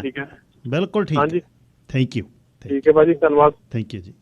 Sir Harinder Singh, line number 5। Sir Harinder Singh. ਹਾਂਜੀ ਹਾਂਜੀ ਬਾਈ, ਸਤਿ ਸ਼੍ਰੀ ਅਕਾਲ ਜੀ। ਜੀ ਸਤਿ ਸ਼੍ਰੀ ਅਕਾਲ। ਫਸਟ ਟਾਈਮ ਕਾਲ ਕਰ ਰਹੇ 6 ਸਾਲਾਂ ਦੇ ਵਿੱਚ। ਧੰਨਵਾਦ ਬਹੁਤ ਬਹੁਤ, ਥੈਂਕ ਯੂ। ਹਾਂਜੀ ਬਾਈ ਜੀ, ਮੈਂ ਨਾ ਇੱਥੇ ਆਪਣੇ ਫੈਮਿਲੀ ਡਾਕਟਰ ਕੋਲੇ ਗਿਆ, ਤੇ ਮੈਂ ਉਹਨਾਂ ਨੂੰ ਆਖਿਆ ਮੈਨੂੰ ਖੰਘ ਰਹਿੰਦੀ ਆ, ਵੀ ਤੁਸੀਂ ਇਹਨਾਂ ਦੱਸੋ ਵੀ ਕਿਵੇਂ, ਹਨਾ। ਤੇ ਉਹ ਕਹਿੰਦੇ ਚਲ ਮੈਂ ਅਪੁਆਇੰਟਮੈਂਟ ਬਣਾ ਦਿੰਦਾ। ਲਾਸਟ ਅਕਤੂਬਰ ਦੀ ਗੱਲ ਆ। ਤੇ ਅਪੁਆਇੰਟਮੈਂਟ ਮੈਂ ਬਣਾਈ ਤੇ ਮਈ ਦੇ ਵਿੱਚ, ਦੇਖ ਲਓ ਹਜੇ ਤੱਕ ਮੈਨੂੰ ਕਾਲ ਨਹੀਂ ਆਈ ਹੈਗੀ। ਮਈ ਵੀ ਲੰਘ ਗਈ, ਜੂਨ ਵੀ ਲੰਘ ਗਈ, ਜੁਲਾਈ ਆ। ਕਮਾਲ ਕਰਤੀ ਜੀ। ਪਤਾ ਕੀ ਕੀਤਾ ਡਾਕਟਰ? ਬਸ ਕਹਿੰਦੇ ਆਨਲਾਈਨ ਕਰ ਰਹੇ ਆ ਦੈਟਸ ਇਟ ਬਸ। ਤੇ ਇੱਕ ਚੀਜ਼ ਹੋਰ ਵੀ, ਇਹ ਹਸਪੀਟਲ ਤਾਂ ਬਣਾਉਣਾ ਕਦੋਂ ਆ? ਬਿਲਡਿੰਗਾਂ ਤੇ ਏਡੀਆਂ ਖੜੀਆਂ ਕਰੀ ਜਾਂਦੇ ਨੇ। ਬਹੁਤ ਵੱਡਾ ਜੀ ਇਸ਼ੂ, ਇੱਕ ਮੇਜਰ ਇਸ਼ੂ ਆ ਇਹ। ਨਿਰਮਲ ਸਿੰਘ ਪੁਰੇਵਾਲ ਜੀ, ਲਾਈਨ ਨੰਬਰ 6। ਹਾਂਜੀ, ਸਤਿ ਸ੍ਰੀ ਅਕਾਲ ਜੀ। ਜੀ ਸਤਿ ਸ੍ਰੀ ਅਕਾਲ ਪੁਰੇਵਾਲ ਸਾਹਿਬ। ਹਾਂਜੀ, ਉਹਦਾ ਲੇਬਰ ਦੇ ਸਾਡੇ ਮੇਰੇ ਮੁੰਡੇ ਦੇ ਫਰੈਂਡ ਆ ਇੱਥੇ, 2 ਮੁੰਡਿਆਂ ਦੇ ਲੇਬਰ ਚੇਂਜ ਹੋਏ ਆ ਜੀ। ਕਰਤੇ ਜੀ? ਹਾਂਜੀ ਕਰਤੇ ਜੀ। ਉਹ ਬਲੱਡ ਗਰੁੱਪ ਪਤਾ ਨਹੀਂ ਯਾਦ ਨਾ ਮਿਲਦਾ ਹੋਊਗਾ, ਬਾਕੀ ਟਰਨ ਬਾਈ ਟਰਨ ਕਰਦੇ ਆ। ਜਿੱਦਾਂ ਪਹਿਲਾਂ ਪੇਸ਼ੈਂਟ ਨੇ ਪਹਿਲਾਂ ਅਪਲਾਈ ਕੀਤਾ ਹੁੰਦਾ ਜਿੱਦਾਂ ਉਹਨਾਂ, ਤੇ ਟਰਨ ਬਾਈ ਟਰਨ ਕਰਦੇ ਵੀ ਬਲੱਡ ਗਰੁੱਪ ਮਿਲਣਾ ਚਾਹੀਦਾ ਜੀ। ਚਲੋ ਉਹ ਤਾਂ ਜੀ ਠੀਕ ਹੈ, ਪਰ ਇਹਦੇ 'ਚ ਉਹਨਾਂ ਨੇ ਜਿਹੜੇ ਸ਼ਰਤਾਂ ਲਾਈਆਂ ਉਹ ਇਹ ਲਾਈਆਂ ਵੀ ਤੁਸੀਂ ਪਰਿਵਾਰ ਦੇ ਵਿੱਚ ਇਕੱਲਾ ਤੂੰ ਲੇਡੀ ਕੰਮ ਕਰਨ ਵਾਲੀਆਂ, ਤੇਰੀਆਂ 2 ਧੀਆਂ ਨੇ, ਤੂੰ ਇਹਦਾ ਖਿਆਲ ਨਹੀਂ ਕਰ ਸਕਦੀ, 24 ਘੰਟੇ 7 ਦਿਨ ਇਹਦਾ ਖਿਆਲ ਰੱਖਣਾ, 3 ਮਹੀਨੇ ਕਿਵੇਂ ਤੁਸੀਂ ਸਾਂਭੋਗੇ? ਉਹਦਾ ਪਰਿਵਾਰ ਕਹਿ ਰਿਹਾ ਸੀ, ਉਹਨਾਂ ਸੁਖਵੀਰ ਸਿੰਘ ਸਾਲਾ ਜਿਹੜਾ ਸੀ ਉਹ ਕਹਿੰਦਾ ਅਸੀਂ ਸਾਂਭਾਂਗੇ, ਸਾਡਾ ਭਣੋਈਆ ਕੁਛ ਵੀ ਹੋ ਜਾਵੇ। ਇੱਕ ਅਲਕੋਹਲ ਦਾ ਇਹ ਮੈਂ ਬੇਨਤੀ ਕਰਦਾ, ਜਿਹੜੇ ਸ਼ਰਾਬ ਪੀਣ ਵਾਲਿਆਂ ਅਤੇ ਜਿਨ੍ਹਾਂ ਨੂੰ ਪਤਾ ਵੀ ਮੇਰੇ ਲਿਵਰ ਦੀ ਮੁਸ਼ਕਲ ਹੈ, ਕੱਲ੍ਹ ਨੂੰ ਜਦ ਤੁਸੀਂ ਬਿਮਾਰ ਹੋ ਗਏ, ਜੇ ਉਹਨਾਂ ਦੀ ਐਡਿਕਸ਼ਨ ਉਹਨਾਂ ਨੇ ਲੱਭ ਲਈ ਤੁਹਾਡੇ ਸਿਸਟਮ ਦੇ ਵਿੱਚ, ਤੁਹਾਨੂੰ ਜਵਾਬ ਦੇ ਸਕਦੇ ਨੇ। ਆ ਜਿਹੜਾ ਉਹਦਾ ਬੇਸ ਆ, ਮੇਰੇ ਕੋਲ ਲੈਟਰ ਹੈ, ਉਹ ਕਹਿੰਦੇ ਤੇਰਾ ਅਲਕੋਹਲ ਮੇਜਰ ਕਾਰਨ ਆ ਤੇਰੇ ਇਸ ਦਾ, ਤੂੰ ਸ਼ਰਾਬ ਪੀਣੀ ਫੇਰ ਨਹੀਂ ਛੱਡਣੀ। Sir Amarinder Singh, line number 1। Sir ਜੀ ਸਰ, ਇੱਦਾਂ ਤਾਂ ਜੇ ਵੈਸੇ ਤਾਂ ਉਹਨਾਂ ਨੂੰ ਆਪ ਹਿੰਮਤ ਕਰਨੀ ਪੈਣੀ ਹੈ ਸ਼ਰਾਬ ਛੱਡਣ ਦੀ, ਉਹ ਤਾਂ ਕੋਈ ਵੀ ਕਰ ਸਕਦਾ ਡਾਕਟਰ। ਤੇ ਜੇ 3 ਮਹੀਨੇ ਉਹਨਾਂ ਦੇ ਪਰਿਵਾਰ ਦੇ ਕੋਲ ਨਹੀਂ ਇੰਨੀ ਜ਼ਿਆਦਾ ਬਣ ਸਕਦੀ ਗੱਲਬਾਤ ਉਹਨਾਂ ਨੂੰ ਸਾਂਭਣ ਦੀ, ਤੇ ਹਸਪੀਟਲ ਸਾਂਭੇ। ਬੰਦੇ ਨੂੰ ਮਰਨ ਥੋੜਾ ਨਾ ਦੇ ਦੀ ਛੱਡ ਸਕਦੇ ਆ ਵੀ ਤੂੰ ਆਪਣੇ ਹੁਣ ਜਦੋਂ ਮਰ ਗਿਆ ਜੀ, ਉਹ ਮਰ ਗਏ ਜੀ, ਹਾਂ ਬਿਲਕੁਲ ਮਰ ਗਏ, ਡੈਥ ਹੋ ਗਈ ਉਹਨਾਂ ਦੀ, ਹੈ ਜੀ। ਤੇ ਕੁਝ ਵੀ ਹੈਗਾ ਆ, ਇਹਦਾ ਮਤਲਬ ਐਮਰਜੈਂਸੀ ਦਾ ਸਰ ਮੈਨੂੰ ਤਾਂ ਲੱਗਦਾ ਇਹਨਾਂ ਦਾ ਇੰਨਾ ਹੀ ਮਤਲਬ ਆ ਕਿ ਬੰਦੇ ਦੇ ਸਾਹ ਰੁਕਦੇ ਹੁਣ ਤਾਂ ਉਹਨੂੰ ਬਚਾ ਲਓ, ਬਾਕੀ ਚੀਜ਼ਾਂ ਨੂੰ ਤਾਂ ਐਮਰਜੈਂਸੀ ਇਹ ਗਿਣਦੇ ਹੀ ਨਹੀਂਗੇ। ਔਰ ਆਪਾਂ ਬਹੁਤ ਟਾਈਮ ਤੋਂ ਇਸ ਤਰ੍ਹਾਂ ਟਾਕ ਸ਼ੋ ਕਰ ਰਹੇ ਹਾਂ, ਮੇਰੇ ਹਿਸਾਬ ਨਾਲ ਤੁਸੀਂ ਕਿਸੇ ਦਿਨ ਹੈਲਥ ਮਿਨਿਸਟਰ ਨੂੰ ਲੈ ਕੇ ਆਓ, ਘੱਟੋ ਘੱਟ ਸ਼ਰਮਿੰਦੇ ਤਾਂ ਕਰਨਾ ਸ਼ੁਰੂ ਕਰੀਏ। ਬਿਲਕੁਲ ਲਿਆਉਣਾ, ਬਿਲਕੁਲ। ਅੱਜ ਮੈਂ ਆਲਰੇਡੀ ਉਹਨਾਂ ਨੂੰ ਭੇਜੀ ਹੋਈ ਹੈ ਇਨਫੋਰਮੇਸ਼ਨ, ਆਉਣਗੇ ਜੀ। ਸਾਰੇ ਕਾਲਰਾਂ ਨੂੰ ਬੇਨਤੀ ਹੈ, ਸਮਾਂ ਘਟਦਾ ਜਾਂਦਾ ਤੇ ਸਾਰੇ ਗੱਲ ਬਾਰੋ-ਬਾਰੀ ਕਰਨਗੇ। ਪਰਮਿੰਦਰ ਢਿੱਲੋਂ ਜੀ, ਤੁਸੀਂ ਏਅਰ 'ਤੇ ਹੋ। ਪਰਮਿੰਦਰ ਢਿੱਲੋਂ ਜੀ। ਹਾਂਜੀ, ਸਤਿ ਸ਼੍ਰੀ ਅਕਾਲ ਜੀ। ਸਤਿ ਸ਼੍ਰੀ ਅਕਾਲ ਜੀ। ਇੱਕ ਤਾਂ ਤੁਹਾਨੂੰ ਵਧਾਈ ਦਿੰਦਾ ਜੀ, ਪਿੱਛੇ ਅਸਲ ਦੇ ਵਿੱਚ ਏਦਾਂ ਦੇ ਚੁੱਕਣੇ ਚਾਹੀਦੇ ਆ ਪੋਲੀਟੀਸ਼ੀਅਨਾਂ ਨੂੰ, ਤਾਂ ਅਸੀਂ ਹਰੇਕ ਜਗ੍ਹਾ ਸੁਣੀ ਜਾਂਦੇ ਆ ਨਾ ਜੀ। ਤੇ ਦੂਜਾ ਨੰਬਰ, ਸਟੋਰੀਆਂ ਤੇ ਬਹੁਤ ਜ਼ਿਆਦਾ ਆ, ਸਿਰਫ ਜਾਗਰੂਕਤਾ ਦੀ ਲੋੜ ਆ, ਇਹਨਾਂ ਨੂੰ ਪੁੱਛਣ ਦੀ ਲੋੜ ਆ ਵੀ ਜਿਹੜੇ ਹਿਸਾਬ ਨਾਲ ਲੋਕੀ ਇੱਥੇ ਟੈਕਸ ਦਿੰਦੇ ਆ ਨਾ, ਉਸ ਹਿਸਾਬ ਨਾਲ ਅਗਰ ਦੂਜੀਆਂ ਕੰਟਰੀਆਂ ਦੇ ਕੰਪੇਅਰ ਕਰੀਏ ਤਾਂ ਫੈਸਿਲਿਟੀਆਂ ਬਹੁਤ ਘੱਟ ਮਿਲਦੀਆਂ ਸਰ ਇੱਥੇ। ਬਾਕੀ ਵੀ ਇੱਦਾਂ ਦੀਆਂ ਕੰਟਰੀਆਂ ਹੈ ਜਿੱਥੇ ਵੀ ਸੇਮ ਟੈਕਸ ਜਾਂਦਾ, ਤਾਂ ਪਰ ਇਹ ਬਿਨਾਂ ਵਜ੍ਹਾ ਤੋਂ ਇੰਨਾ ਰਸ਼ ਕਰ ਰਹੇ ਆ, ਪਰ ਸਿਸਟਮ ਨੂੰ ਉਸ ਹਿਸਾਬ ਨਾਲ ਅਪਡੇਟ ਨਹੀਂ ਕਰ ਰਹੇ। ਇਹ ਬਹੁਤ ਜ਼ਰੂਰੀ ਹੈ ਜੀ, ਚਾਹੀਦਾ ਇਹ। ਤੇ ਬਾਕੀ ਹੁਣ ਮੋਸਟਲੀ ਤੇ ਚਲੋ ਟਰੱਕ ਡਰਾਈਵਰ ਜਾਂ ਟੈਕਸੀ ਵਾਲੇ ਤੁਹਾਨੂੰ ਸੁਣਦੇ ਆ ਇਸ ਟਾਈਮ, ਅਰ 70% ਤਾਂ ਲੋਕੀ ਬਿਜ਼ੀ ਆ, ਤੁਹਾਨੂੰ ਪਤਾ ਜੀ। ਉਹਨਾਂ ਨੂੰ ਪਤਾ ਹੀ ਨਹੀਂ ਇਸ ਚੀਜ਼ ਦਾ ਵੀ ਕੀ ਸਿਸਟਮ ਹੋ ਰਿਹਾ ਨਾ, ਕੀ ਹੈ। ਬਿਲਕੁਲ ਠੀਕ, ਕੀ ਮੁਸ਼ਕਲ ਹੈ, ਬਿਲਕੁਲ। ਕਿਉਂਕਿ ਇਹ ਇੱਕ ਤਰ੍ਹਾਂ ਦੀ ਮਾਡਰਨ ਸਲੋਵਰੀ ਹੋ ਰਹੀ ਹੈ ਮੇਰੇ ਹਿਸਾਬ ਨਾਲ ਤਾਂ, ਬਈ ਇਹਨਾਂ ਨੂੰ ਲਿਆਓ। ਕਿਉਂਕਿ ਸਭ ਤੋਂ ਮੇਨ ਗੱਲ ਇਹ ਹੈ ਨਾ, ਜਦੋਂ ਇਹ ਆਪਾਂ ਕਰਦੇ ਹਾਂ, ਆਪਾਂ ਕੰਪੇਅਰ ਕਰਨ ਲੱਗ ਜਾਂਦੇ ਇੰਡੀਆ ਦੇ ਨਾਲ, ਠੀਕ ਹੈ ਨਾ, ਯਾਰ ਇੰਡੀਆ ਤੋਂ ਵਧੀਆ ਆ, ਇੰਡੀਆ ਤੋਂ ਠੀਕ ਆ। ਇੰਡੀਆ ਦੇ ਵਿੱਚ ਆਪਾਂ ਟੈਕਸ ਕਿੱਥੇ ਦਿੰਦੇ ਆ? ਇੰਨਾ ਟੈਕਸ ਨਹੀਂ ਦਿੰਦੇ ਆਪਾਂ ਇੰਡੀਆ ਦੇ ਵਿੱਚ। ਇੱਥੇ ਤੁਸੀਂ ਟੈਕਸ ਦੇਖੋ ਕਿੰਨਾ ਦਿੰਦੇ ਆ, ਹੋਰ ਕਿੰਨੇ ਖਰਚ ਦਿੰਦੇ ਆ, ਉਸ ਹਿਸਾਬ ਨਾਲ ਫੈਸਿਲਿਟੀਆਂ ਨਹੀਂ ਮਿਲਦੀਆਂ। ਬਿਲਕੁਲ ਠੀਕ ਹੈ ਢਿੱਲੋਂ ਸਾਹਿਬ। ਉਹਨਾਂ ਨੂੰ ਮੈਂ ਮਿਨਿਸਟਰ ਸਾਹਿਬ ਨੂੰ ਆਲਰੇਡੀ ਰਿਕੁਐਸਟ ਪਾਈ ਹੈ, ਦੇਖਦੇ ਹਾਂ ਕਦ ਆਉਂਦੇ ਆ। ਬਾਜਵਾ ਜੀ, ਤੁਸੀਂ ਏਅਰ 'ਤੇ ਹੋ, ਲਾਈਨ ਨੰਬਰ 3। ਬਾਜਵਾ ਜੀ। ਹੈਲੋ ਬਾਈ ਜੀ, ਸਤਿ ਸ਼੍ਰੀ ਅਕਾਲ ਜੀ। ਜੀ ਸਤਿ ਸ਼੍ਰੀ ਅਕਾਲ ਬਾਈ ਜੀ। ਪਹਿਲਾਂ ਤਾਂ ਬਹੁਤ ਦੁੱਖ ਵਾਲੀ ਗੱਲ ਹੈ ਜੀ ਬਾਈ, ਉਹ ਆਪਣਾ ਉਹ ਜਿਹਨਾਂ ਦੀ ਲੀਵਰ ਦੀ ਪ੍ਰੋਬਲਮ ਸੀ ਵਿਚਾਰੇ ਦੀ ਡੈਥ ਹੋ ਗਈ। ਇਹ ਜੀ ਆਪਣਾ ਫੇਲ ਹੋ ਗਿਆ ਫੈਡਰਲ ਜਿਹੜਾ ਰਿਫਿਊਜੀ ਬੋਰਡ ਦਾ ਜਿਹੜਾ ਸਿਸਟਮ ਹੈ ਨਾ, ਉਹ ਫੇਲ ਹੋਇਆ। ਬੜੀ ਸ਼ਰਮ ਵਾਲੀ ਗੱਲ ਆ, G7 ਕੰਟਰੀ 'ਚ ਇੱਕ ਬੰਦਾ ਲਾਜ ਦੇ ਦੁੱਖੋਂ ਮਰ ਗਿਆ। ਕਿਸੇ ਨੂੰ ਕੈਂਸਰ ਹੋਵੇ ਨਾ 3rd ਸਟੇਜ ਤੇ, ਉਹਦੀ ਵੀ ਐਮਰਜੈਂਸੀ ਸਰਜਰੀ ਕਰਦੇ। ਜੇ ਤੁਸੀਂ ਆਪਣੇ ਸਰਪੰਚ ਦੀ ਕੰਟਰੀ ਨਾਲ ਕਰਦੇ ਹੋ ਜੀ, ਉੱਥੇ ਬੇਸ਼ੱਕ ਜਿੰਨਾ ਮਰਜ਼ੀ ਭੰਡੇ ਕਿਲੋ ਅਮਰੀਕਾ ਨੂੰ ਕਹਿੰਦੇ ਨਾ, ਅਮਰੀਕਾ ਗ੍ਰੇਟ ਆ, ਚਾਹੇ ਬੰਦਾ ਨਾ ਉਹਦਾ ਐਕਸੀਡੈਂਟ ਕਿਸੇ ਦਾ ਰੋਡ ਤੇ ਹੋਏ ਨਾ, ਮਕਸੀਕਾ ਹੋਵੇ, ਕਾਲਾ ਹੋਵੇ, ਗੋਰਾ, ਉਹਨਾਂ ਨੇ ਇਹ ਨਹੀਂ ਪੁੱਛਣਾ। ਇੱਕ ਵਾਰ ਉਹਨਾਂ ਨੇ ਹੈਲੀਕਾਪਟਰ ਚੱਕ ਕੇ ਐਮਰਜੈਂਸੀ ਸਰਜਰੀ ਕਰਕੇ, ਬਾਅਦ ਚ ਜਦੋਂ ਬੰਦਾ ਰਿਕਵਰੀ ਤੇ ਹੋਵੇ ਨਾ, ਉਸ ਤੋਂ ਬਾਅਦ ਬਾਅਦ ਉਹ ਕਹਿੰਦੇ ਹਾਂ ਵੀ ਤੂੰ ਕਿੱਦਾਂ ਪੇ ਕਰਨੇ ਆ, ਤੂੰ $5 ਮਹੀਨੇ ਦੇ ਦੇ, $10 ਦੇ ਦੇ, $20 ਦੇ ਦੇ। ਇਹ ਜੀ ਬਹੁਤ ਫੇਰ ਆ। ਤੇ ਬਾਕੀ ਲਾ ਲਓ ਵੀ ਇਹ ਗਿੱਲ ਸਾਹਿਬ ਪ੍ਰੋਬਲਮ ਪਤਾ ਕੀ ਪੈਂਦੀ ਆ, ਜਦੋਂ ਨਾ ਤੁਹਾਡਾ ਫੈਡਰਲ ਗਵਰਨਮੈਂਟ ਕਵਰ ਕਰਦੀ ਨਾ, ਇਹ ਮੈਂ ਖੁਦ ਗਵਾਇਆ ਜਦੋਂ ਤੁਸੀਂ ਕਿਸੇ ਸਪੈਸ਼ਲਿਸਟ ਦਾ ਦੂਜੇ ਜਾਂਦੇ ਨਾ, ਜਿਹੜੀਆਂ ਚੋਰ ਮੂਰੀਆਂ ਹੁੰਦੀਆਂ ਨਾ ਇਹਨਾਂ ਦੀਆਂ ਮੈਡੀਕਲ ਸਿਸਟਮ ਦੀਆਂ, ਹਸਪੀਟਲਾਂ ਦੀਆਂ, ਜਿਹੜੇ ਇਹਨਾਂ ਨੇ ਕਲੈਕਟ ਕਰਨੇ ਹੁੰਦੇ ਆ ਪ੍ਰੋਵਿੰਸ਼ਲ ਤੋਂ, ਇਹ ਬਹੁਤ ਕੁਝ ਕਰਦੇ ਆ। ਇੱਕ ਵਾਰੀ ਮੈਂ ਕੋਈ ਬੰਦੇ ਨੂੰ ਲੈ ਕੇ ਗਿਆ ਬੈਕ ਸਪੈਸ਼ਲਿਸਟ ਕੋਲ, ਐਨੀਮਲ ਸ਼ਾਰਟ ਤੁਹਾਡੇ ਕੋਲ ਟਾਈਮ ਕਰ ਲਾ ਤਾਂ 1 ਮਿੰਟ ਸੈਕਿੰਡ ਕਰਨਾ, ਮੈਂ ਲੈ ਕੇ ਗਿਆ, ਜਦੋਂ ਉਹਨੇ ਦੇਖਿਆ ਨਾ ਰਿਫਿਊਜੀ ਆ, ਉਹ ਬੰਦੇ ਦਾ ਫੇਸ ਹੀ ਚੇਂਜ ਹੋ ਗਿਆ, ਨਾਲ ਕੀ ਬੰਦਾ ਚੀਨੀ ਮੂਲ ਦਾ ਸਪੈਸ਼ਲਿਸਟ ਸੀ ਹੱਡੀਆਂ ਦਾ, ਚੇਂਜ ਹੋ ਗਿਆ। ਸੋ ਰਿਫਿਊਜੀ ਦਾ ਵੀ ਇਸ਼ੂ ਹੈ। ਬਾਕੀ ਐਟੀਟਿਊਡ ਹੀ ਉਹ ਬੰਦੇ ਦਾ ਚੇਂਜ ਹੋ ਗਿਆ ਵੀ ਰਿਫਿਊਜੀ, ਜਦ ਕਿ ਉਹ ਬੰਦਾ ਮੇਰੇ ਖਿਆਲ ਚ ਰਿਫਿਊਜੀ ਆਇਆ ਹੋਣਾ ਵੀਤਨਾਮ ਚ। ਓਕੇ, ਥੈਂਕ ਯੂ ਜੀ। ਥੈਂਕ ਯੂ ਵੀਰ ਜੀ। ਸਰ ਜਗਦੀਪ ਸਿੰਘ ਬਰਾੜ ਵਿਨੀਪੈਗ ਤੋਂ। ਸਤਿ ਸ਼੍ਰੀ ਅਕਾਲ ਬਾਈ ਜੀ। ਸਤਿ ਸ਼੍ਰੀ ਅਕਾਲ ਬਰਾੜ ਸਾਹਿਬ। ਹਾਂਜੀ ਬਾਈ ਜੀ, ਵੈਸੇ ਤਾਂ ਵਾਹਿਗੁਰੂ ਦੀ ਕਿਰਪਾ ਨਹੀਂ ਅਜੇ ਤੱਕ ਲੋੜ ਪਈ। ਇਹਦੇ ਨਾ 2018 ਦੇ ਵਿੱਚ ਵਾਈਫ ਨੂੰ ਖਾਧਾ ਵੀ ਤਾਂ ਹਾਜ਼ਮ ਨਾ ਹੋਵੇ, ਜੋ ਖਾਦੇ ਰਾਈਟ ਉਲਟੀ ਆ ਜਾਏ ਨਾ। ਇੱਥੇ ਚਲੋ ਇਹਨਾਂ ਨੇ ਕਹਿੰਦੇ ਫਾਲੋ ਅਪ ਕਰੀ, ਚਲੋ MRI ਵਗੈਰਾ ਕਰ ਲਈ ਸਾਰਾ ਕੁਝ, ਤੇ ਕਹਿੰਦੇ ਵੀ ਇੰਡੋਸਕੋਪੀ ਕਰਨੀ ਪਊਗੀ ਤੇ 6 ਮਹੀਨੇ ਦੀ ਵੇਟਿੰਗ ਆ ਨਾ।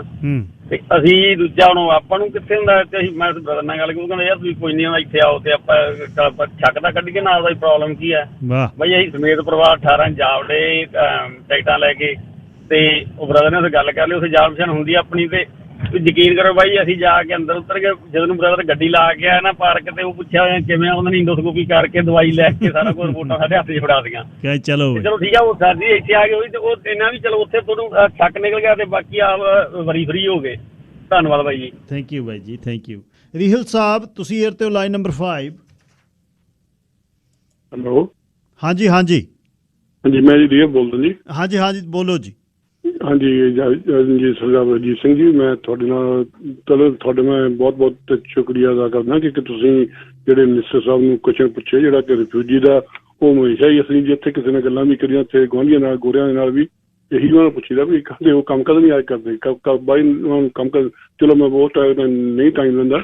ਤੇ ਬਾਕੀ ਜਿਹੜੀ ਭੈਣ ਨੇ ਆਪਣਾ ਖਰਾ ਜਿਹੜਾ ਹਸਬੈਂਡ ਉਹਨਾਂ ਦਾ ਲੋਸ ਕਰਤਾ, ਜਿਹੜੇ ਭਾਈ ਸਾਹਿਬ ਨੇ ਆਪਣੇ ਭਨੋਈਏ ਸਾਹਿਬ ਲੋਸ ਕਰਦੇ, ਮੈਂ ਉਹਨਾਂ ਨਾਲ ਬਹੁਤ ਮੈਨੂੰ ਅਫਸੋਸ ਦੀ ਗੱਲ ਆ।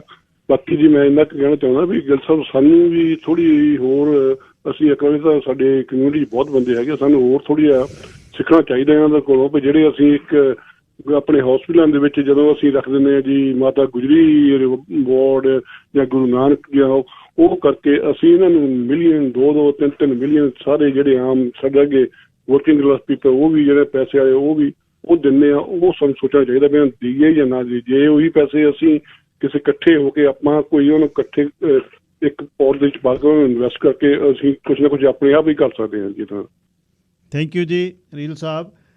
ਸੁਖਦੀਪ ਕੌਰ ਮੰਡੇਰ ਜੀ ਵਿਨੀਪੈਗ ਤੋਂ। ਹੈਲੋ ਜੀ, ਸਤਿ ਸ਼੍ਰੀ ਅਕਾਲ। ਸਤਿ ਸ਼੍ਰੀ ਅਕਾਲ ਵੀਰ ਜੀ। ਵੈਸੇ ਮੇਰਾ ਨੰਬਰ ਵਿਨੀਪੈਗ ਦਾ ਹੈ। ਅੱਛਾ ਜੀ, ਤੁਸੀਂ ਇੱਥੇ ਹੀ ਹੋ। ਹਾਂਜੀ, ਵੈਸੇ ਵਿਨੀਪੈਗ ਤਾਂ ਮੈਨੂੰ 1-2 ਵਾਰ ਜ਼ਰੂਰਤ ਪਈ ਹੈ, ਮੇਰੇ ਬਲੱਡ ਯੂਨਿਟਸ ਲੱਗੇ ਸੀ। ਖੈਰ ਉੱਥੇ ਮੈਨੂੰ ਲੱਗਦਾ ਵੀ ਆਪਣੇ ਸਰੀ ਹਸਪੀਟਲ ਨੂੰ ਥੋੜੀ ਕੇਅਰ ਜ਼ਿਆਦਾ ਹੈ। ਅੱਛਾ ਜੀ। ਹਾਂਜੀ, ਉੱਥੇ ਤੁਹਾਨੂੰ ਕਾਫੀ ਜਲਦੀ ਦੇਖ ਲੈਂਦੇ ਨੇ, ਇੱਥੇ ਤਾਂ ਰੱਬ ਆਸ ਰਹੀ ਹੈ। ਤੇ ਦੂਸਰੀ ਗੱਲ ਰਹੀ, ਜਿੱਦਾਂ ਉਹਨਾਂ ਨੇ ਕਿਹਾ ਵੀ ਇਹਨਾਂ ਦਾ ਐਲਕੋਹਲ ਕਰਕੇ ਦੁਬਾਰਾ ਪੀਣਗੇ, ਇੰਡੀਆ 'ਚ ਸਾਡੇ ਨੋਨ ਸੀ, ਉਹਨਾਂ ਨੂੰ ਵੀ ਇਹੀ ਹੋਇਆ ਸੀ, ਲਿਵਰ ਟ੍ਰਾਂਸਪਲਾਂਟ ਕਰਾਉਣਾ ਸੀ, ਉਹਨਾਂ ਨੇ ਆਪਣੀ ਸਿਸਟਰ ਦਾ ਲਿਆ ਸੀ, ਪਰ ਉਹਨਾਂ ਨੂੰ ਹੈਪੇਟਾਈਟਸ ਸੀ ਜਿਹਦੇ ਕਰਕੇ ਉਹਨਾਂ ਦਾ ਡੈਮੇਜ ਹੋਇਆ ਸੀ। ਤੇ ਉਹ ਵੀ ਕਿਹੜਾ ਕਿਉਰੇਬਲ ਹੈ, ਉੱਥੇ ਤਾਂ ਕਿਸੇ ਡਾਕਟਰ ਨੇ ਨਹੀਂ ਕਿਹਾ ਵੀ ਦੁਬਾਰਾ ਇਸ ਨਾਲ ਵੀ ਤੁਹਾਡਾ ਡੈਮੇਜ ਹੋ ਸਕਦਾ। ਉਹ ਅੱਜ ਚੰਗੇ ਭਲੇ ਨੇ, ਉਹਨਾਂ ਦੀ ਸਿਸਟਰ ਨੇ ਆਪਣਾ ਦਿੱਤਾ ਸੀ ਸਭ, ਉਹਨਾਂ ਨੇ ਜੋ ਵੀ ਮੈਚ ਕਰਕੇ ਉਹਨਾਂ ਦਾ ਚੇਂਜ ਕਰਤਾ। ਉਹ ਤਾਂ ਇਦੋਂ ਵੀ ਵੱਡਾ ਰੀਜ਼ਨ ਸੀ, ਹੈਪੇਟਾਈਟਸ ਸੀ ਤਾਂ ਦੁਬਾਰਾ ਵੀ ਡੈਮੇਜ ਕਰ ਸਕਦਾ ਸੀ ਉਹਨੂੰ। ਪਰ ਉਹਨਾਂ ਨੇ ਇਹ ਨਹੀਂ ਕਿਹਾ ਹੈਗਾ ਵੀ ਅਸੀਂ ਨਹੀਂ ਕਰਨਾ, ਉਹਨਾਂ ਨੇ ਉਸ ਟਾਈਮ ਲਾਈਫ ਬਚਾਉਣਾ ਜ਼ਰੂਰੀ ਸਮਝਿਆ। ਬਿਲਕੁਲ ਠੀਕ ਹੈ ਜੀ। ਉਸ ਤੋਂ ਬਾਅਦ ਤਾਂ ਕੁਝ ਵੀ ਕਿਸੇ ਨੂੰ ਹੋ ਸਕਦਾ, ਡਾਕਟਰ ਕਿਵੇਂ ਡਿਸਾਈਡ ਕਰਨਗੇ ਵੀ ਇਹ ਐਲਕੋਹਲ ਨਾਲ ਫੇਰ ਮਰ ਜਾਣਗੇ। ਧੰਨਵਾਦ ਜੀ, ਬਹੁਤ ਬਹੁਤ। ਹਾਂਜੀ ਹਾਂ, ਓਕੇ ਜੀ। ਮੈਨੀ ਢਿੱਲੋਂ ਜੀ ਆਖਰੀ ਕਾਲਰ ਨੇ, ਲਾਈਨ ਨੰਬਰ 2। ਜੀ ਸਤਿ ਸ਼੍ਰੀ ਅਕਾਲ। ਜੀ ਸਤਿ ਸ਼੍ਰੀ ਅਕਾਲ। ਮੈਂ ਤੁਹਾਡਾ ਪ੍ਰੋਗਰਾਮ ਪਹਿਲੇ ਘੰਟੇ ਸੁਣਿਆ ਵੀਰ ਜੀ। ਇੱਕ ਟਾਪਿਕ 'ਚ ਜ਼ਰੂਰ ਨਹੀਂ ਆਇਆ, ਸਾਡੇ ਹਸਪਤਾਲਾਂ 'ਚ ਵੀਰ ਜੀ ਬਿਊਰੋਕ੍ਰੇਸੀ ਬਹੁਤ ਜ਼ਿਆਦਾ ਹੈ। ਡਾਕਟਰਾਂ ਤੇ ਨਰਸਾਂ ਕੋਲ ਤਾਂ ਜਦੋਂ ਨੂੰ ਕੰਮ ਪਹੁੰਚਦੇ ਨਾ, ਉਦੋਂ ਪਹਿਲਾਂ ਮੈਂ ਤੁਹਾਨੂੰ ਇੱਕ ਸਿੰਪਲ ਉਦਾਹਰਨ ਦਿੰਦਾ। ਜੇ ਤੁਸੀਂ ਪ੍ਰਾਈਵੇਟ MRI ਕਰਾਉਣ ਜਾਣਾ, ਸਿਰਫ 2 ਬੰਦੇ ਮਿਲਦੇ ਆ, ਇੱਕ ਕਾਊਂਟਰ ਤੇ ਇੱਕ MRI ਕਰਨ ਵਾਲਾ ਜੀ। ਇੱਥੇ ਤੁਸੀਂ ਕਰਾਉਣ ਜਾਣੋ ਭਾਜੀ, ਤੁਹਾਨੂੰ 9 ਬੰਦੇ ਵੀ ਨਹੀਂ ਲੰਘਣਾ ਪੈਂਦਾ। ਪਹਿਲਾਂ ਰਿਸੈਪਸ਼ਨ ਤੇ ਫਿਰ ਜਿੱਥੇ ਤੁਸੀਂ ਰਜਿਸਟਰ ਕਰਦੇ ਹੋ ਫਿਰ ਤੁਹਾਨੂੰ ਕੋਈ ਗਾਊਨ ਦਿੰਦਾ, ਫਿਰ ਕੋਈ ਸਟ੍ਰੈਚਰ ਤੇ ਪਾਉਂਦਾ, ਫਿਰ ਤੁਹਾਡਾ ਕੋਈ ਉਹ ਕਰ, ਹਾਂਜੀ। ਤੇ ਦੂਜੀ ਬਿਊਰੋਕ੍ਰੇਸੀ ਤੁਹਾਨੂੰ ਮੈਂ ਇੱਕ ਦਿਨ ਦੱਸ ਦਿੰਦਾ ਵੀਰ ਜੀ, ਇਸੇ ਹਸਪਤਾਲ ਸਰੀ ਵਾਲੇ 'ਚ ਮੈਂ ਕਿਸੇ ਨਾਲ ਗਿਆ ਤੇ ਨਾਲ ਦੇ ਨਾ ਬੂਥ 'ਚ ਆਪਣੀ ਕੋਈ ਮਾਈ ਕਰੀ ਜਾਵੇ ਪਾਣੀ ਪਾਣੀ ਪਾਣੀ, ਤੇ ਉੱਥੇ ਗੋਰੀ ਨਰਸ ਆ ਗਈ ਤੇ ਮੈਨੂੰ ਜਾ ਕੇ ਮੈਂ ਕਿਹਾ ਸ਼ੀ ਨੀਡਸ ਵਾਟਰ। ਮੈਨੂੰ ਪਤਾ ਕੀ ਬੋਲਦੀ ਆ, ਕਹਿੰਦੀ I can't believe you, I had to call a translator before I could give my water. ਉਹਨੇ ਟ੍ਰਾਂਸਲੇਟਰ ਸੱਦਿਆ ਭਾਜੀ, ਫਿਰ ਉਹਨਾਂ ਕੇ ਦੱਸਿਆ ਪਾਣੀ ਮੰਗਦੀ ਆ ਤਾਂ ਪਾਣੀ ਦਿੱਤਾ। ਇੱਥੋਂ ਤੱਕ ਬਿਊਰੋਕ੍ਰੇਸੀ, ਪੈਸਾ ਭਾਜੀ ਡਾਕਟਰ ਨਰਸਾਂ ਕੋਲ ਨਹੀਂ ਇੰਨਾ ਜਾਂਦਾ ਜਿੰਨਾ ਬਿਊਰੋਕ੍ਰੇਸੀ ਤੇ ਖਰਚ ਹੁੰਦਾ ਇਹ। ਹਾਂਜੀ, ਤੁਸੀਂ ਕੱਢ ਕੇ ਵੇਖੋ, ਮੈਨੂੰ ਲੱਗਦਾ 59% ਬਿਊਰੋਕ੍ਰੇਸੀ ਤੇ ਜਾ ਰਿਹਾ ਬਾਈ ਜੀ। ਮੈਂ ਇਹਦੇ ਅੰਕੜੇ ਲੈ ਕੇ ਆਵਾਂਗਾ ਜਾਵੇ, ਠੀਕ, ਹਾਂਜੀ, ਇਹਦੇ ਅੰਕੜੇ ਹੋਰ ਲੈ ਕੇ ਆਵਾਂਗਾ ਮੈਂ, ਬਿਲਕੁਲ ਠੀਕ। ਹਾਂ, ਹਾਂਜੀ। ਤੇ ਬਾਕੀ ਤਾਂ ਵੀਰ ਜੀ ਆਪਾਂ ਤਾਂ ਰੌਲਾ ਹੀ ਪਾ ਸਕਦੇ ਹਾਂ, ਤੁਸੀਂ ਬਹੁਤ ਸੋਹਣੀ ਜੌਬ ਕਰਦੇ ਹੋ, ਤੁਹਾਡੇ ਵਾਲੇ ਕੋਈ ਨਾ ਕੋਈ ਜਾਗਰੂਕਤਾ ਹੋਊਗੀ। ਬਾਕੀ ਤੁਹਾਡੀ ਇੰਟਰਵਿਊ ਬਹੁਤ ਸੋਹਣੀ ਸੀ MP ਸਾਹਿਬ ਨਾਲ। ਪੋਲੀਟੀਸ਼ਨ ਦਾ ਪੋਲੀਟੀਸ਼ਨ ਹੀ ਹੁੰਦੇ ਆ ਜੀ, ਗੋਲ ਮੋਲ ਗੱਲਾਂ ਕਰੀ ਗਏ। ਢਿੱਲੋਂ ਸਾਹਿਬ ਕਿਸ ਦਿਨ ਤੁਹਾਨੂੰ ਇਨਵਾਈਟ ਕਰਨਾ ਜੀ, ਆਪਾਂ ਇਹਦੇ ਤੇ ਗੱਲਬਾਤ ਕਰਨੀ ਆ। ਤੁਸੀਂ ਬਹੁਤ ਲੰਬੇ ਸਮੇਂ ਤੋਂ ਵਿਚਰ ਰਹੇ ਹੋ ਕਮਿਊਨਿਟੀ ਦੇ ਵਿੱਚ, ਮੈਂ ਇਨਵਾਈਟ ਕਰਾਂਗਾ ਜੀ ਤੁਹਾਨੂੰ ਕਿਸੇ ਦਿਨ। ਇੱਕ ਮੈਂ ਤੁਹਾਨੂੰ ਕੀ ਲਈ ਗੱਲ ਦੱਸਣ ਵਿੱਚੋਂ ਨਾ, ਪੌਲਵੀਅਰ ਸਾਹਿਬ ਆਏ ਸੀ, ਉਹ ਅਨਾਊਂਸ ਕਰਕੇ ਗਏ ਆ ਸਰੀ 13 ਤਰੀਕ ਨੂੰ ਵੀ ਜੇ ਮੈਂ ਪ੍ਰਾਈਮ ਮਿਨਿਸਟਰ ਬਣਦਾ, ਜੋ ਵੀ ਡਾਕਟਰ ਨਰਸ ਪਲੰਬਰ ਦੁਨੀਆ 'ਚੋਂ ਆਊਗਾ ਉਹਨੂੰ 60 ਦਿਨਾਂ ਦੇ ਅੰਦਰ ਅੰਦਰ ਟੈਸਟ ਦੇਣ ਲਈ ਮਾਨਤਾ ਦਿੱਤੀ ਜਾਊ। ਜੇ 60 ਦਿਨਾਂ 'ਚ ਨਹੀਂ ਪਾਸ ਹੁੰਦਾ, ਮੈਂ $30,000 ਦਾ ਲੋ ਇੰਟਰਸਟ ਤੇ ਲੋਨ ਦੇਵਾਂਗਾ। ਉਹ ਹੋਰ ਐਜੂਕੇਸ਼ਨ ਪੜ੍ਹ ਕੇ ਫਿਰ ਟੈਸਟ ਦੇਵੇ ਤਾਂ ਕਿ ਇਹਨਾਂ ਲੋਕਾਂ ਨੂੰ ਛੇਤੀ ਤੋਂ ਛੇਤੀ ਜੌਬ ਤੇ ਲਾਇਆ ਜਾਵੇ। ਇਹ ਉਹਦੀ ਸਟੇਟਮੈਂਟ ਹੈ ਜੀ। Thank you Dhillon Sahib, thank you. Thank you ਜੀ, ਥੈਂਕ ਯੂ ਜੀ। ਲਓ ਜੀ, ਹੁਣ ਖਬਰਾਂ ਦਾ ਸਮਾਂ ਹੋ ਗਿਆ। ਖਬਰਾਂ ਤੁਹਾਨੂੰ ਸੁਣਾਉਣਗੇ ਲਾਈਵ ਸਰਵਰਾਜ ਸਿੰਘ ਕਾਲੋਂ, ਤੇ ਕੱਲ੍ਹ ਨੂੰ ਦੁਬਾਰਾ ਫੇਰ ਵਾਪਸ ਤੁਹਾਡੀ ਸੇਵਾ ਦੇ ਵਿੱਚ ਹਾਜ਼ਰ। ਰੱਬ ਰਾਖਾ।